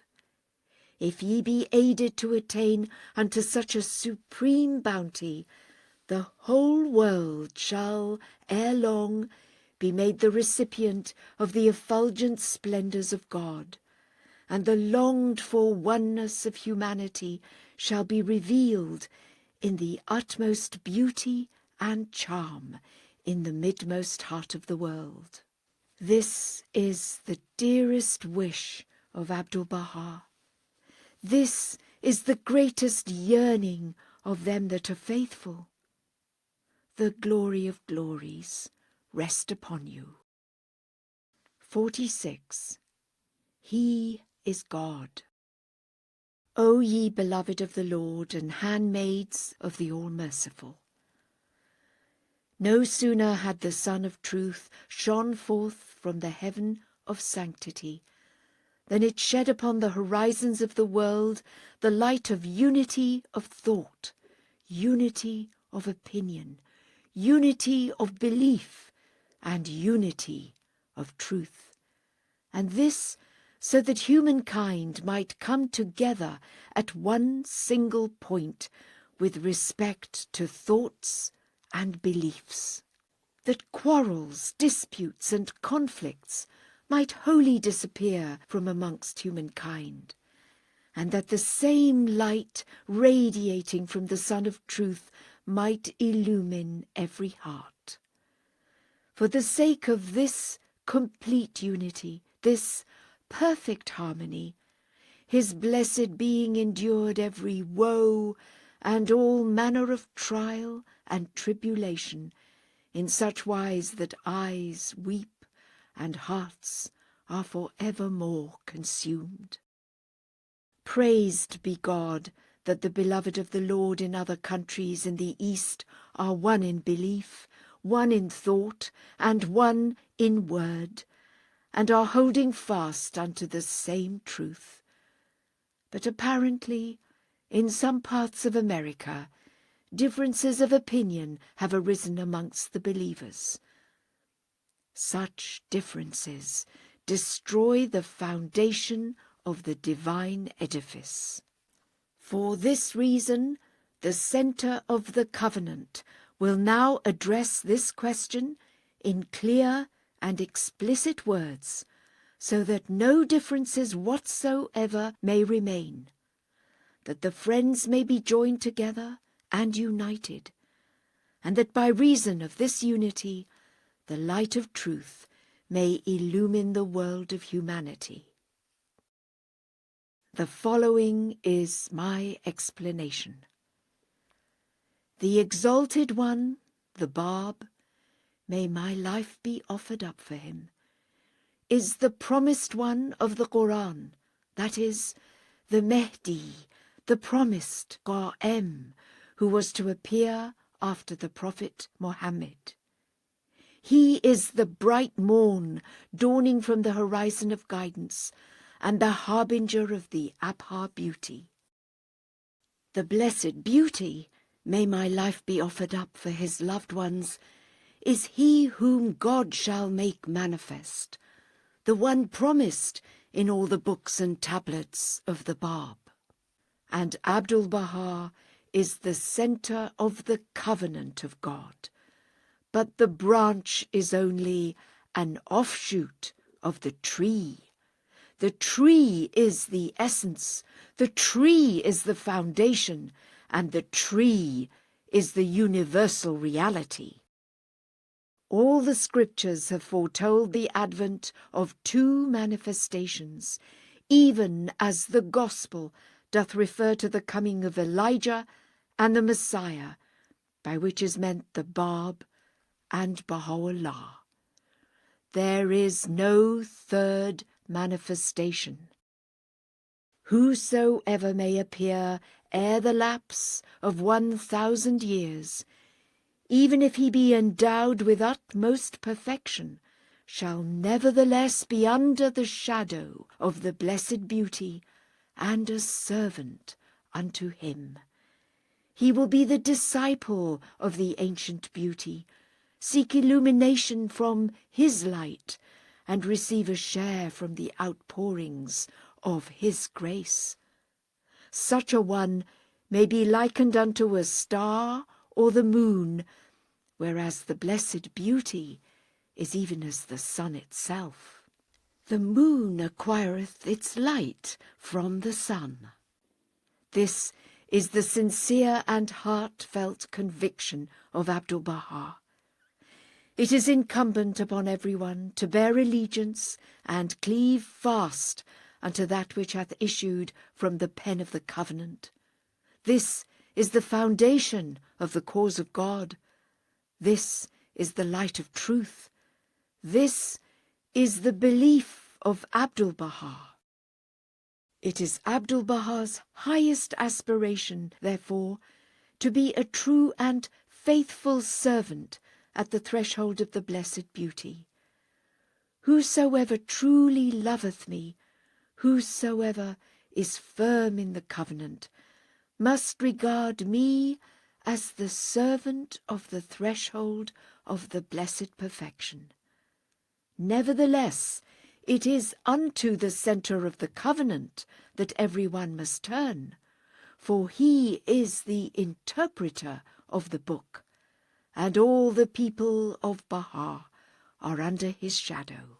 Should any one undertake of his own accord to interpret the book of God in a manner contrary to the explicit text of the pen of the covenant, it is to be rejected, for it would lead to disunity amongst the loved ones of God. My purpose is to show that the blessed beauty hath neither peer nor likeness. He is unique in his essence, and holy and sanctified in his attributes. I am under his shadow, and the servant of his threshold.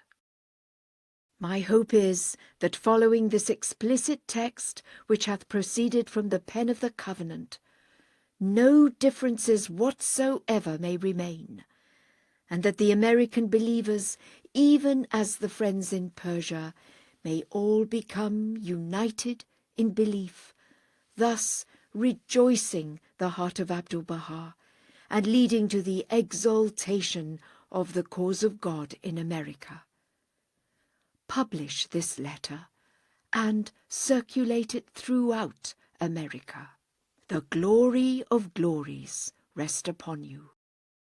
Should a Persian come to those regions from the east, even supposing the impossible, my son or a daughter of Abdul-Bahá, without having a letter of permission in my handwriting and bearing my signature, it is forbidden to meet such a person or converse with him. For whosoever cometh without permission hath no aim save sedition and the violation of the covenant. 47. He is God. O thou twig of the sacred lote tree! The dispensations of the past manifested either the splendour of the divine beauty or the radiance of the divine glory, either the dawning rays of "Verily thou art of a noble nature," or the bright light of "God verily is wholly quit of the unbelievers," either the effulgence of the manifest sun or the gleam of the unsheathed sword. But in this great cycle and blessed age, despite the lack of an all-subduing power or earthly dominion, despite the absence of unsheathed swords or flashing spears, glory and beauty have joined together and shone forth in a single luminous countenance. Though the ancient beauty, may my life be offered up for his loved ones, was held alone and forsaken in the clutches of his enemies, though he was kept in chains and threatened by the sword, though he was banished to lands in Asia and Europe, and finally exiled to the most great prison, he ultimately rose in the utmost glory and beauty above the horizon of ancient might, manifest and radiant, resplendent and luminous, shedding light upon the world. All necks were laid low before him, and all heads bowed down to him. All faces turned humbly towards him, and all voices were hushed in his presence. 48. He is God. O ye homeless ones of Abdul-Bahá, ye are homeless and afflicted, ye are displaced and dispossessed of all, for your homes have been pillaged and your dwelling places plundered. Ye have endured grievous trials, suffered dire iniquities, and been subjected in truth to the relentless cruelty of the rebellious. Abdul-Bahá is also a captive in this most great prison, but I have found this prison to be a palace, and regard this bondage as true freedom. This cage is to me a heavenly rose garden, and this captivity an everlasting throne, for it hath befallen me in the path of God, and for the sake of the love of the Abha beauty, may my life be offered up for his loved ones. How delightsome and pleasing it is! How sweet and precious! The trials and afflictions suffered by those friends have indeed been most grievous, yet in truth they are a flood of grace and a morn of hope to the hearts of those that are nigh to the threshold of singleness. Consider what a blessing are calamities when endured in the path of God. The Prince of Martyrs, may my life be offered up for him, was plunged into the very depths of the ocean of tribulations, while the hostile Yazid and the wicked Walid seemingly prospered in the material world and relished its pleasures. Later it became clear to all that those tribulations had been true blessings, while that prosperity was only divine chastisement, and that pleasure naught but God's wrath and fury. The same holdeth true now, although to outward seeming the divines and the unjust and foolish rulers are raising an uproar and flaunting themselves. Ere long ye shall witness how, like the owls of the night, these people will creep into a desolate ruin, hasten to the tomb of eternal loss, and fall into the abyss of everlasting perdition. Even now they wander distracted in the wilderness of disappointment, while the friends of God gleam brightly from the horizon of everlasting glory. Were ye to consider carefully, ye would surely perceive that adversity in the path of the one true God is a bounty, inasmuch as the most great name, the ancient beauty, may my life be a sacrifice for his loved ones, did himself endure a myriad afflictions. Now he hath granted that we, his lowly servants, may become his partners and associates in these trials and tribulations, each according to our capacity. Were one to judge with fairness, this suffering is worthy of gratitude, and these afflictions are naught but manifold bestowals. Upon you be greetings and praise. 49. He is the All-Glorious. O thou whom the Lord hath aided to magnify his word and to diffuse the sweet savours of the rose garden of his holiness. Thou hast for some time been a companion of these enraptured souls, and hast associated with these yearning ones in this most great prison. Praise be to God, for thy brow hath been illumined, and thy sight brightened by the dust of the sacred shrine. Time and again thou hast attained the honour of visiting the exalted threshold, that spot round which circle the celestial concourse, that sanctuary of the denizens of the Abha kingdom, and hast detected the sweet scents of holiness.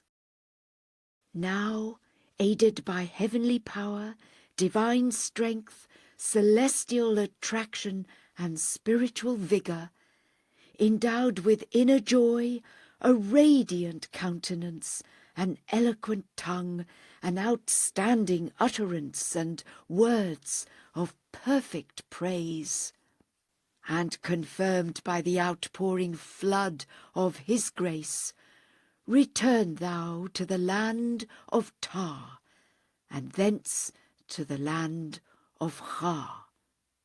Gather then together the believers in that land round the all-embracing word, the luminous bounty, the manifest sign, and the glorious banner of the book of God and his faith, so that they may be revived and refreshed through the breaths of this supreme bestowal, and may be so set ablaze with the immortal flame kindled in the sacred tree, that each may become a kindled torch, a shining orb, and a brilliant star. The glory of God rest upon thee. Convey my warmest loving greetings to the beloved of the merciful, and tell them on behalf of this servant, O ye who have quaffed from the heavenly cup, O ye who are attracted to the beauty of the All-Merciful, the Abha beloved and desire of the celestial concourse, may I offer up my soul, my spirit, my life, my essence, and mine inmost being for his loved ones, throughout these long years endured all manner of trials and tribulations, woes and hardships, chains and fetters, and even this afflictive prison. All the while he trained you beneath the shadow of the divine teachings, that ye might, on a day such as this, arise to proclaim the faith of God and magnify his word. Now is the time for you to forget all else but him, even as did the disciples of Christ. Now is the time for you to surge forth like a mighty ocean, that the sweet savours of God may perfume the east and the west. 50. He is God. O thou who rejoicest in the glad tidings of God. In every age and century, the dayspring of the world is made manifest, shining with a particular splendour and revealed through a mighty sign. In the time of the friend of God, the horizon of existence was illumined with the lights of friendship. During the era of him who conversed with God, The dawning place of creation was brightened by the light that glowed upon Sinai. In the days of the Spirit of God, the realm of being was perfumed by the sweet savours of holiness. With the dawning of the day star of Medina, the horizon of the world was flooded with the light of love and grandeur. When the veil of concealment was rent asunder from the beauty of the primal point, the morn of divine guidance was adorned with the resplendent rays of the most joyful tidings. And with this most great revelation, and the dawning of the day star of the ancient beauty, the horizons of the world have been encompassed, blessed, and made evident and complete by all the divine bounties, effulgences, names, and attributes combined. For the most great ocean possesseth and embraceth all the perfections that are to be found in every sea, gulf, river, spring, and stream. This was written with a broken-nibbed pen. The pen hath been changed, and the theme is now elaborated. Consider the writings of the Blessed Beauty on every matter, and the truth will become clear and evident. Examine the works of the most exalted pen, and compare them with all other scriptures.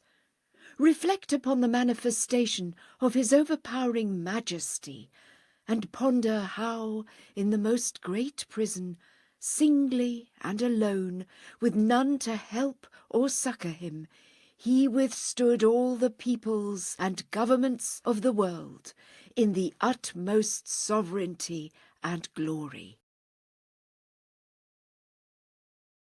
For example, see how, during the days of the Apostle of God, may the life of the worlds be offered up for him, those who repudiated him would say, as is clearly stated in the Quran, "And when they see thee, they do but take thee in mockery." What? Is this he whom God hath sent as an apostle? In this most mighty revelation, however, the faithful as well as the froward, the rebellious and the deniers, all speak of the greatness of this cause and the majesty of the Blessed Beauty, that is, even those that have not accepted and followed the fundamentals of his faith. As thou hast witnessed, all the widely circulated publications of the world have testified to this. The humility and submissiveness shown by his enemies at all times, even within this afflictive prison, are the greatest proof thereof, as are the signs of the influence of his dawning and transcendent revelation, whose rays have been shed upon the whole world. Indeed, all historians have regarded this wondrous age, this new century, as the king of all ages and the sovereign of all centuries, and have regarded its achievements as transcending those of all previous ages. That is, shouldst thou compare the achievements of 100 centuries to those of this single one, they could in no wise compare with it. In brief, this revelation is distinguished and exceptional in all respects. In gratitude for these bounties and bestowals, then, it behoveth us to forget all things in our yearning for the love of the Blessed Beauty, and with all our power and strength centre our thoughts and words on teaching the cause of God and diffusing the divine fragrances. In this day, this endeavour, that is, teaching the cause of God, receiveth confirmation and is assured of victory by the aid of the hosts of the Abha kingdom. I swear by the ancient beauty, may my life be offered up for the dust ennobled by the footsteps of his loved ones, were the weakest of all creatures to arise in this day to fulfill this momentous task, that is, to diffuse the divine fragrances, it would become the mightiest of all created things. The drop would become like unto a sea, and the atom would attain the power of the sun. Although the hoopoe was a frail and feeble bird, yet the hosts of Solomon were its support. So it was that the Queen of Sheba, with all her legions, could not resist its powers, and found no recourse but to surrender. Now, should any soul arise to diffuse the sweet savours of God, the hosts of the Abha kingdom will be his helpers and succourers, and the Almighty Lord his refuge and shelter. 51. He is the All-Glorious. O thou spiritual physician, the body of humankind was afflicted with severe ills and chronic diseases, contagious maladies and prolonged fevers, whereupon the ocean of divine favour surged, and the clouds of truth and bounty rained down upon the world of creation. The sun of the firmament of oneness shone forth, and vivifying breezes wafted from the meads of singleness. The breath of the divine Messiah was diffused, the all-knowing physician appeared from behind the veil, and the skilled and true healer emerged unconcealed. He prepared wholesome medicines from hidden substances, and created healing balms from concealed and treasured elements. He bestowed the panacea of unfailing efficacy, and conferred the sovereign remedy for every ill. He blended together spiritual elixirs, and created refreshing draughts made with heavenly pearls and rubies. And from the essence of divine unity and the quintessence of singleness, he taught and made known to us remedies that purify and tranquilize and soothe. And all this so that the feeble frame of the world might be freed from the burning thirst of error and ignorance, and this afflicted body might be delivered from the sore distress of heedlessness and impotence, and attain unto a state of divine health and a well-being spiritual, complete, and absolute. Yet ignorant and neglectful physicians, devoid of learning, have intervened, and are preventing the divine and timely remedy from being administered. They prescribe instead that which causeth the aggravation of the disease and the worsening of the condition. Thou who hast discovered the storehouse of celestial remedies and the infallible divine medicines, must strive then that haply the light of perfect health and unfailing tranquillity may shine forth even as the light of guidance from the dayspring of healing, and that the obscuring gloom of ills may be dispelled, and the deadly affliction of maladies eliminated. 52. He is God. O thou servant of the Abha beauty, when the celestial lion rushed forth from the forest of the All-Merciful, he let out such a mighty roar that the sly foxes of ignorance and the cunning jackals stained with the dye of deceit fled the field. They then began to plot and conspire, raised the dust of cruelty and malice, and abased themselves to the depths of degradation, and now bewail and lament in the remoteness of obscurity and extinction. Leave them, therefore, in their corner of oblivion. They are those who forget God, and whom he hath therefore caused to forget their own selves. Surely they are a people evil, in grievous loss. Upon thee be greetings and praise. 53. He is God. O servant of the one true God, the morn of divine guidance hath shed its radiance upon the east and lit up the orient. It hath cast its beams upon the west and brightened the occident. God be praised, for the renown and glory of the Abha beauty hath conquered the world, and the fame of the advent of the most great name hath stirred up the whole earth. His call is now raised in every land, and his life-giving breezes blow from every region. Yet regrettably, the unfaithful are striving to the utmost to extinguish his radiant light, to still the wafting of his perfumed breeze, and to hinder the diffusion of his sweet fragrance. Alas, alas! Even if the dark clouds obscure the light of the sun for a while, they shall in the end be dispersed, and its effulgent rays shall shine forth once again.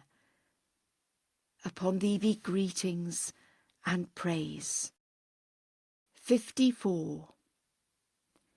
He is God. O true believer in the verses of God! It is said that the greatest power in the world is the power of an all-compelling sovereignty and the might of an all-subduing government.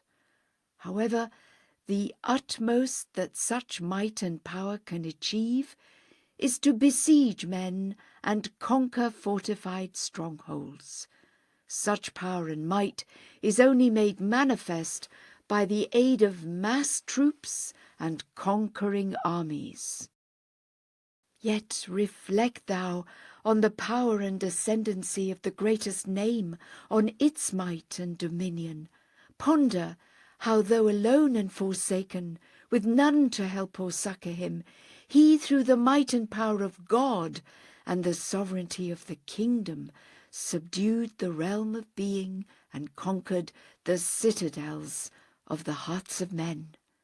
He prevailed over the whole world and established his authority over all existence. Single-handedly he scattered the battalions of the earth. Unaided he defeated the unyielding hosts of darkness. In this day the evidences of these victories exist in the invisible realm, but in the future they will appear in the visible plane as well. Then shall all witness the truth of the verse, "Behold the confusion that hath befallen the tribes of the defeated." Travel and explore the deserts, places such as the cities of Saleh and Thamud, the sand dunes of the tribe of Hud, the cities of Lot and of Sheba, and the settlements of the people of Ras and Midian, and other lands. Behold how they have been even as a defeated army dispersed and scattered across these barren wastes. My meaning is that although the prophets of God and his chosen ones were in every age and dispensation alone and forsaken and subjected to relentless attacks by all the peoples and kindreds of the earth, yet their light shone bright, and their stars gleamed resplendent, whereas the lamps of worldly power were extinguished one and all. He is God, O thou sanctified bough of the tree of holiness. Though that illustrious offshoot was severed from the garden of the contingent world, he hath been joined to the sacred lote tree, and hath grown fresh and verdant in the garden of the placeless. He hath been nurtured from the wellspring of living waters, and stirred by the breezes wafting from the bowers of the Abha kingdom. He hath entered the paradise of the divine presence, attained the court of the Almighty, and found his habitation in the bountiful realm of the All-Glorious. And now, from the concourse on high, and the realm of effulgent glory, he beholdeth those that are left behind, and raiseth an inner summons for the heart and soul to hear, saying, O my kindred, water ye all that I have sown with the hands of faith and certitude. Nurture ye all that I have planted. Ye are the boughs and fruits of this bountiful tree. Ye must reveal its true savour and fragrance, and bring forth gem-like fruits. Be not dismayed by the winds of tests, nor shaken by the tempests of trials. Let your roots grow deep in the soil of the covenant, and be nourished by the stream of the testament of the day-star of the world. Hold ye fast unto the firm cord, and seize the hem of the covenant of the Lord of all worlds, that ye may become as fresh and graceful boughs that yield sweet fruits. This is my counsel and my admonishment unto you.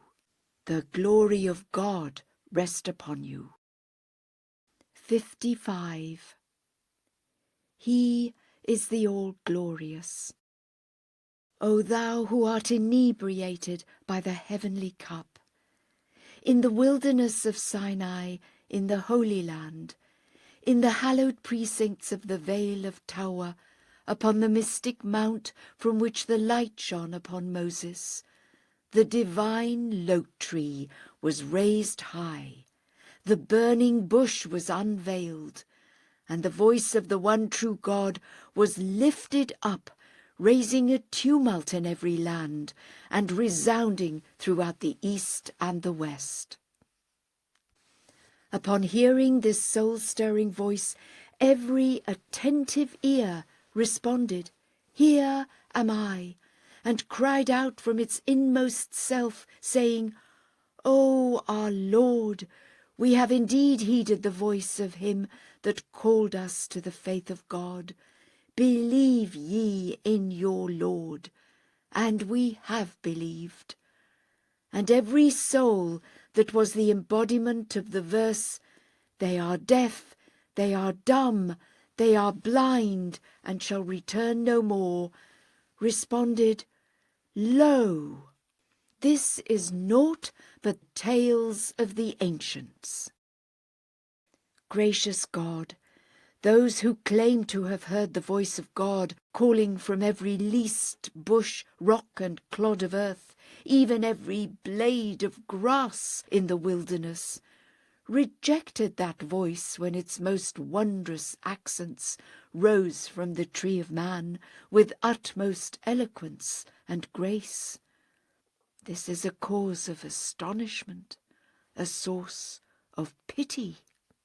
Thus shall the light of He guideth whomsoever He pleaseth be kindled, and shine forth in the lamp of He singleth out for His mercy whomsoever He willeth.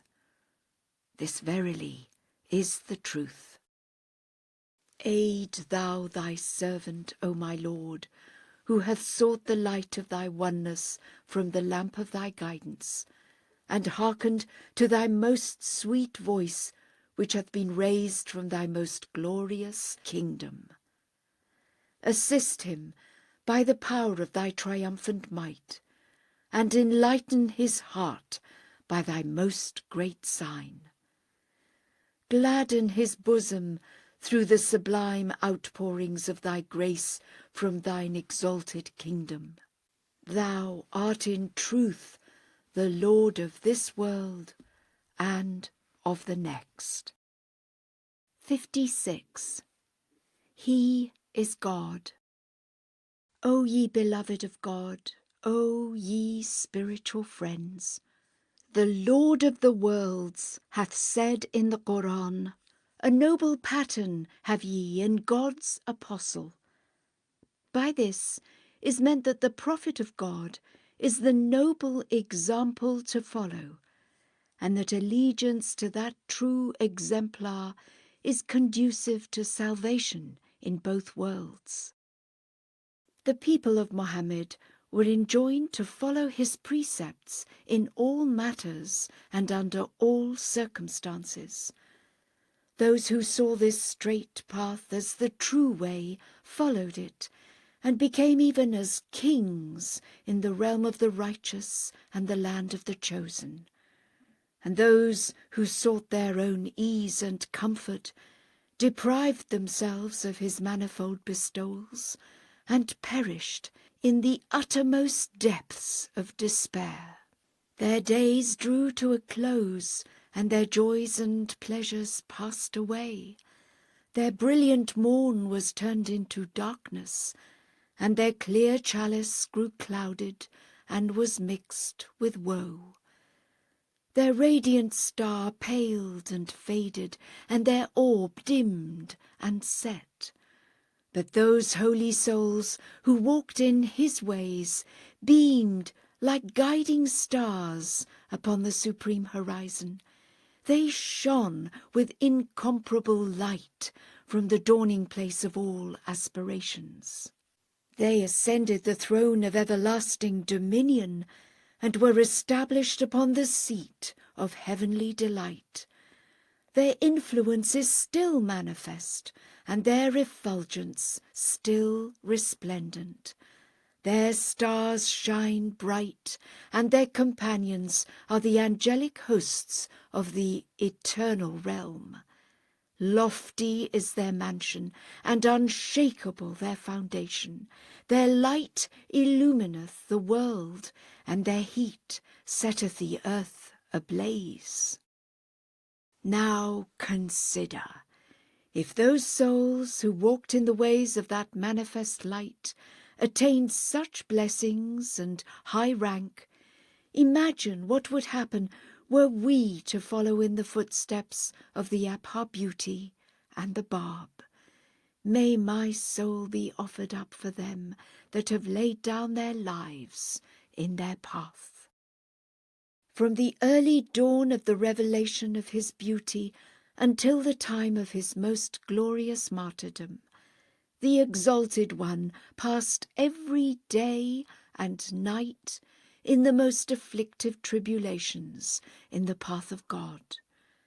In the end, he made his breast the target of 1,000 darts of woe, and with his breast torn to shreds, hastened to the Abha kingdom.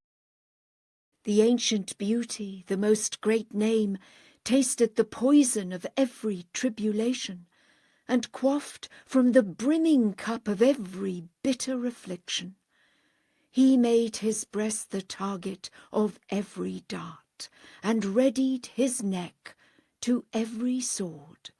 He was cast into prison and bound by pitiless chains. He was beset by ferocious foes and attacked with stones hurled by the wicked. He was subjected to chains and fetters and confined to shackles and stocks. He was exiled from his homeland, banished to the lands of the Bulgars and the Serbs, and finally sore tried by grave affliction in the most great prison.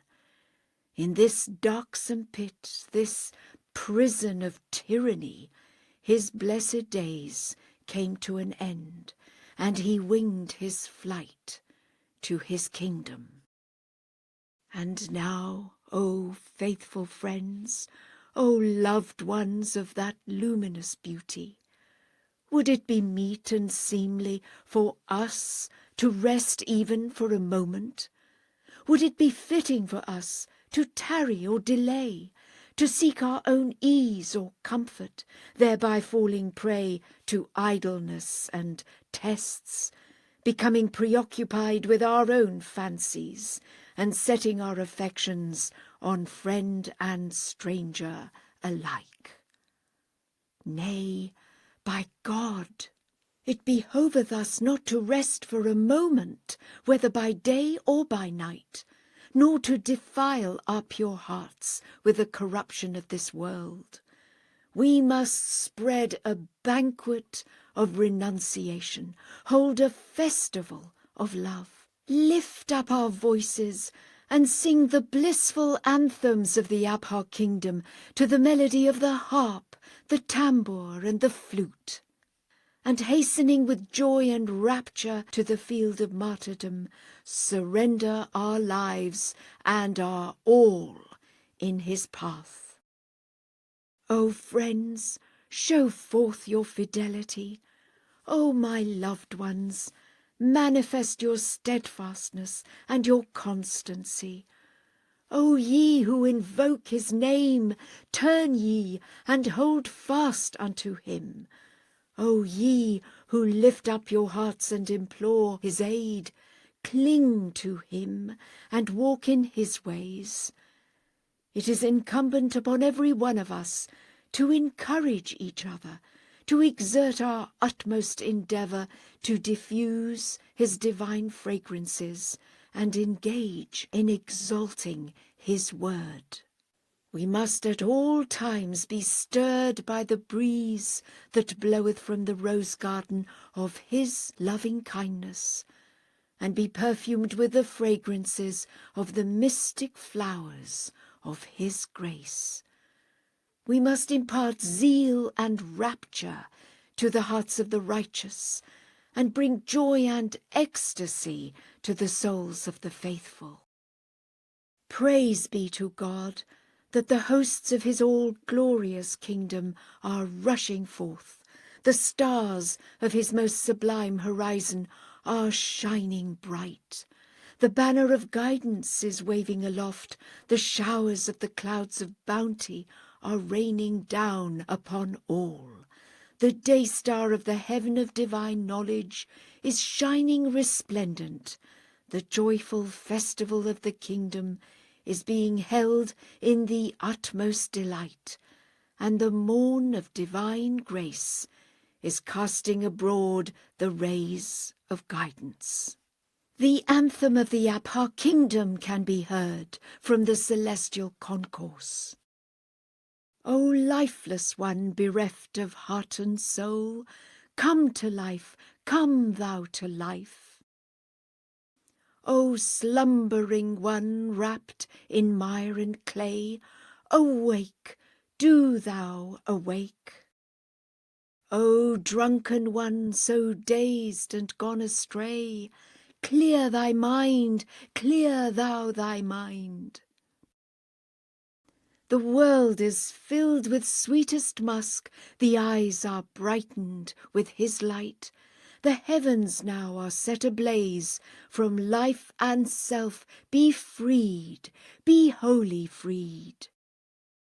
Now is the time for sacrifice, here waft the breaths of paradise, secrets divine are all made known, lead thou the lovers nigh, lead them nigh. The sweetly singing mystic bird upon a verdant cypress bough imparteth knowledge to the soul. Commit his secrets to thy heart, commit his secrets to thy heart. 57. He is God. O thou maidservant of God, thy letter was received. Thou didst complain that your assembly is sore perturbed. For every illness there is a remedy, and for every affliction a relief. The swift remedy for this ill that hath befallen the assembly is to remember and reflect upon the covenant and testament. Hath the Blessed Beauty instituted this covenant and testament in order to exact obedience from all, or to bring about disobedience? If the latter is intended, then we have nothing to say. But if obedience and compliance are the goal, then wavering will lead to utter loss, and disobedience and waywardness are grievous error.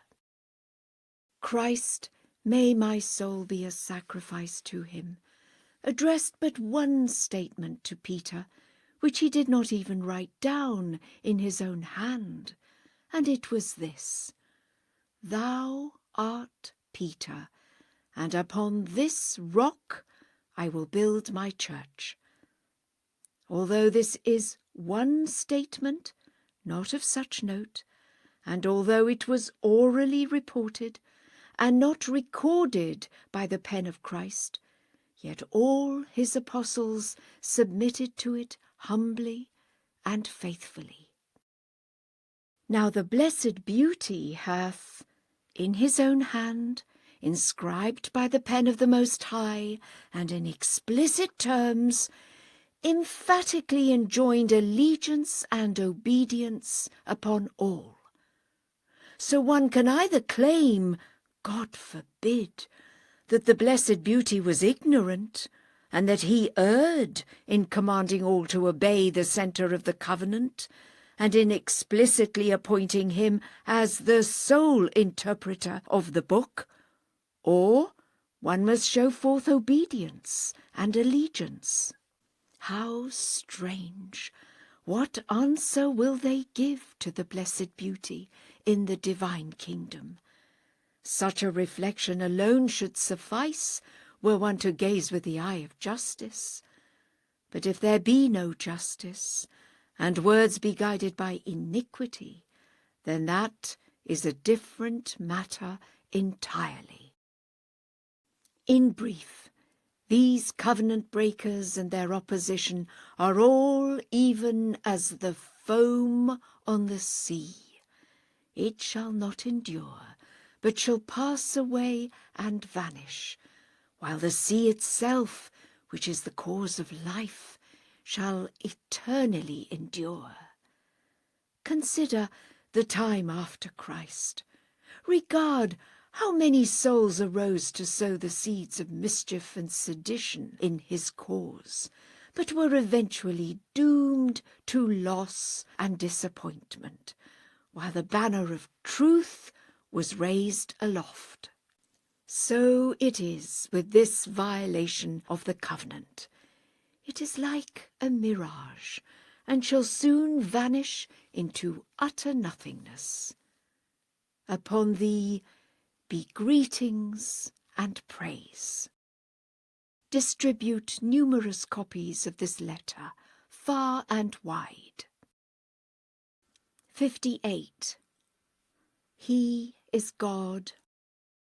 O thou maidservant of God, thy letter was received, and its contents testified to thy firmness in the covenant. Therefore it is my hope that thou mayest be assisted under all conditions. In this day, the most important of all things is to be firm and steadfast in the covenant and the testament. For Bahá'í unity can in no wise be preserved except through the covenant. If it could be preserved by any other means, the Blessed Beauty would undoubtedly have decreed it. In the Kitab-i-Aqdas, unto which every one must turn, and in the Kitab-i-Ad, which is the last tablet revealed by the Blessed Beauty and recorded by the Supreme Pen, he addresseth every one in clear and explicit terms, bidding first the Aqsan, then the Afnan and his kindred, and finally all other believers, to turn unto the centre of the covenant. There is a verse revealed in the Kitab al-Aqdas exhorting all to turn after his ascension to him who hath branched from this ancient root. In the Kitab al-Ad he testifieth in unmistakable terms that the object of this verse is none other than the centre of the covenant, and in a specific tablet, the authenticity of which is admitted by everyone, he, in unequivocal language, identifieth the centre of sedition by name, declaring that should he pass out from under the shadow of the cause in the slightest degree, he would be cut off from the holy tree. How could anything be more explicit than this? Now one must either say that the Blessed Beauty erred and led the people astray, for he directed them to obey someone who ought not to have been obeyed, or else say that the least deviation from the covenant and the testament entaileth deprivation from the bounties of him who is the luminary of the world. Of these two alternatives, one must be true. There is no third. In sum, Bahá'í unity cannot be preserved save through the covenant of God. In this day, the dynamic power in the body of the world is the covenant. If the covenant be neglected, what other power can move it? The statement reportedly uttered by Christ to Peter, "Thou art Peter, and upon this rock I will build my church," preserved Christian unity for 1,000 years. After the lapse of 10 centuries, because of political reasons, dissension arose. Now, if these words of Christ preserved the unity of Christendom for 1,000 years, it is clear what the effect will be of the Kitab al-Ad, which was revealed by the Supreme Pen. But certain restive souls, who were at first firm in the covenant, and even wrote epistles, which are still extant, attesting to their firmness and their separation from the violators, and referring to the latter as outcasts from the threshold of the Almighty, have now, because of personal interests, deviated from the covenant and followed the people of malice. So it was with Judas Iscariot, who took part in shedding the blood of Christ for the sake of a few pieces of silver. Take heed then, O ye who are endued with understanding. If thou art firm and steadfast in the covenant, let thy ties with the convention be strong and unassailable. Turn away from and stay clear of any soul from whom thou dost detect the odour of deviation, that thou mayest be shielded and protected within the shelter of the covenant, and mayest burn bright as a candle with the light of constancy. I treat all people with kindliness and oppose no one. I pray for all, that the glance of the eye of divine favour may be cast upon them. Verily, it is the Blessed Beauty who hath entered into this covenant and testament with all, not I. Let them answer to him, for I raise no objections. My duty is to be kind to every soul. Retribution is his, and not mine. I show kindness unto all, and the purpose of every word that I write is to set forth the truth and to safeguard the faith of God, so that Bahá'í unity may be preserved. Should some people attempt to undermine Bahá'í unity, the decision is theirs. Yet what would they answer should the Blessed Beauty address them in the Abha realm in words such as these. O friends, have I, through my supreme pen and in explicit verses of the Kitab-i-Aqdas, commanded you to show forth obedience or opposition? Have I not enjoined upon the centre of sedition himself to submit and to obey? How is it that ye have rejected my explicitly appointed centre? I have commanded you to turn towards him. Wherefore have ye turned away and undermined Bahá'í unity? The friends must carefully examine all matters and do as they deem fit. I have no obligation in this regard.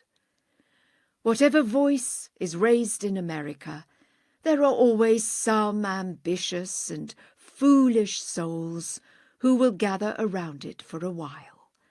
Even in Greenacre, it was witnessed that a person from Malta invited people to starve themselves and received payment in return.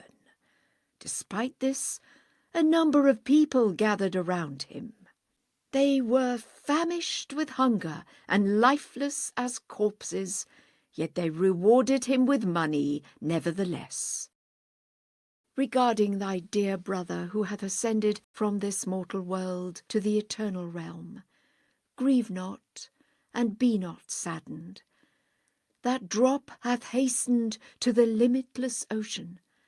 That homeless bird hath winged its flight unto the sheltering nest of the concourse on high. Thou shalt find him in the assemblage of splendours in the kingdom of mysteries. As to thy dream, in which thy brother appeared to thee finely dressed, know that one's attire is one's adorning, which is the bestowal of the All-Merciful.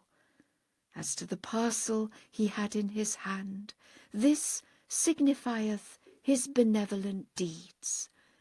The purpose of his intent gaze was to make thee understand his message, which is, behold the bounty with which I have been favoured. Praise be to God, for I am safe and well. I am attired in the garment of piety, and carry the parcel of my deeds in my hand. I am alive, not dead. Take heed. I am immortal, not ephemeral. Take heed. The glory of glories rest upon thee. 59. He is God. O thou seeker after truth!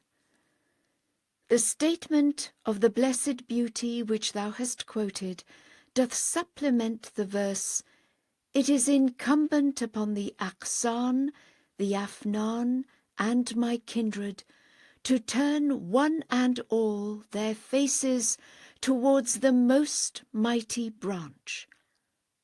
Consider that which we have revealed in our most holy book. When the ocean of my presence hath ebbed, and the book of my revelation is ended, turn your faces towards him whom God hath purposed, who hath branched from this ancient root." The object of this sacred verse is none other than the most mighty branch, Abdul-Bahá. Thus have we graciously revealed unto you our potent will, and I am verily the gracious, the all-bountiful. Should one, without mentioning the first part of this verse, transcribe only the second, an uninformed person would fall prey to doubt and misgiving. Being regarded as a branch, according to the explicit statement of the Blessed Beauty, is conditional upon turning towards and obeying the center of the covenant and the point of the testament. Should, however, a branch turn away, he shall grievously fall. As clearly stated with reference to Mirza Muhammad Ali, should he for a moment pass out from under the shadow of the cause, he shall become a fallen creature. This explicit text, mentioning him by name and title, is from the ancient beauty, and Mirza Muhammad Ali himself doth accept and acknowledge its veracity. What deviation can be more severe than breaking the covenant? Yea, to be regarded as a branch is a divine bestowal, but one that is conditioned upon steadfastness in the covenant. Violation of the covenant would cause the branch to fall. For this reason it hath been said in the 15th chapter of the Gospel of John, I am the true vine, and my Father is the husbandman. Every branch in me that beareth not fruit, he taketh away, and every branch that beareth fruit, he purgeth it, that it may bring forth more fruit. And further it is stated, I am the vine, ye are the branches. He that abideth in me, and I in him, the same bringeth forth much fruit. For without me ye can do nothing. If a man abide not in me, he is cast forth as a branch, and is withered, and men gather them, and cast them into the fire, and they are burned. Likewise, in the 8th chapter of the Gospel of John, it is recorded, They answered him, We be Abraham's seed, and were never in bondage to any man.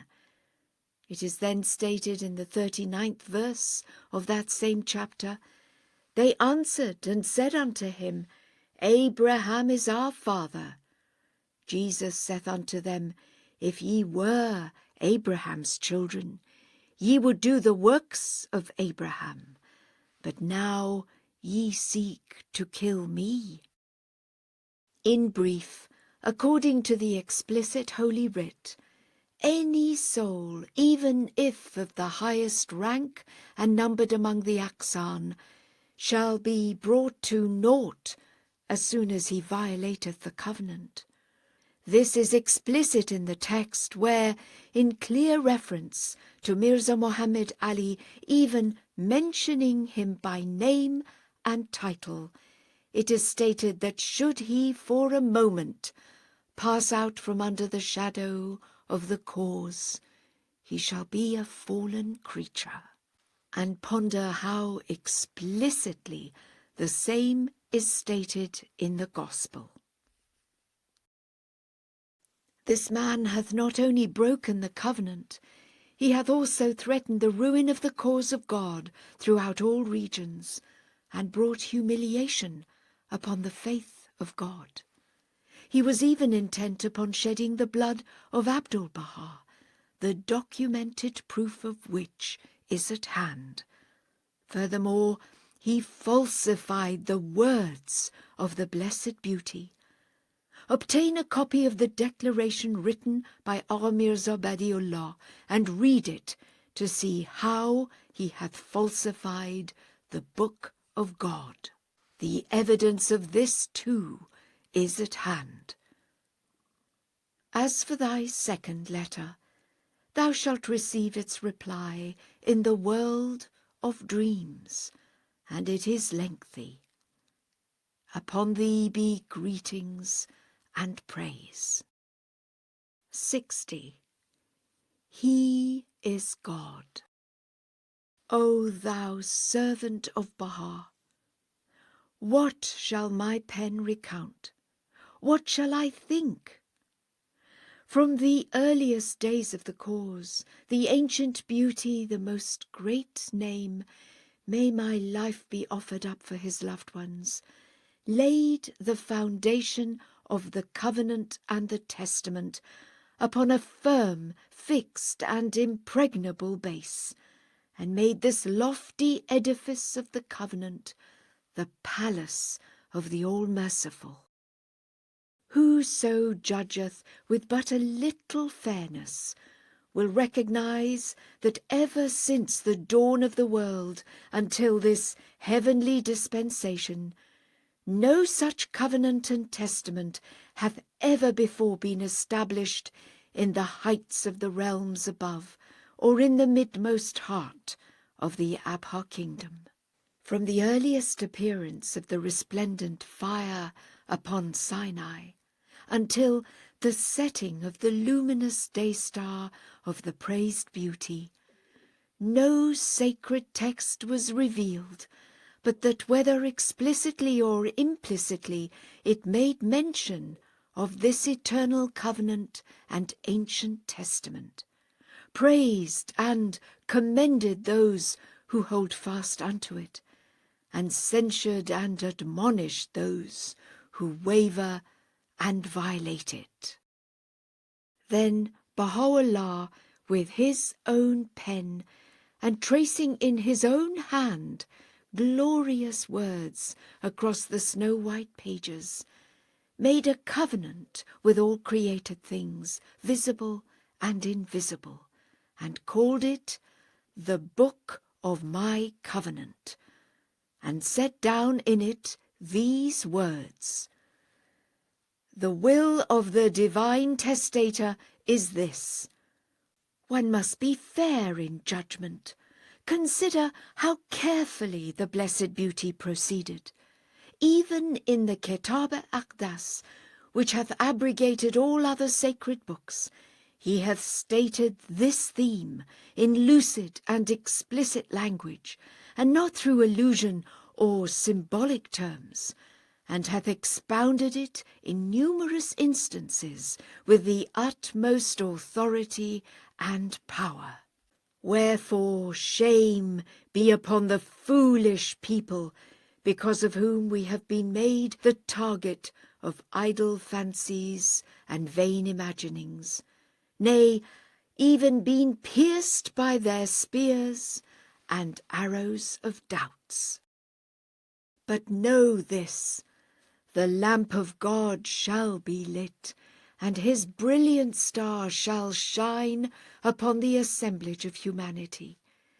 His ocean shall surge, and the leviathan of the heavenly sea shall roar. The songbird of the rose garden of Bahá shall warble with blissful rapture, and the nightingale of the bower of the Lord shall chant its eternal song. Thereupon shall the hearing ear, attuned to the song of the nightingale, hearken to the divine call, proclaiming, "Sanctified be the Lord. This is the songster of my paradise. This is the nightingale of my rose garden. This is the candle of my worlds. The glory of God rest upon thee." 61. He is God. O thou who art steadfast in the covenant. Thy letter was received and its contents noted. Speak in accordance with the instructions written herein, and utter not even one word more. Abraham, on him be peace, made a covenant concerning Moses, and gave the glad tidings of his coming. Moses made a covenant concerning the promised Christ, and announced the good news of his advent to the world. Christ made a covenant concerning the Paraclete, and gave the tidings of his coming. The prophet Mohammed made a covenant concerning the Bab, and the Bab was the one promised by Muhammad, for Muhammad gave the tidings of his coming. The Bab made a covenant concerning the blessed beauty, Bahá'u'lláh, and gave the glad tidings of his coming, for the blessed beauty was the one promised by the Bab. Bahá'u'lláh made a covenant concerning a promised one who will become manifest after 1,000 or thousands of years. That manifestation is Baha'u'llah's promised one, and will appear after 1,000 or thousands of years. He, moreover, with his supreme pen, entered into a great covenant and testament with all the Bahá'ís, whereby they were all commanded to follow the centre of the covenant after his ascension, and depart not even to a hair's breadth from obeying him. In the most holy book there are 2 instances in which he hath explicitly issued a binding command, and appointed in clear and unequivocal language the interpreter of his word. In all his heavenly tablets, especially in the tablet of the branch, the entire substance of which referreth to the servitude of Abdul-Bahá, that is, the servant of Bahá, the supreme pen hath revealed all that is needed. And since Abdul-Bahá is the interpreter of his word, he saith that this tablet of the branch, that is, Abdul-Bahá, referreth to the servitude of Abdul-Bahá, and naught else. In brief, among the characteristics of this dispensation, which were not present in previous dispensations, one is this: Baha'u'lláh hath left no room for discord. For in his own blessed day, and by his supreme pen, he established a covenant and testament, appointed the centre towards whom all must turn, explicitly specified the interpreter of his word, and closed the doors to false interpretations.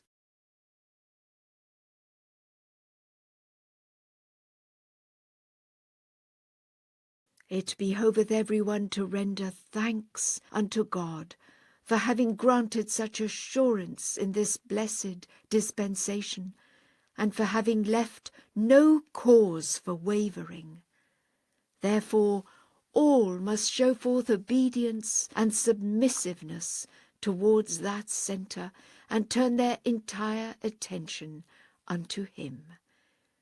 As to thy speech, it must be confined to this, and in no wise exceed it, so that it may foster harmony and ward off discord. The glory of glories rest upon thee. 62. He is the all-glorious. O thou who art enraptured by the sweet savours of God, make haste towards the forgiveness and mercy of thy Lord. Press on unto the wellspring of grace and compassion.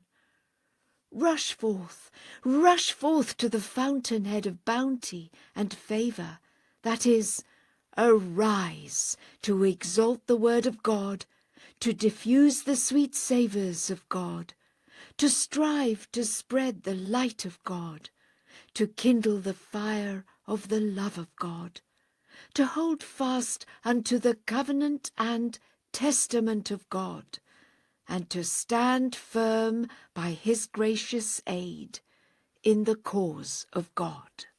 It behoveth one such as thee to be even as a banner raised above all other banners, which waveth in the breezes of holiness, wafting from the meads of the loving kindness of thine ancient Lord, and is set astir by the sweet-smelling fragrances that are shed abroad from the Abha kingdom. Glorified be my Lord, the Most High. Thy letter, which testified to the firmness and constancy of the friends of God in the covenant and the testament, was perused and read out.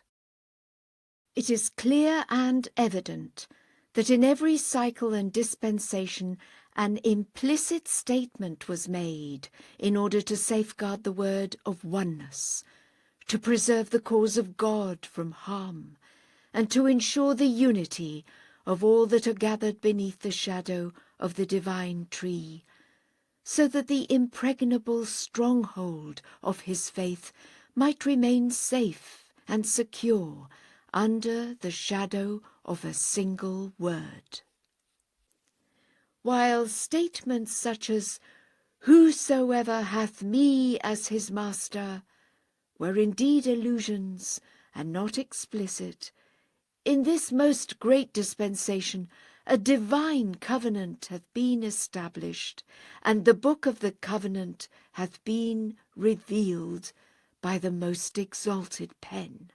Mention hath been made of this ancient covenant and mighty testament in all the sacred tablets and scriptures, so that the word of oneness might be revealed and made manifest in all degrees and stations in the form of singleness. The light of divine unity might illumine the east and the west of the world of being, and all the peoples of the earth might gather round the same wellspring and be unified upon the same path. And since thou art well informed of the mysteries enshrined in the cause of God, thou must be vigilant at all times, lest the tempests of trials overtake feeble souls from any side, or the debilitating influence of vain interpretations and doubts cause the believers to waver. The glory of God rest upon thee. 63. He is God. O my God, verily thou hast created the universe and fashioned the human soul. Thou hast brought forth the entire creation and hast raised up all beings by the influence of thine all-penetrating might. The sun of the world of existence rose with manifest splendour above the horizon of the all-praised. Ages passed and cycles rolled away, until the heaven of knowledge was again raised up, and the earth of certitude was outstretched unto all. The ocean of bounty surged, and the luminary of the world shone resplendent. The stars of the world of creation gleamed brightly, the breeze of the All-Merciful wafted, and the full and brimming clouds of thy grace and generosity rained down. Holy realities, recipients of grace and light from the day-star of truth, were raised up.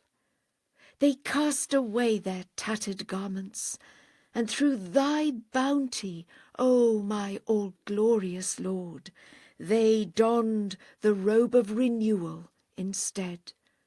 For thou didst single them out to shed the splendours of thy light, to set forth thy commandments, to unveil thy mysteries, to spread abroad thy signs, to exalt thy word, to partake of thine ocean, and to draw light from the fire of thy oneness.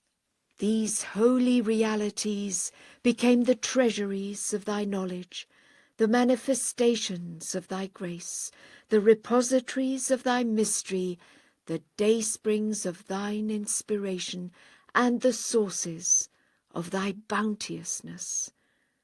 Thereupon did the tyranny of every envious one, the wrath of every contumacious one, and the bitter spite of every ungrateful one wax ever more severe against them. They all rose against thy loved ones, whose only crime was detachment from all else except thee, whose only misdeed was submission unto thy cause, and whose only fault was steadfastness in thy covenant. And this, verily, is what doth gladden the hearts of the faithful, and devour the souls of the wicked. Verily, that which is light for the sincere ones is a raging fire for the adversaries of God. Thou hast, O my Lord, fashioned immutable realities in the world of existence, and created beings of diverse natures. Thou hast desired naught for that noble species, the reality of the human soul, save that it should attain unto the most exalted station, perceive the signs, discover the testimonies, hoist the ensigns of thy remembrance before all creation, lift up its voice and proclaim thy name in the world of being, and diffuse the sweet savours of thy holiness in this nether world. All this so that its innermost being might mirror forth and reflect the image of the concourse on high. Yet, alas, souls remained heedless, and deprived themselves of the greatest bounty which thou didst ordain in thy realm. They bartered away the Joseph of thy remembrance for the most paltry of prices, and stained his garment with the blood of vain imaginings. They repudiated thy covenant, cavilled at thy beauty, violated thine honour, debased thy word, denied thy wisdom, and hurled their calumnies upon thy countenance, all the while thinking themselves to be of them that are guided aright. I implore thee, O Lord my God, by thy mercy, which is the source of all created things and the fountainhead of the entire universe, to lift the veils and bestow thine abundant favours. Root out every trace of disloyalty, graciously aid all to be faithful, and grant that they may taste the sweetness of love and devotion, so that none may remain save those who bow down in adoration before thee, and that darkness may vanish and pass away in every land. Thou art verily the Helper, the Almighty, the All-Glorious, the All-Bountiful. O loved ones of God, the lamp of the covenant is the light of the world, and its reality the gift of splendour. The star of the testament is a shining moon, and the words traced by the pen of the Most High, a limitless ocean. The Lord, the All-Glorified, hath beneath the shade of the tree of Anisa, tree of life, made a new covenant, and established a great testament. He hath summoned every one to the loving embrace of his beauty, and denounced unto all the revelation of his manifest verses. He hath subverted the foundations of discord, and raised the edifice of divine favour. He hath kindled the light of guidance, and through the grace of the Abha kingdom turned the world into a garden of delights. He hath made manifest the eternal covenant, and hath appeared cup in hand at the banquet of revelation. He hath raised a mighty call, and enabled every mindful soul to hear the celestial strains of the covenant, so that the malicious might not breach the impregnable stronghold of the cause, or the ignorant taint its soft-flowing waters with the mire of idle fancies. He hath raised his summons in the midmost heart of the world, and lifted the shrill voice of the most sublime pen. In the east and the west all ears have hearkened to the sweet accents of the Holy Spirit, and discovered the purport of the covenant and testament. Notwithstanding such clear, comprehensive, and explicit statements, certain individuals have begun to utter their own interpretations, and have misconstrued the meanings after their own selfish passions and desires. They have defiled those perspicuous truths with vain and feeble imaginings, and made his explicit command subject to unseemly conditions. What ignorance is this, and what folly! What waywardness, and what foolishness! They shut their eyes to the manifest light, and cling to the creeping things of the earth. They seek not the morn of guidance, but abide in the darkness of faithlessness. They read not the clear and conclusive verses, but spread feeble and vain interpretations. Leave them to entertain themselves with their cavillings, and abandon them to wander distraught in their drunken stupor. They tell lies and falsehoods, tread the path of error, and see not that they are indeed drowning in the ocean of vain imaginings, and they shall soon know what lot awaiteth them. O ye loved ones of God, consider, hath such a covenant been established in any previous dispensation, age, period, or century? Hath such a testament, set down by the pen of the Most High, ever been witnessed? No, by God! How will these people answer the Almighty Lord in the unseen realm? How would they reply if the Abha beloved should say, O deprived ones, did ye not hear the call of the testament? Did ye not see the clear words of the book of the covenant? Did ye not understand its explicit text? How then could ye deviate and cavil? Was the designated interpreter not explicitly appointed in the book? Was the centre of the covenant not plainly visible? Even if ye could not keep faith, why such treachery? Even if ye could not acknowledge him, why such haughtiness? Even if ye could not bear him allegiance, why such injury? Ye stabbed him with swords and daggers, and aided every wicked doer. Ye hurled darts and arrows, and aimed spears and lances at him. No harm remained that ye did not inflict upon him, no slander that ye did not direct towards him, and no false tale that ye did not make the pivot of your complaints. Ye claimed light to be darkness, and regarded guidance as error.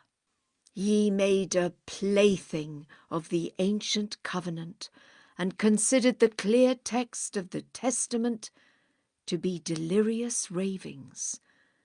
The robe of the Joseph of the all-glorious and unseen kingdom is dyed with blood, the raiment of the ancient beauty stained crimson. O beloved of the Lord, plaintive cries are raised in the concourse on high, and ceaseless moans and lamentations are the companions of the denizens of the Abha kingdom. All the peoples of the world are launching their assaults. All its nations and kindreds are hostile and contending. And in the midst of this field of tribulations standeth Abdul-Bahá, the target of every dart of tyranny.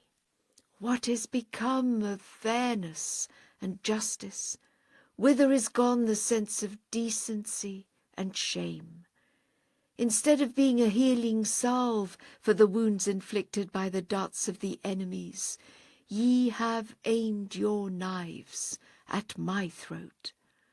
Instead of shielding me from the shafts of tyranny hurled by the nations of the world, ye have at every moment stabbed me and dealt a heavy blow upon my feeble body. Wretched is that which your hands have wrought. Woe betide you for having forsaken unity, chosen discord, broken the covenant, and caused adversities to wax ever more severe. Verily will ye be driven to your Lord. Briefly then, O ye that stand fast in the covenant, render praise and thanksgiving to the Lord, that ye abide beneath the canopy of the covenant, and are sheltered within the stronghold of the care and protection of the Daystar of the world. The day is approaching when ye shall witness the violators of the covenant retreating to the holes of disbelief and doubt, and creeping worm-like for shelter in the uttermost depths of the earth. On that day will the faithful rejoice. Furthermore, as His Majesty, the righteous King, is just and generous, and a helper of all kindreds and tribes, and as the Prime Minister promoteth the progress of the nation, and is a sincere and trustworthy well-wisher of the throne, it is therefore our bounden duty to arise with sincerity and goodwill to fulfill that which is required, to show gratitude for such a gift. Perchance that noble country may be illumined, and that land may become the focal centre of the bestowals of the merciful Lord. 64. He is God. O friend, it is a long time since any news hath been received from thee. Although earlier a letter arrived in which thou hadst asked a question, Abdul-Bahá hath been so deeply immersed in a sea of correspondence from every side that even if 5 scribes were at hand, the work could not be managed. All communication hath been severed for the past 4 or 5 years, and there hath thus been a slight wavering among some of the friends, some lapse in the diffusion of the divine fragrances, and certain idle thoughts in the minds of some. Therefore, continual communication must now be maintained with every region for some time to make amends for the past interruption.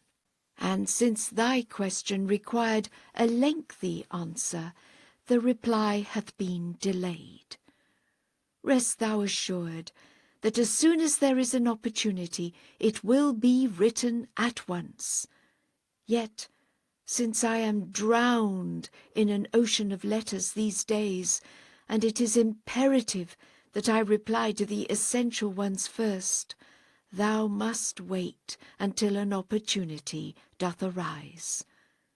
Thou art very dear to me, and I wish to respond to thy request. Thou must be exceedingly alert and shield the souls from veiled suggestions and secret whisperings. Enable them to be steadfast in the covenant according to the explicit divine text, which is a conclusive evidence of the truth, so that Bahá'í unity may be preserved. Otherwise, a new sect would emerge each day. Utter division would result, and the cause of God would be destroyed, nay, exterminated. Were there any other power that could safeguard Bahá'í unity, I would have summoned everyone unto it. But ponder and reflect. Is it possible for the unity of the faith to be protected by any other power than that of the covenant? This is why I admonish everyone to cleave unto the covenant, purely to safeguard Bahá'í unity. Were one to consider the events of the previous cycles, the attempts to break the covenant in this dispensation are of no importance whatsoever. Some time after Christ, Arius, the Patriarch of Alexandria, founded a new sect. He was an orator, articulate of speech, and a very audacious and powerful person, who succeeded in bringing 1.5 million people under his influence. He even secured the allegiance of the Emperor Constantine. But since he deviated from the covenant of Christ, at the end he faded away and perished. This covenant was based on the words addressed to Peter, "Thou art Peter, and upon this rock I will build my church." And though these words attributed to Christ are based only on the report of some of his disciples, nevertheless Christian unity was preserved for 800 years through this implicit covenant. Now there existeth an explicit covenant. It is not a mere verbal report. It hath been revealed by the supreme pen, who openly addresseth the covenant breakers at its outset. He hath called it the Book of the Covenant, a title written by his own pen at the head of the tablet. Then of what significance are the behaviour and conduct, the insinuations and whisperings, the interpretation and corruption of the text by those who sow the seeds of doubt? At most it is this: they have only deprived themselves, and will continue to do so, and will fall into the darksome pit of losing both this world and the world to come.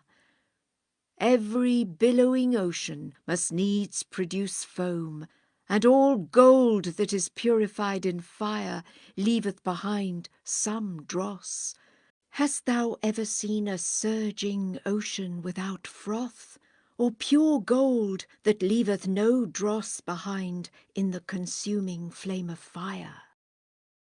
The Quran hath explicitly stated this. He saith, and verily he speaketh the truth, "We have sent down the rain from heaven, then flow the torrents in their due measure, and the flood beareth along a swelling foam, and from the metals, that is to say, pure gold, that is molten in the fire, a like froth ariseth. As to the foam, it is quickly gone. And as to what is useful to man, it remaineth on the earth." Consider how explicitly this hath been stated. The ocean of the covenant shall eternally endure, and this is that which profiteth mankind. With but a single wave of it, this foam shall pass away like dross, leaving no trace behind. leave them to entertain themselves with their cavillings. The Lord be praised that thou art my cherished beloved, my uniquely true and loyal friend. Thou must shield the covenant and protect the souls lest they slip or waver. The glory of glories rest upon thee. Examine carefully the commentary on the verse, "In the name of God, the compassionate, the merciful." Some of the meanings that thou seekest are implicitly contained therein, and it was praised by the Supreme Pen during his blessed days. Let then the masters of knowledge produce its like. 65. He is God. O ye beloved of God! How great is this dispensation, how bright the effulgence of this age, the age of the all-glorious Lord! All creation hath been set in motion, and the universe vibrateth with tidings of joy and ecstasy. The realities of all things are filled with blissful rapture, and every atom in existence is ecstatic with delight. Souls are attaining unto prosperity and advancement, and the friends are achieving success and progress. The light of revelation is shining bright, and its signs are shedding light on all regions. The whole earth resoundeth with the praises of the greatness of the ancient beauty, and the day-star of his majesty shineth resplendent. Every assemblage in the world is adorned with the mention of the most great name, and every gathering of the kindreds and peoples of the earth is cognizant of the tidings of the advent of the most wondrous luminary. The east is illumined by his light, and the west perfumed with his sweet savours. This dusty earth hath become a rose garden through the outpourings of his bounteous favour, and the vast and lofty heavens are filled with delight through the splendours of his Son. The realities of all things have been quickened and revived, and the essences of all beings enraptured and enthralled. Goodly trees are growing and flourishing on every side, yielding sweet and luscious fruits. The banner of the covenant is hoisted in every region, and the ocean of the testament is surging with such endless billows and raging tempests as to cause every limb to quake. In this most great dispensation, the ancient beauty, may my soul be offered up for his loved ones, hath vouchsafed unto all the believers a sure testimony, a surpassing mercy and abundant favour, an infallible proof and clear evidence. In the most holy book, which abrogateth all the books and scriptures of the past, and standeth amongst them all transcendent and supreme, he hath in clear, explicit, and unequivocal terms revealed the path and marked out the road to salvation. For 25 years did he nurture everyone and fed them from the breast of holiness.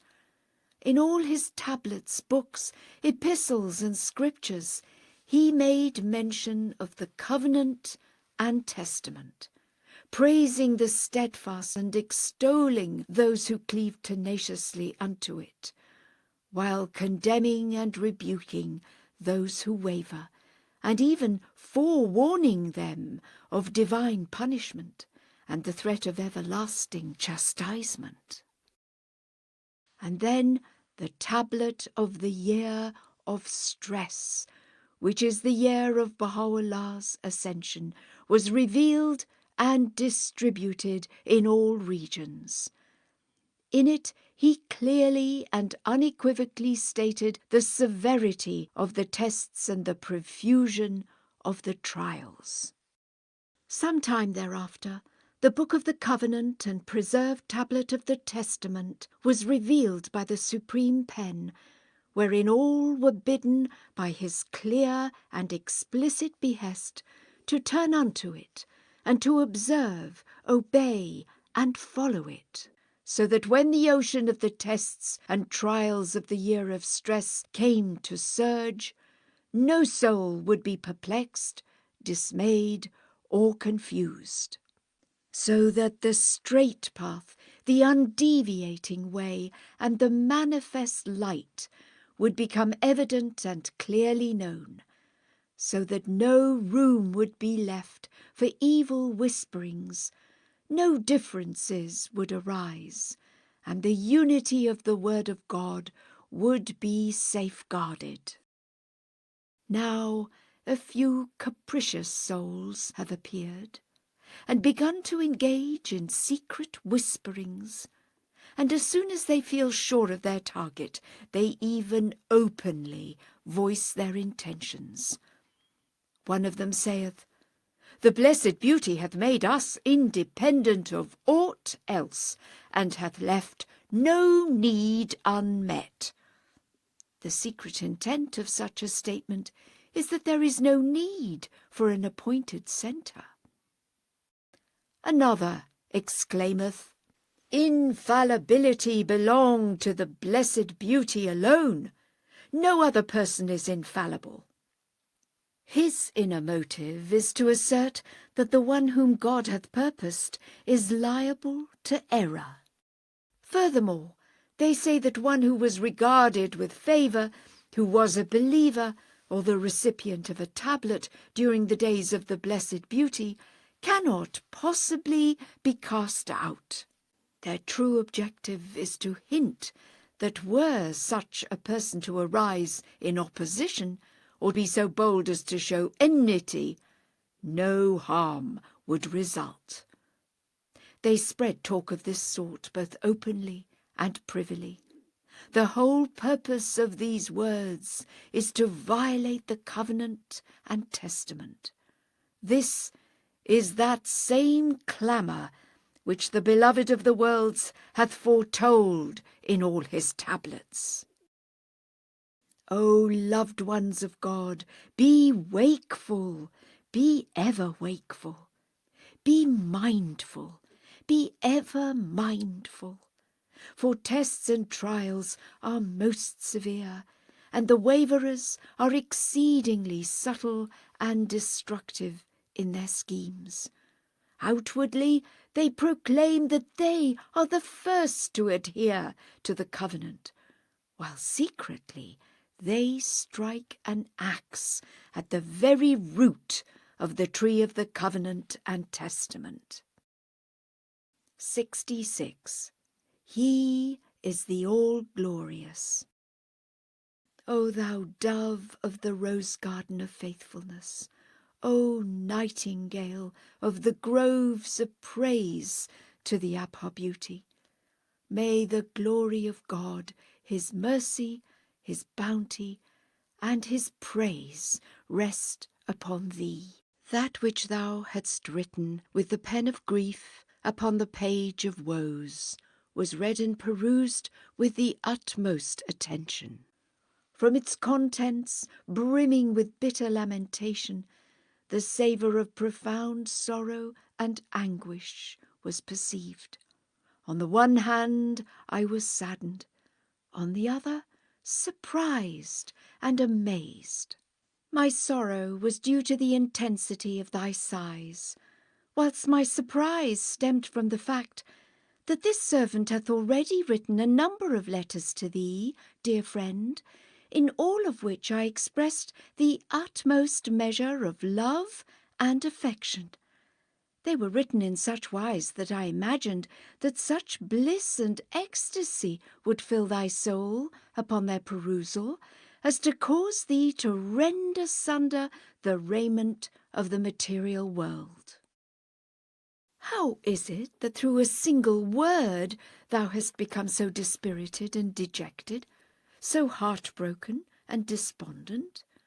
And yet in this day neither is praise the measure of honour, nor censure the sign of abasement and disgrace. Acceptance or denial, approval or rejection, all depend upon him whom God hath raised to serve his cause, and to exalt his word amidst humankind. Know thou that all matters pertaining to the cause revert to this servant. To none is given the right to reject or accept before hearing what this humble servant hath pronounced. Forget then all these matters, and with the utmost resolve, firmness, and steadfastness in the covenant of God, and with faithful adherence unto his testament, strive to exalt his word. Neither give ear to commendation and praise, nor be saddened or heartbroken by censure and humiliation. Arise amidst the peoples of the world, and wholly detached and sanctified from all save God, and stirred by his covenant and testament, strive to awaken the heedless. For in this day most people are unaware and oblivious of the power of God's covenant and testament. Although no explicit covenant was established in any previous age or dispensation, yet the followers of the Quran say that the apostle of God, may the life of the worlds be offered up for his sake, stated at Qadir Hum, whoever hath me as his master, hath Ali as his master. Likewise, the Christians say that the one who is the Spirit, may the soul of all existence be sacrificed for him, addressed Simon, known as Peter, with these words, "Thou art Peter, and upon this rock I will build my church." Now in this most great dispensation the covenant hath been conclusively established in clear terms and unmistakable language, leaving room for no interpretation whatever in the most holy book, a book that abrogateth all the sacred scriptures of the past, and whose laws have annulled whatever laws in other tablets that are not in conformity with it. Furthermore, in the book of the divine covenant and testament, revealed by the pen of glory and named the Book of the Covenant, Baha'u'lláh entered into a covenant with all created things. In all his tablets and prayers he hath made firm adherence to the divine covenant and testament to be the surest means of receiving heavenly bestowals, that all may apprehend the majesty and grandeur of that covenant and testament. Now some are conscious of the power of this covenant, and are firm and steadfast in the straight path, whilst others are not yet as aware of its significance as they should be. The sincere friends of the Blessed Beauty must strive to awaken the people. As this mighty, this impregnable stronghold shall remain inviolate and safe, let not thy heart grieve. All other matters are secondary, and can be easily resolved with a word or two. Rest thou assured and hopeful, and remain firm and steadfast. The glory of God rest upon thee, and upon the beloved of the Lord. Thou hast asked for permission to write of certain matters. Let thy sorrowful heart recount all that it desireth, for my ears are attuned to thee. 67. He is God. O thou seeker after truth, thy letter was received and thy purpose became known. Thou hast asked if this divine revelation is that same heavenly kingdom which Christ said was nigh. Then by what proof and testimony can this be demonstrated, and by what tidings can it be announced? There is no time for a detailed reply, so a brief account is provided. Know thou that the proofs of the truth of this new kingdom are the same as those of the kingdom of Christ.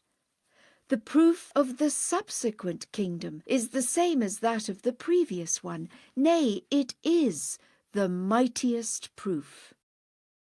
Proofs are of two kinds, those for the common people and those for the learned. The latter will not be convinced by the proofs for the former, who likewise will not be assured by the proofs for the latter. The common people seek miracles and marvels, while the learned regard these not as proof. These neither satisfy their search nor quench their thirst. Rather, they seek conclusive, rational proofs.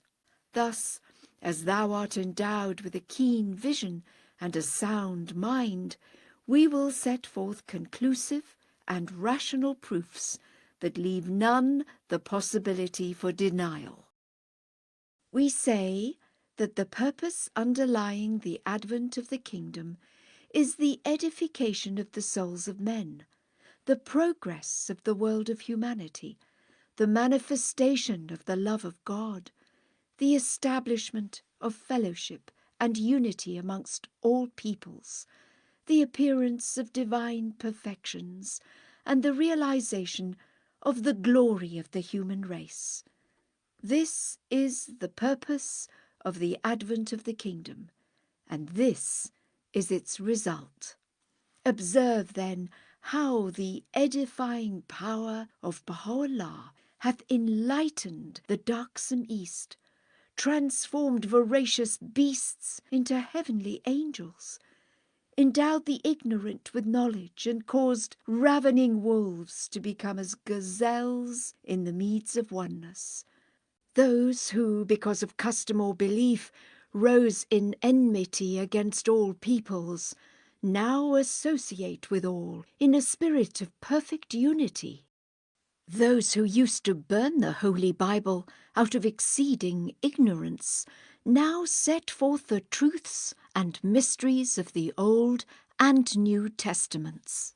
In a brief span of time, he so educated his followers that even in chains and stocks and under the threat of swords and blades, they would raise the cry of Ya Bahá'u'lláh and would offer sugar candy to their executioners, that they might strike the final blow with sweetened mouths.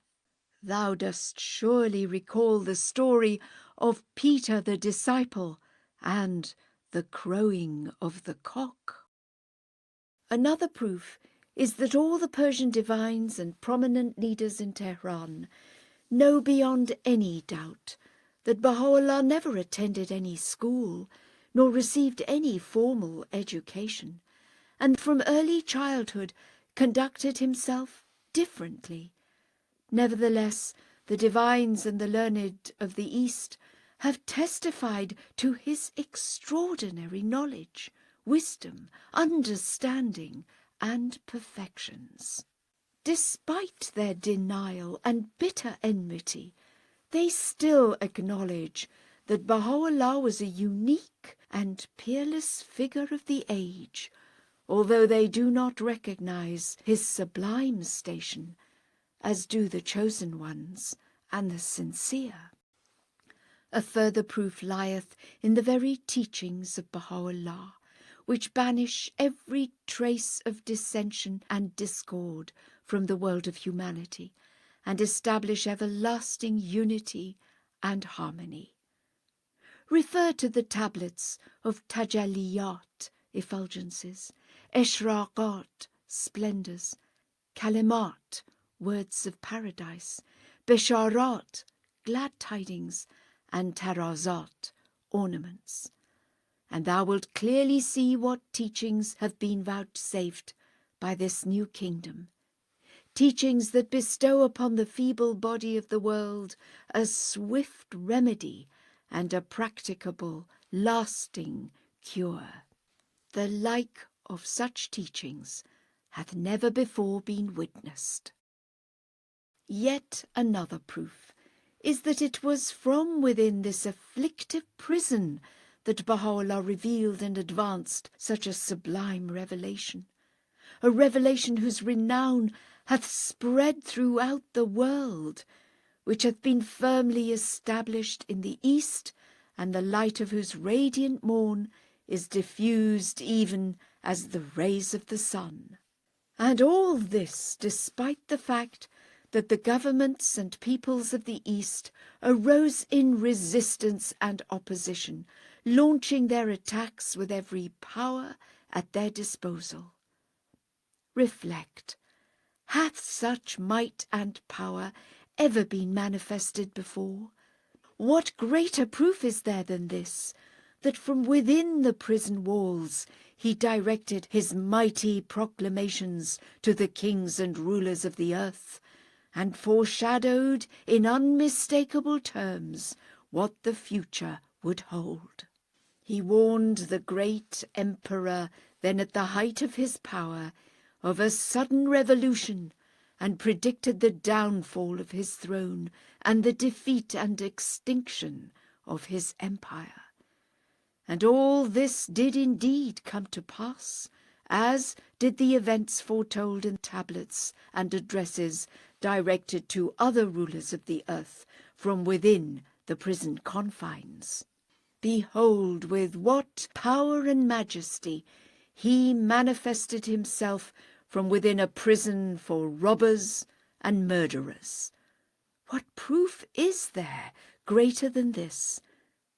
To conclude, the proofs and evidences are many, but I have no time to write further. And now concerning the proofs sought by the uninformed masses. These consist of miracles and marvels. To state the matter briefly, there are many accounts of such marvellous feats associated with Baha'u'lláh that are current amongst the people, and could fill numerous volumes were one to compile them. But since these do not constitute a conclusive proof for the contending denier, we will not relate miracles associated with Baha'u'lláh. For the contenders may also relate such accounts from the idols of their fancy, and base them on their own books and chronicles. We therefore present rational proofs, so that there shall remain no room for denial for any soul. The glory of glories rest upon thee. 68. O thou who art steadfast in the covenant, that which was written by thy musk-laden pen brought great joy to our hearts. It imparted the glad tidings of the cheer and exultation of the believers, and the joyful news of the spirit of fellowship among the friends. God be praised that each one hath become even as a fruitful tree in the divine orchard, and doth stand as a swaying cypress upon the river banks of love and knowledge. None had imagined that despite the intensity of tests, those souls would remain happy and beaming with joy. This can be attributed to naught but the great bounty of God in these days, that in the depths of sacrifice his loved ones stand firm and immovable, and are constant and steadfast in the covenant and testament.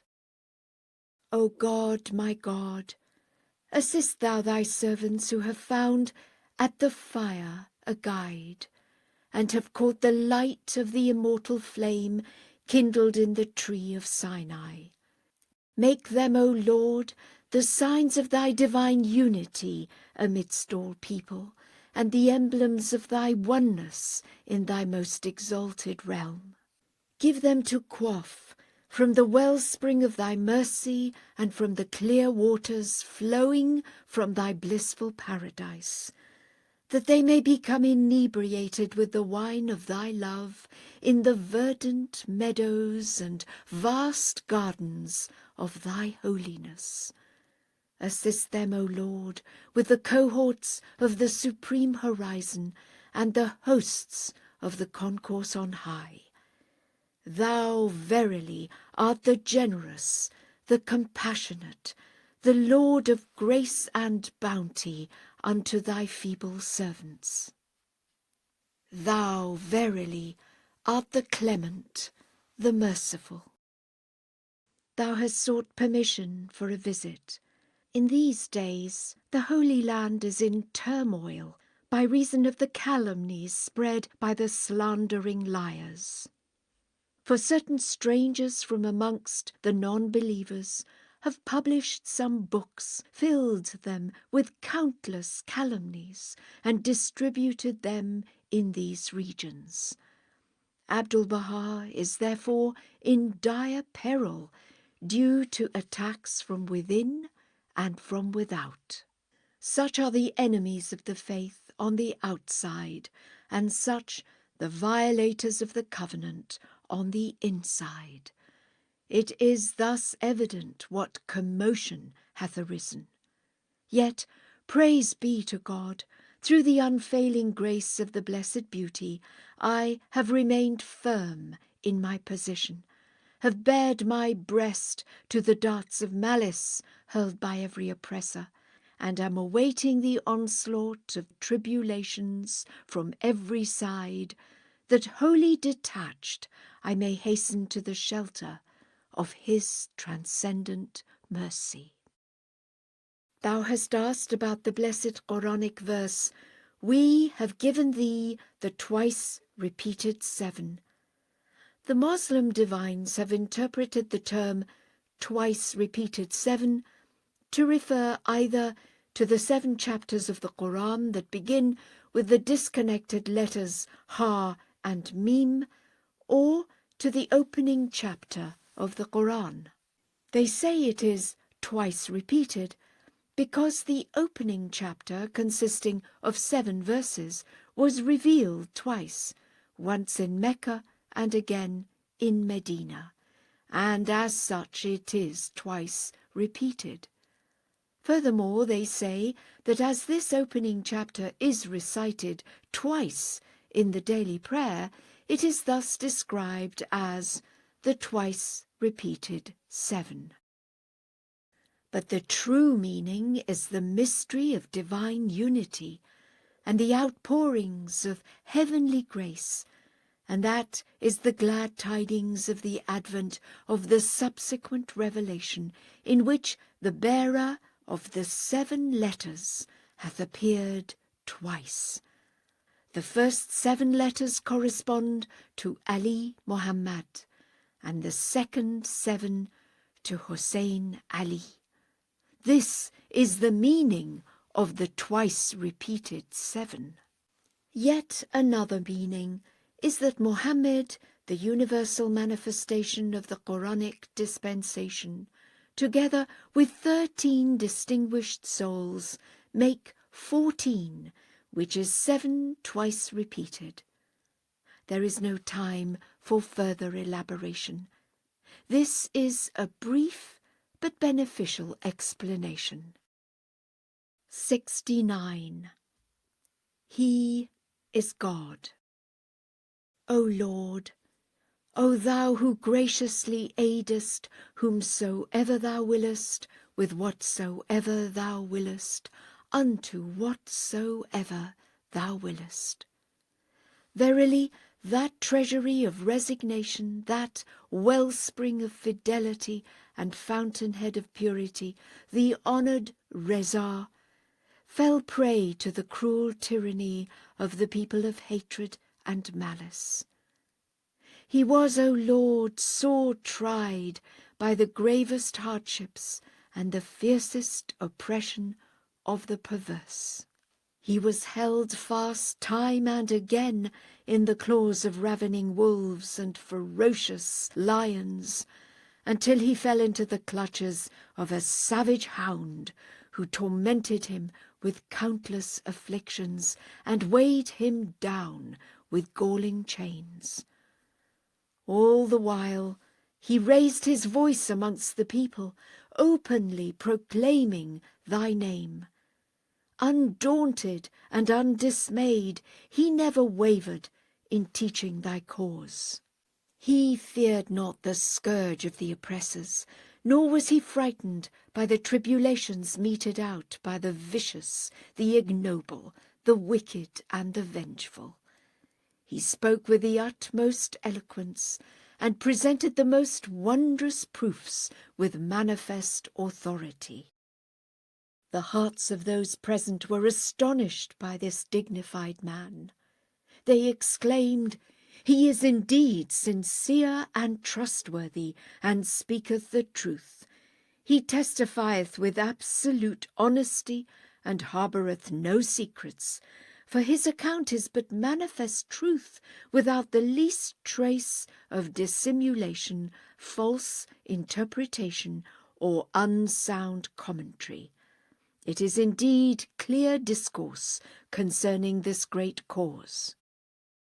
The oppressors were assured that there was no mischief, no wrongdoing or rebellion, and no secrets hidden and veiled from others, and yet they kept him confined to prison.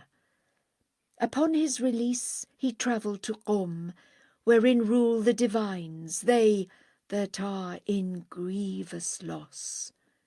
There once again he was thrown into a fortified prison, in whose depths he languished for a long time, until at last God delivered him through the just intervention of a noble-minded man.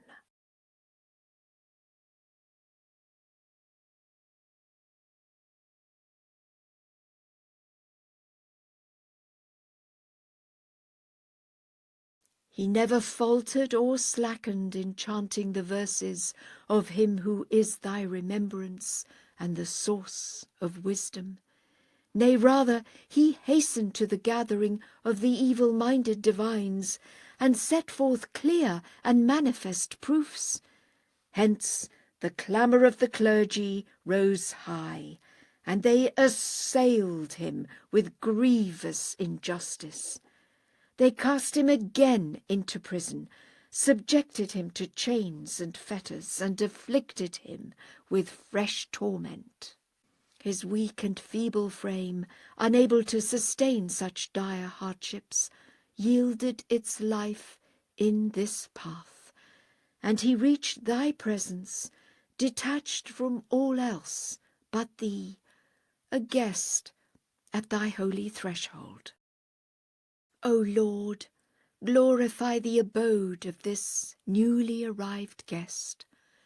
Grant him an exalted station within the precincts of thy transcendent mercy, in the presence of the glorious Companion.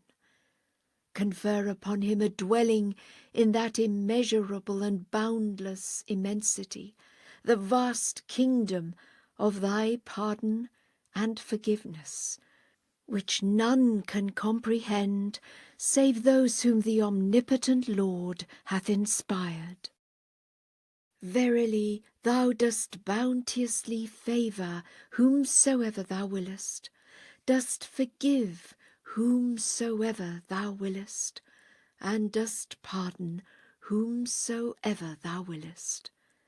There is no God but thee, the subtle, the tender, the ever-forgiving, the most compassionate.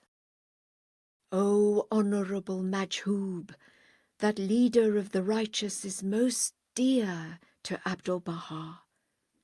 Whenever I find a moment, my thoughts turn again towards thee, and I engage in prayer and remembrance on thy behalf.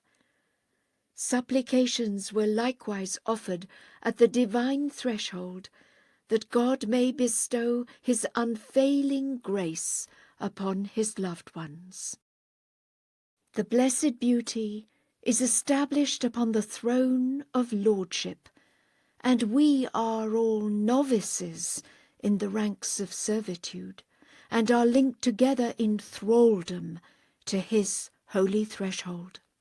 Nothing greater can be imagined for the friends than to join Abdul-Bahá in servitude to the sacred threshold.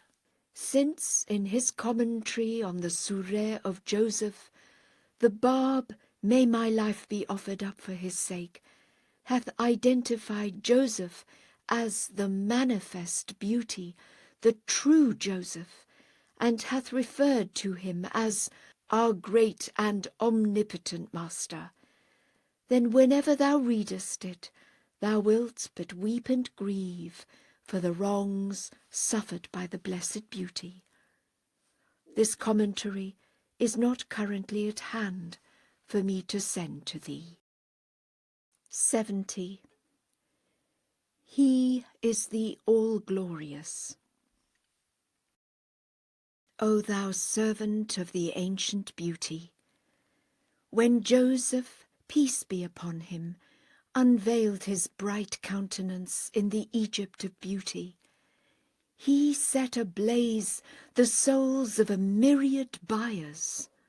Now the Joseph of the celestial Canaan, the ruler of the Egypt of the spirit, with a face radiant as the sun, and a beauty far above the praise and description of such as are endued with understanding, hath rent asunder the veils, and emerged resplendent in the midmost heart of the world.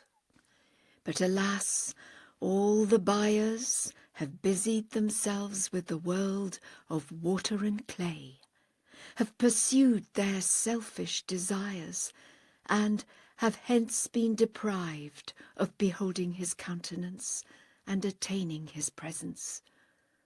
Render thou thanks unto God that thou hast been among the buyers who seek that divine beauty, and among those who are enamoured by the mystic beloved. The glory of God rest upon thee, and upon all those who have been enraptured by his beauty. 71.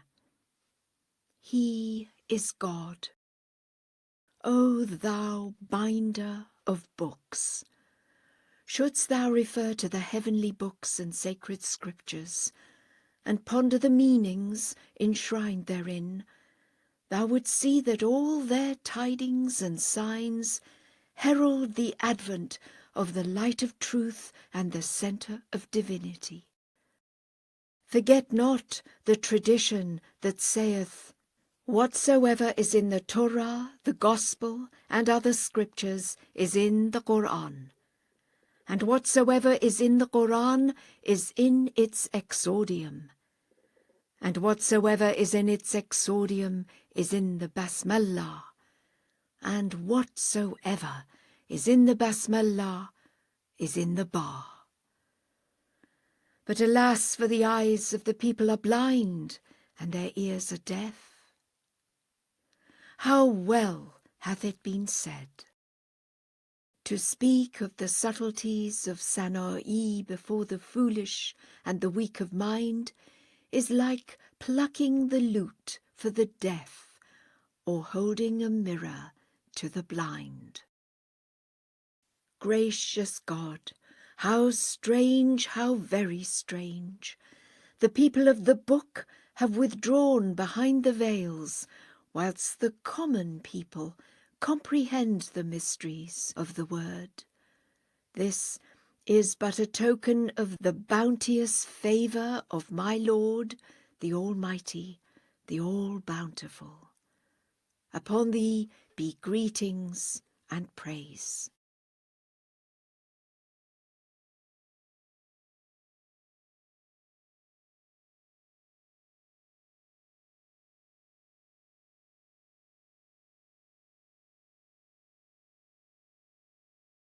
72.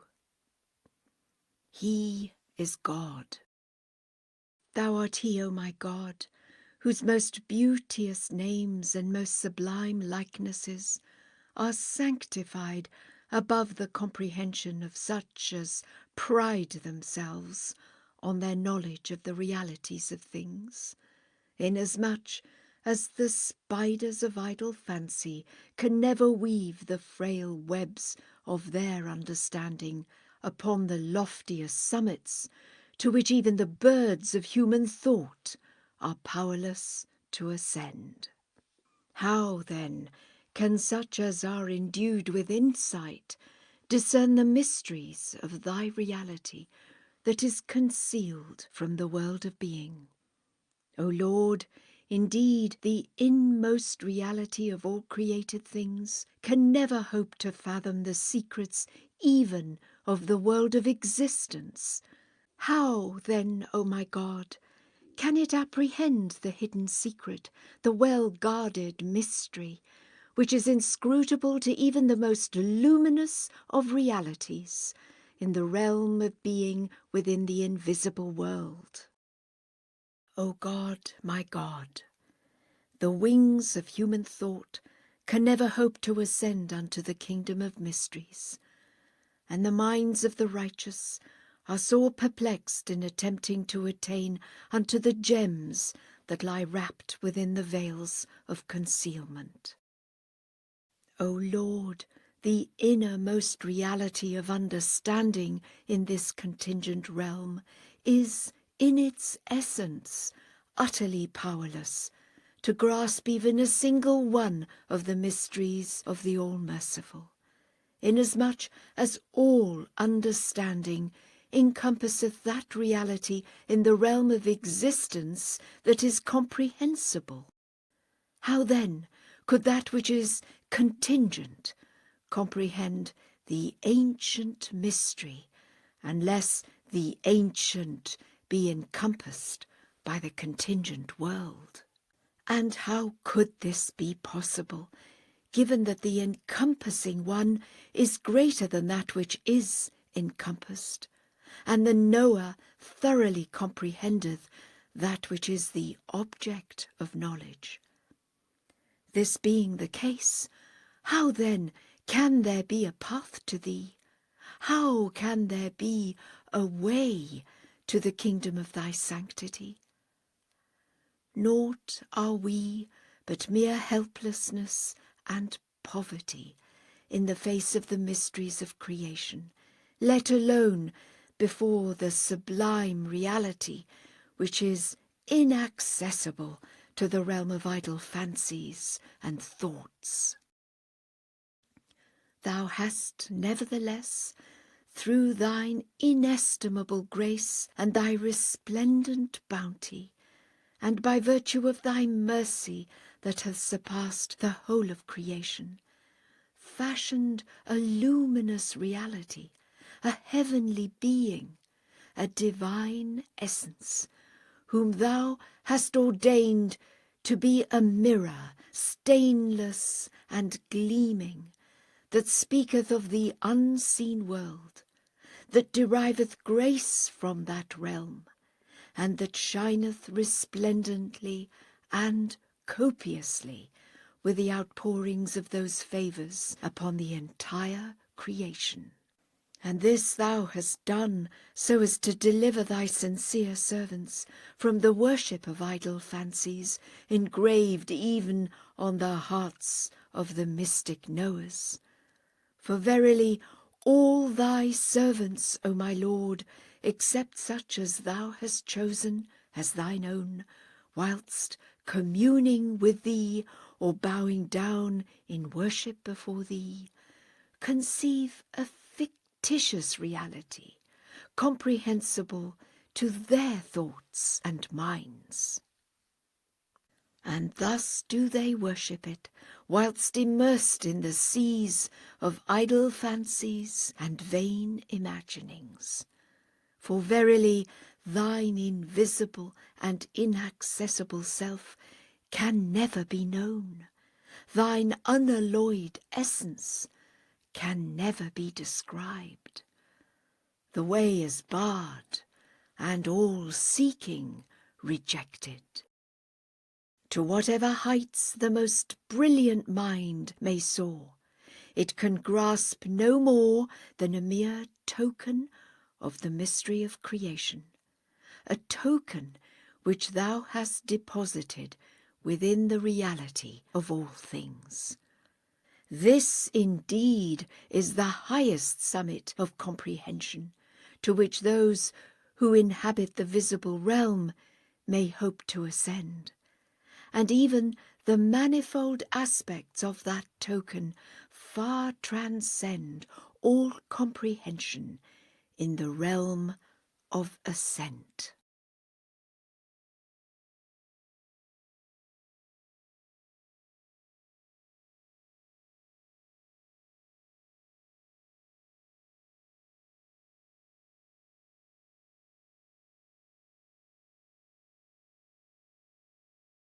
All praise be to thee, therefore, for having guided us to the focal centre of glory, the manifestation of beauty, the source of all light, the dawning place of signs, and the repository of thy revelation amongst the righteous.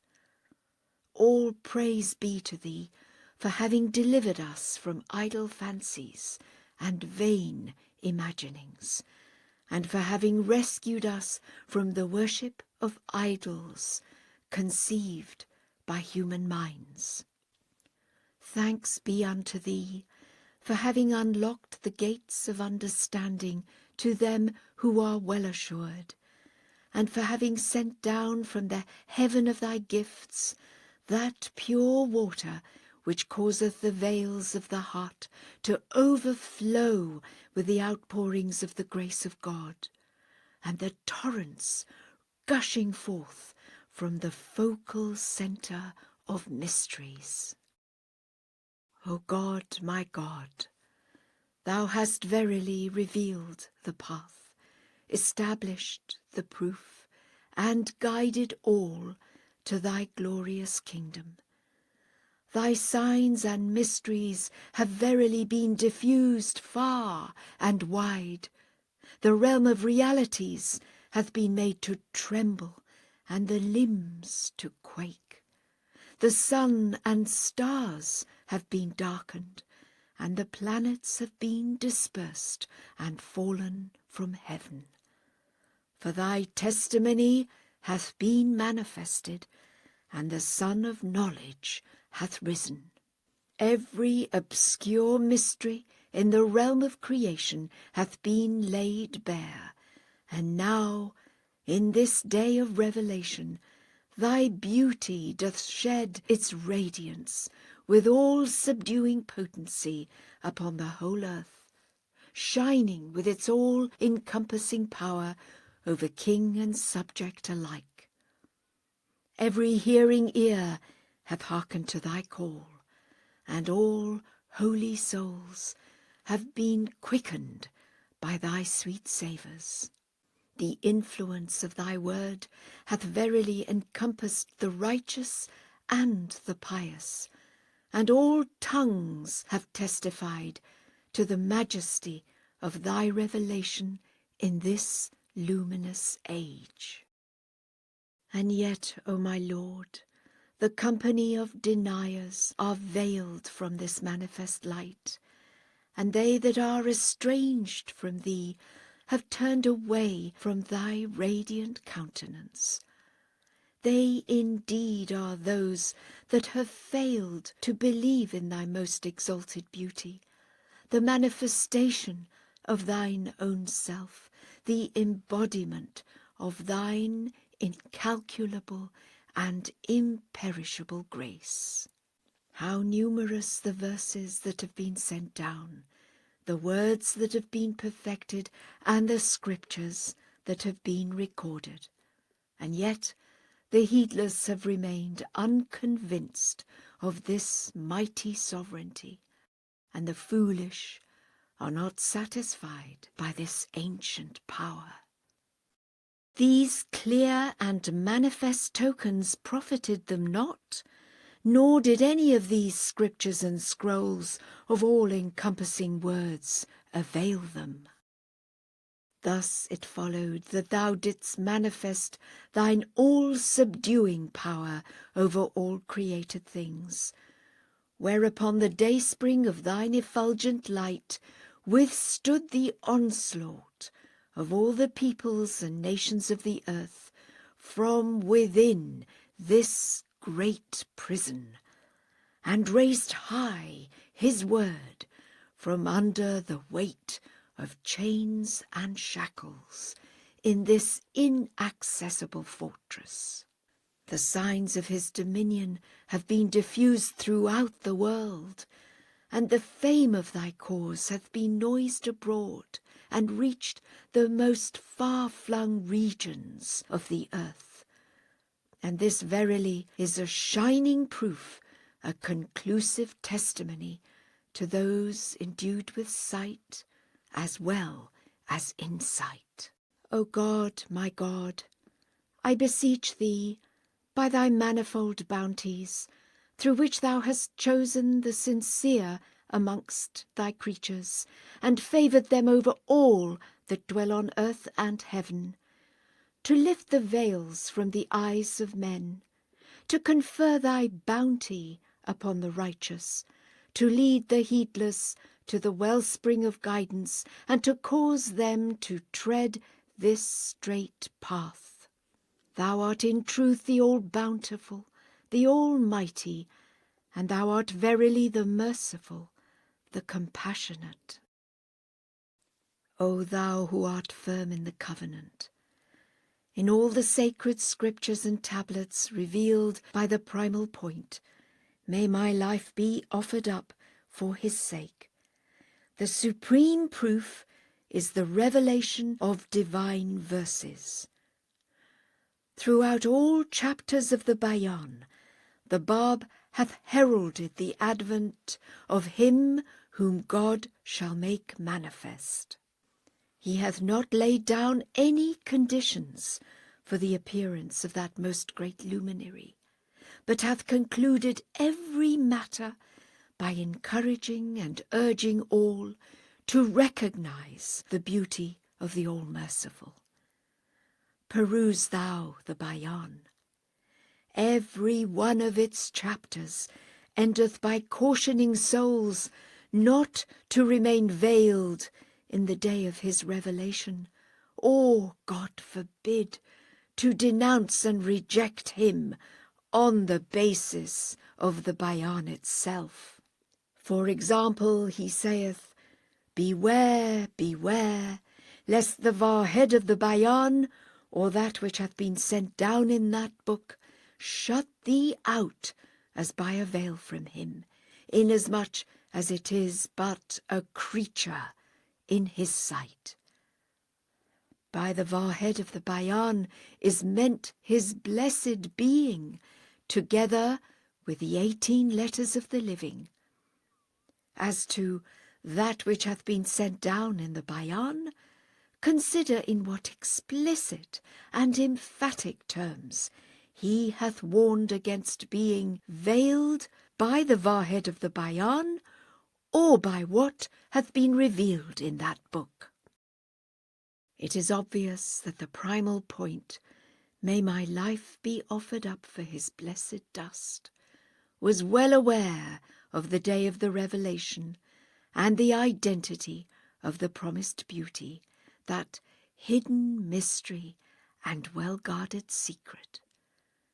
This explicit warning was for the sake of emphasis, lest any soul should protest that the rejection of this most great revelation by a certain person is reason for doubt and misgivings. And yet behold to what vain imaginings the people of the Bayan are clinging. They cry out, Where is the primary school of him whom God shall make manifest? Where are the kings of the Bayan? Where are its places of worship and its witnesses? However, by the same token, the followers of the Quran could also cry out and exclaim, "Where is the great catastrophe? Where is the most great resurrection? Where are the darkening of the sun, the cleaving of the moon, the scattering of the stars, the heaving of the earth, and the rending of the heavens? Where are the levelling of the mountains, the gathering together of the beasts, and the boiling of the seas? Where are the resurrection and the judgment, the bridge and the balance? Where are the chastising angels, and where is the day that is reckoned as 50,000 years in the sight of God? Where are heaven and hell?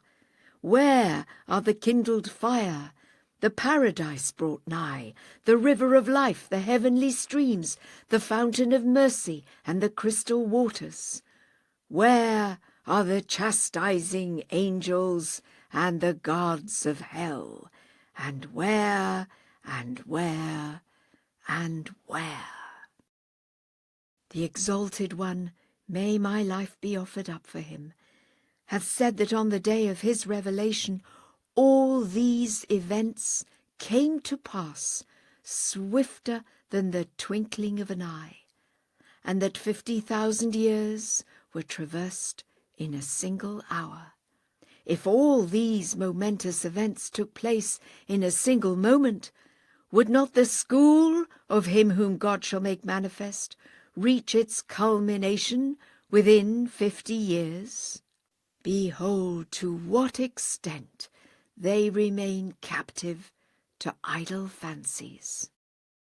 The statement, or that which hath been revealed in the Bayan, is indeed meant to caution the people of the Bayan, not to say, "Where are the kings of the Bayan, and where is the school of him whom God shall make manifest?" Great God!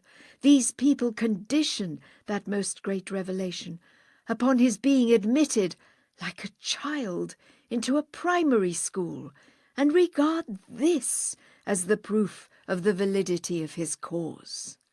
But what aileth these people, that they come not close to understanding what is said unto them? Gracious God, after the martyrdom of the Bab, may my soul be offered up for the dust, ennobled by his footsteps. In what way did that individual arise, and what actions did he undertake? What eloquence did he evince, and what wonders did he utter? All the loved ones of the Lord bear witness that after the martyrdom of the Bab this person vanished and went into hiding. He fled to the region of Nur, whence he scurried away in the coarse guise of a dervish to the regions of Mazandaran and Gilan, until he finally reached Kermanshah. When the Blessed Beauty was being exiled from Iran, despite the power of the king and the hatred and animosity of all its inhabitants, he arrived in Kermanshah in the utmost dignity. That individual did not have the courage to meet him at that time.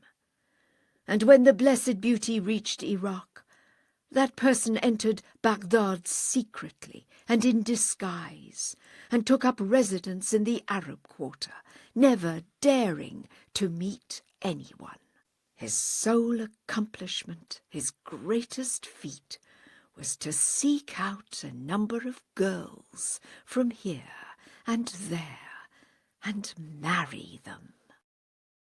From the earliest dawn of the cause until the day of his ascension, the Blessed Beauty openly and visibly, without any veil or concealment, withstood all the peoples, nations, and rulers of the world, and exalted the word of God.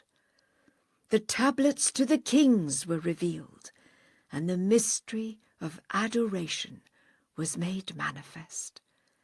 in clear and unmistakable language, subject to no interpretation whatsoever, he directed his stern and explicit summons to most of the sovereigns. All the things that flowed from his most exalted pen were fulfilled, one after the other. All that he foretold came to pass. His predictions were confirmed, and his warnings were proven true. Shall the darkness and the light be held equal? Nay, by thy Lord, the ever-forgiving. But the people entertain themselves with their vain cavillings. They see not, they hear not, neither do they understand. They call upon that beside God which can neither hurt them nor profit them. This same is the far-gone error. He calleth on him who would sooner hurt than profit him. Surely bad the Lord, and surely bad the vassal. The glory of glories rest upon thee. 73. He is God. O servant of the one true God. In cycles gone by, although the signs of God's power and the truth of his cause were clear and manifest, yet to outward seeming the divine tests were severe, and the ignorant found grounds for hesitation. For the Sun of Truth shone from behind subtle clouds, inasmuch as the advent of the Promised One was, according to the explicit and decisive terms of the holy text, subject to certain conditions. And as the common people, interpreting those texts according to their literal meanings, found them contrary to their own understanding, they remained veiled and deprived.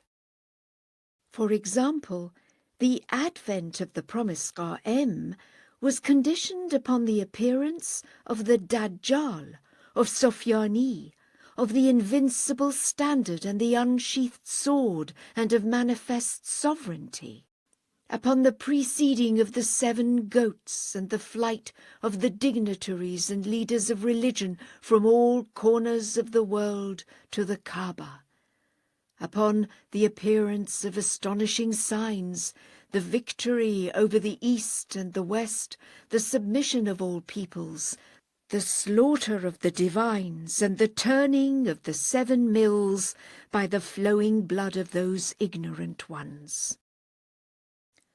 In the Gospel, too, the conditions for the advent of the Promised One are explicitly stated. They include the darkening of the sun, the eclipse of the moon, the falling of the stars, the quaking of the earth, the heaving of the mountains, the wailing and lamentation of the tribes of the earth, the coming down of the Promised One upon thick clouds, the descent of the hosts of angels, the blast of the trumpet, the call of the bugle, and the like. Thus, to outward seeming, they who failed to recognize him had an excuse. Likewise, the advent of the great resurrection was conditioned upon the quaking of the earth, the rising from the grave, the coming forth of the dead out of their sepulchres, the darkening of the sun, the cleaving of the moon, the scattering of the stars, the reduction of the mountains to dust, the assembling of the beasts, the rending of the heavens, the stretching forth of the straight path, the setting up of the balance, the ingathering of bodies, the blazing of the nethermost fire, the adornment of paradise, and the appearance of the maids and youths of heaven, the choice fruits, and the maids of heaven whom no man nor spirit hath touched before. By all this is meant that the resurrection was conditioned upon the appearance of all these signs.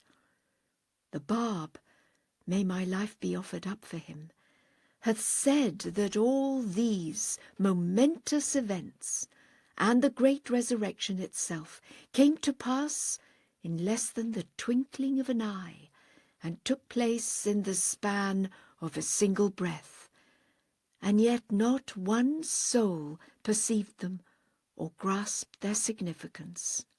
But praise be to God, in this most great revelation, no conditions have been set, no prerequisites have been laid down, no veils exist, nor is there any excuse to remain deprived. It should first be noted that the Bab himself, may my life be a sacrifice for him, addressing the greatest pillar of the Bayan, hath said, "Beware, beware, lest the Vahed of the Bayan, or that which hath been sent down in the Bayan, shut thee out as by a veil from him." In other words, take heed during the advent of him whom God shall make manifest, lest thou become veiled from recognizing him by the Vahed of the Bayan itself, inasmuch as this Vahed is but a creature in his sight. That is to say, the Vahed of the Bayan hath been created by him whom God shall make manifest, and this Vahed consisteth of the 18 letters of the living and the Bab himself. May my soul be offered up for him, who is the 19th. He hath furthermore cautioned him to beware lest he be veiled from him by the very words revealed in the Bayan. That is, he should take care not to say that such and such a statement in the Bayan indicateth that he whom God shall make manifest would appear 2,000 years hence. Could an absence of conditions and prerequisites be stated in more unmistakable terms than this? Thus it is evident that in this most great dispensation there is no cause whatsoever for anyone to be veiled. The Bab, may my life be offered up for him, hath confirmed that the events of the great resurrection, which were to take place on the day that is reckoned as 50,000 years, occurred in less than the twinkling of an eye. And yet the people of the Bayan still protest, saying, "Why did the school of him whom God shall make manifest not endure? Why did he not gather together with the children, or study the alphabet, or become trained in the abjad?" Consider how heedless they are, and how foolish, how dull-witted and veiled. Consider, moreover, how God's limitless power hath appeared and been made manifest in this divine dispensation. In the past, those who were shut out as by a veil would impute folly and impotence to the divine manifestations. One would say, "Ye follow none other but a man enchanted." Another would cry, "He deviseth a lie about God, or there is a jinn in him." And yet others would speak the words, "And when they see thee, they do but take thee as the subject of their railleries. What? Is this he whom God hath sent as an apostle?" During the days of Christ, the people would protest, saying, "O Mary, thy father was not a man of wickedness, nor unchaste thy mother." Likewise in the Mosaic dispensation, the Pharaoh would say, "He in sooth is your master, who hath taught you magic." And the chiefs among the people would scorn and scoff at the prophets, saying, "We see not any who have followed thee, except our meanest ones of hasty judgment." In this divinely appointed day, however, In this heavenly age and spiritual century, none hath breathed such words as these. All the peoples and kindreds of the earth, whether Turks or Tajiks, Europeans, Africans, or Americans, have testified to the majesty and glory of the manifestation of God. At most, they have denied the truth of his cause and his station as a manifestation. That is all. Today, in all the newspapers and publications of the world, civilized peoples bear witness to the greatness of the blessed beauty. Behold, then, how the might and power of the word of God hath penetrated the very arteries and nerves of the body of the world. Even the people of the Bayan have gained some credence in the eyes of others through the pervading influence of the cause of Bahá'u'lláh, the spreading rays of the Abha kingdom, and the irresistible power of the Word of God. For the people regard us all as members of the same community. For instance, when Mullah Hadi Daulat Abadi was in the presence of the wolf of Najaf in Esfahan, he ascended the pulpit, and in order to save his own abject soul, I implore pardon from God, he wholly recanted his faith in the Bab, and cursed and reviled him. His life was thus spared, and when he came to Tehran, he became the embodiment of the words, "They are deaf, they are dumb, they are blind, and shall return no more."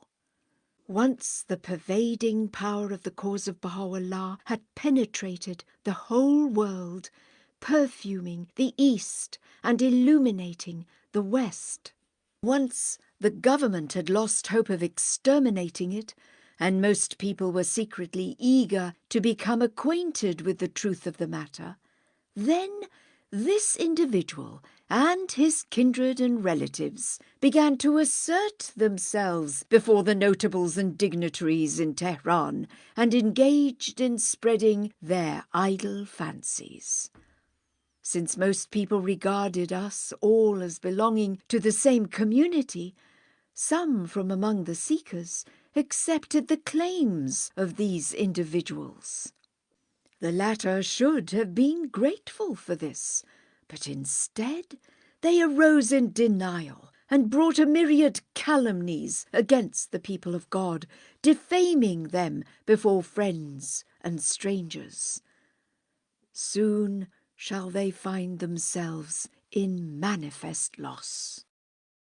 Moreover, it is known to friend and stranger alike, and even to the people of the Bayan themselves, that after the martyrdom of the Bab, Mirza Yahya donned the headdress of a dervish, and with an alms bowl in hand and a wayfarer's sheepskin cloak upon his shoulders, fled from Mazandaran, leaving all the friends in grave danger, while he himself roamed incognito and in the utmost secrecy in the regions of Mazandaran and Rasht. When Baha'u'lláh finally reached Baghdad in the plenitude of majesty and glory, Mirza Yahya also arrived, but in secret and in disguise. And when the blessed beauty left for Soleimaniye, he worked and was known as a shoe merchant in Sukush-Shoyuk, Baghdad, Samarve, and Basra. Then, upon his return to Baghdad through Najaf, he assumed the name of Haji Ali Elas Furush, that is, the silk merchant. No mention whatsoever of the faith was heard any longer. But when the blessed beauty returned and proclaimed the word of God, when his journey to Constantinople took place, the call and the fame of the True One were noised abroad, and there was no longer occasion for fear or peril. Then everyone emerged from behind the veils, found a new arena, and flaunted himself. No one said, "O valiant horseman of the arena of Cyprus, who has sought British protection, where hast thou been till now? Into what hole hadst thou crept during those 11 years in Baghdad? After the martyrdom of the Bab, may my soul be offered up for him, what assistance didst thou render? What constancy didst thou manifest? And what steadfastness didst thou evince before the enemies? What action didst thou take, save to address so-called epistles to the 7 witnesses, such as Mullah Ja'far in Kashan, Sayyid Muhammad Mali in Tehran, and others, at the end of each of which was written, 'Send us a young maiden'? None of them, God be praised, ever sent any. In one letter was written, 'God doth desire to behold thee amongst 2,000 heavenly maidens,' and so the number of his wives grew as much as possible. There was Ahmad from Shiraz, Badri from Tafrish, Ruqiyeh from Mazandaran, and several more from Baghdad. And yet, not content with these, he also wed the honoured wife of the Bab, the sister of Mullah Rajab Ali, known as the Mother of the Faithful, marriage to whom, according to the explicit statement of the Bab, was forbidden. A few days later, he passed her on to Haji Sayyid Muhammad. No more mention was heard, no call, no remembrance or praise. The cause of the most exalted one, the Bab, may my soul be offered up for him, was effaced and obliterated. Had it not been for the return of the Blessed Beauty, may my soul be offered up for his loved ones from Kurdistan, I swear by God, besides whom there is none other, that no trace or name would have remained of this cause. Friend and stranger alike testify to this. And now that individual is, God be praised, living in Cyprus under British protection, in comfort and happiness, while his hapless disciples in Tehran had been induced through empty promises and vain methods of divination to stir up mischief and sedition against the government. He had promised them that this and that will happen, and that through those foolish disciples sceptre and crown will be granted. Thus have they all been entangled in the mesh of their own devices. Those hapless ones have been condemned to endless misery and eternal loss, whilst he liveth his days in the utmost comfort and tranquillity, with no fear or trepidation, no dread of peril or danger. In short, the point is that these disciples who raised such a clamour in Tehran and were so confident in his promises should have asked him to deign to go to Tehran himself, to act as a true leader and commander, and to issue such incitements and provocations from there. The manifestations of God and his chosen ones have always been the first to carry out that which they enjoin upon others. Yet this individual, while dwelling in peace and safety in his retreat in Cyprus, hath sent his hapless disciples to the cannons and the gallows. Were anyone to gaze with the eye of fairness, this fact alone would suffice. the glory of glories rest upon thee.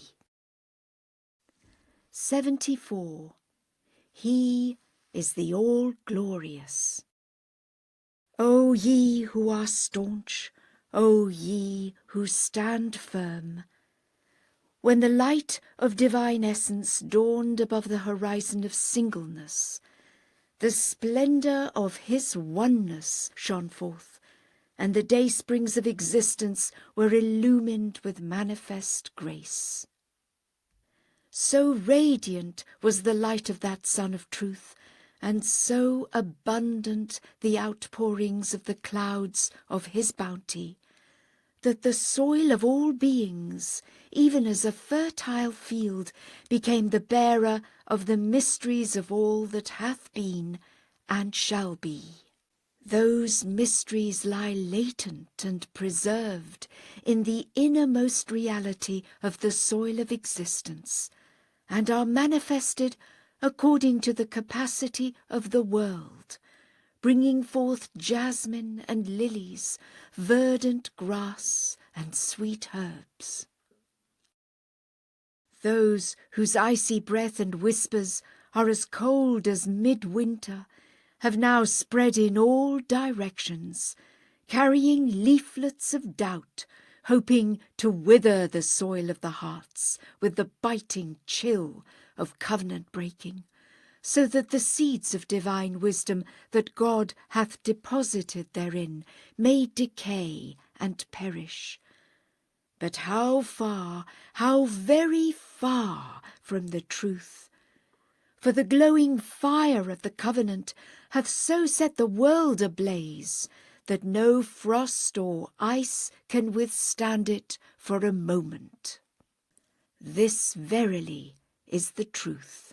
Wherefore, O friends of God, gird up the loins of endeavour, and be so enkindled by the Lord's burning fire as to light up the east and the west, in such wise that every covenant breaker would be put to flight, and every wavering soul would take heed.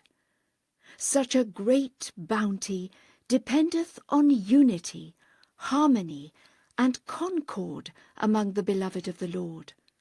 The friends in that region must grow so intoxicated by the wine of unity that they become even as a single sea.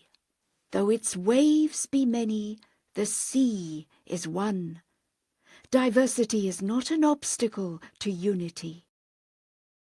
Praise be to God, for ye are all illumined by the same sun, and are all brightened by the same light. Ye are inebriated by the same cup, and seek holy ecstasy in the same tavern. Ye are one and all enamoured by the countenance of the same beloved, and are captivated by the charm of the same beauty. Ye quaff from the same wellspring, and taste the sweetness of the same draught. It behoveth every one of you, however, to show the utmost consideration unto the revered hands, who are foremost in service, for they are the dawning places of the manifold bounties, loving kindness, and favours of the blessed beauty. 75. He is God. O beloved servants and handmaidens of God, in its weakness and frailty, the world of humanity is even as a heap of darksome dust. Yet when the clouds of mercy of the all-knowing Lord rain down upon it, this dark earth shall bring forth crimson flowers, and shall become the resplendent rose garden of the concourse on high. Although we are weak and feeble, yet the bounties of the blessed beauty are boundless and inexhaustible. In offering gratitude, we have no recourse but to confess our own shortcomings, No remedy but to hold our peace, for we are powerless and wanting, feeble and faltering. Wherefore, praise be to the Lord of creation, through whose bounty these helpless ants show forth the strength of Solomon, and these needy and feeble gnats become royal falcons of the heights of mystery, causing the bestowals of the Almighty to be manifested. Now, concerning the recorded tradition that in former times only 2 letters were revealed, but in the days of the Qa'im all the remaining ones shall be made manifest, the following is meant. All the works and sciences, laws and ordinances, inventions and wonders, and the perfections of the human world that had been manifested in bygone times were even as 2 letters. But in this wondrous dispensation, and with the appearance of the glorious treasure, the perfections and attainments of the world of humanity, and its limitless sciences and arts, shall advance to such a degree that they may be likened unto all the remaining letters. That is, this wondrous dispensation is so different and distinguished from the previous ones, that even as ye witness, though it is still the 1st century, so many mysteries of creation have within so short a period stepped forth out of the realm of the invisible into the visible world. How many well-guarded secrets, once enshrined within the realm of the unseen, have been revealed? How many discoveries have been made of the hidden realities of things, and how many inventions and wonders have appeared? Infer then from this what the future shall hold. Await the break of his sovereign morn. These are but effects of its early dawn. The glory of glories rest upon you. 76. He is the all-glorious, the most effulgent. O thou who art firm in the covenant! The opening of thy letter bore the words, O Abdul-Bahá. What a call this was, for it caused my heart to leap with joy and my soul to tremble with delight. Glad tidings encircled me on every side. My eyes were cheered, and my whole being breathed in the sweet savours of a garden of roses. This call, even as the melody of the concourse on high, filled the soul of Abdul-Bahá with joy and rapture. By him who hath illumined my face with the light of absolute servitude to his holy threshold, no melody can fill this yearning soul with such joy and rapture as the call of O Abdul-Bahá. And no sweet accents warbled by the birds of the orchards can thrill my heart with such delight as the dulcet tune of O Abdul-Bahá. This melody causeth my heart to leap with joy, and these wondrous words fill me with blissful rapture, but only on condition that this name be accompanied by no other epithets of praise, and paired with no other titles. The designation should be Abdul-Bahá alone, for it to bestow boundless joy upon my heart and soul. This is my qualification and my station. This is my title and my glory, and this indeed is my highest aspiration throughout eternity. Thou hast commended the beloved of the Lord, saying that they are fully occupied with worship and praise, are seizing the cup of the covenant, and elated with joy at the banquet of the Lord, are unloosing their tongues in gratitude to the All-Merciful. This indeed is as it should be, for in this day there is no other path for the friends, and no other testimony for the pure in heart. I beseech and entreat the all-pervasive grace of the most bountiful Lord, to grant that the hearts of his loved ones may become the repositories of divine inspiration, and the daysprings of the effusions of his limitless bounty, so that with the utmost harmony and fellowship they may all be freed from the estrangement of the realm of vain glory, and may associate with one another with perfect humility and lowliness. May no trace of self be detected from their conduct and manners, from their words and deeds. Man's greatness lieth in humility, and his abiding glory is found in lowliness, self-effacement, and servitude to the servants of the Lord.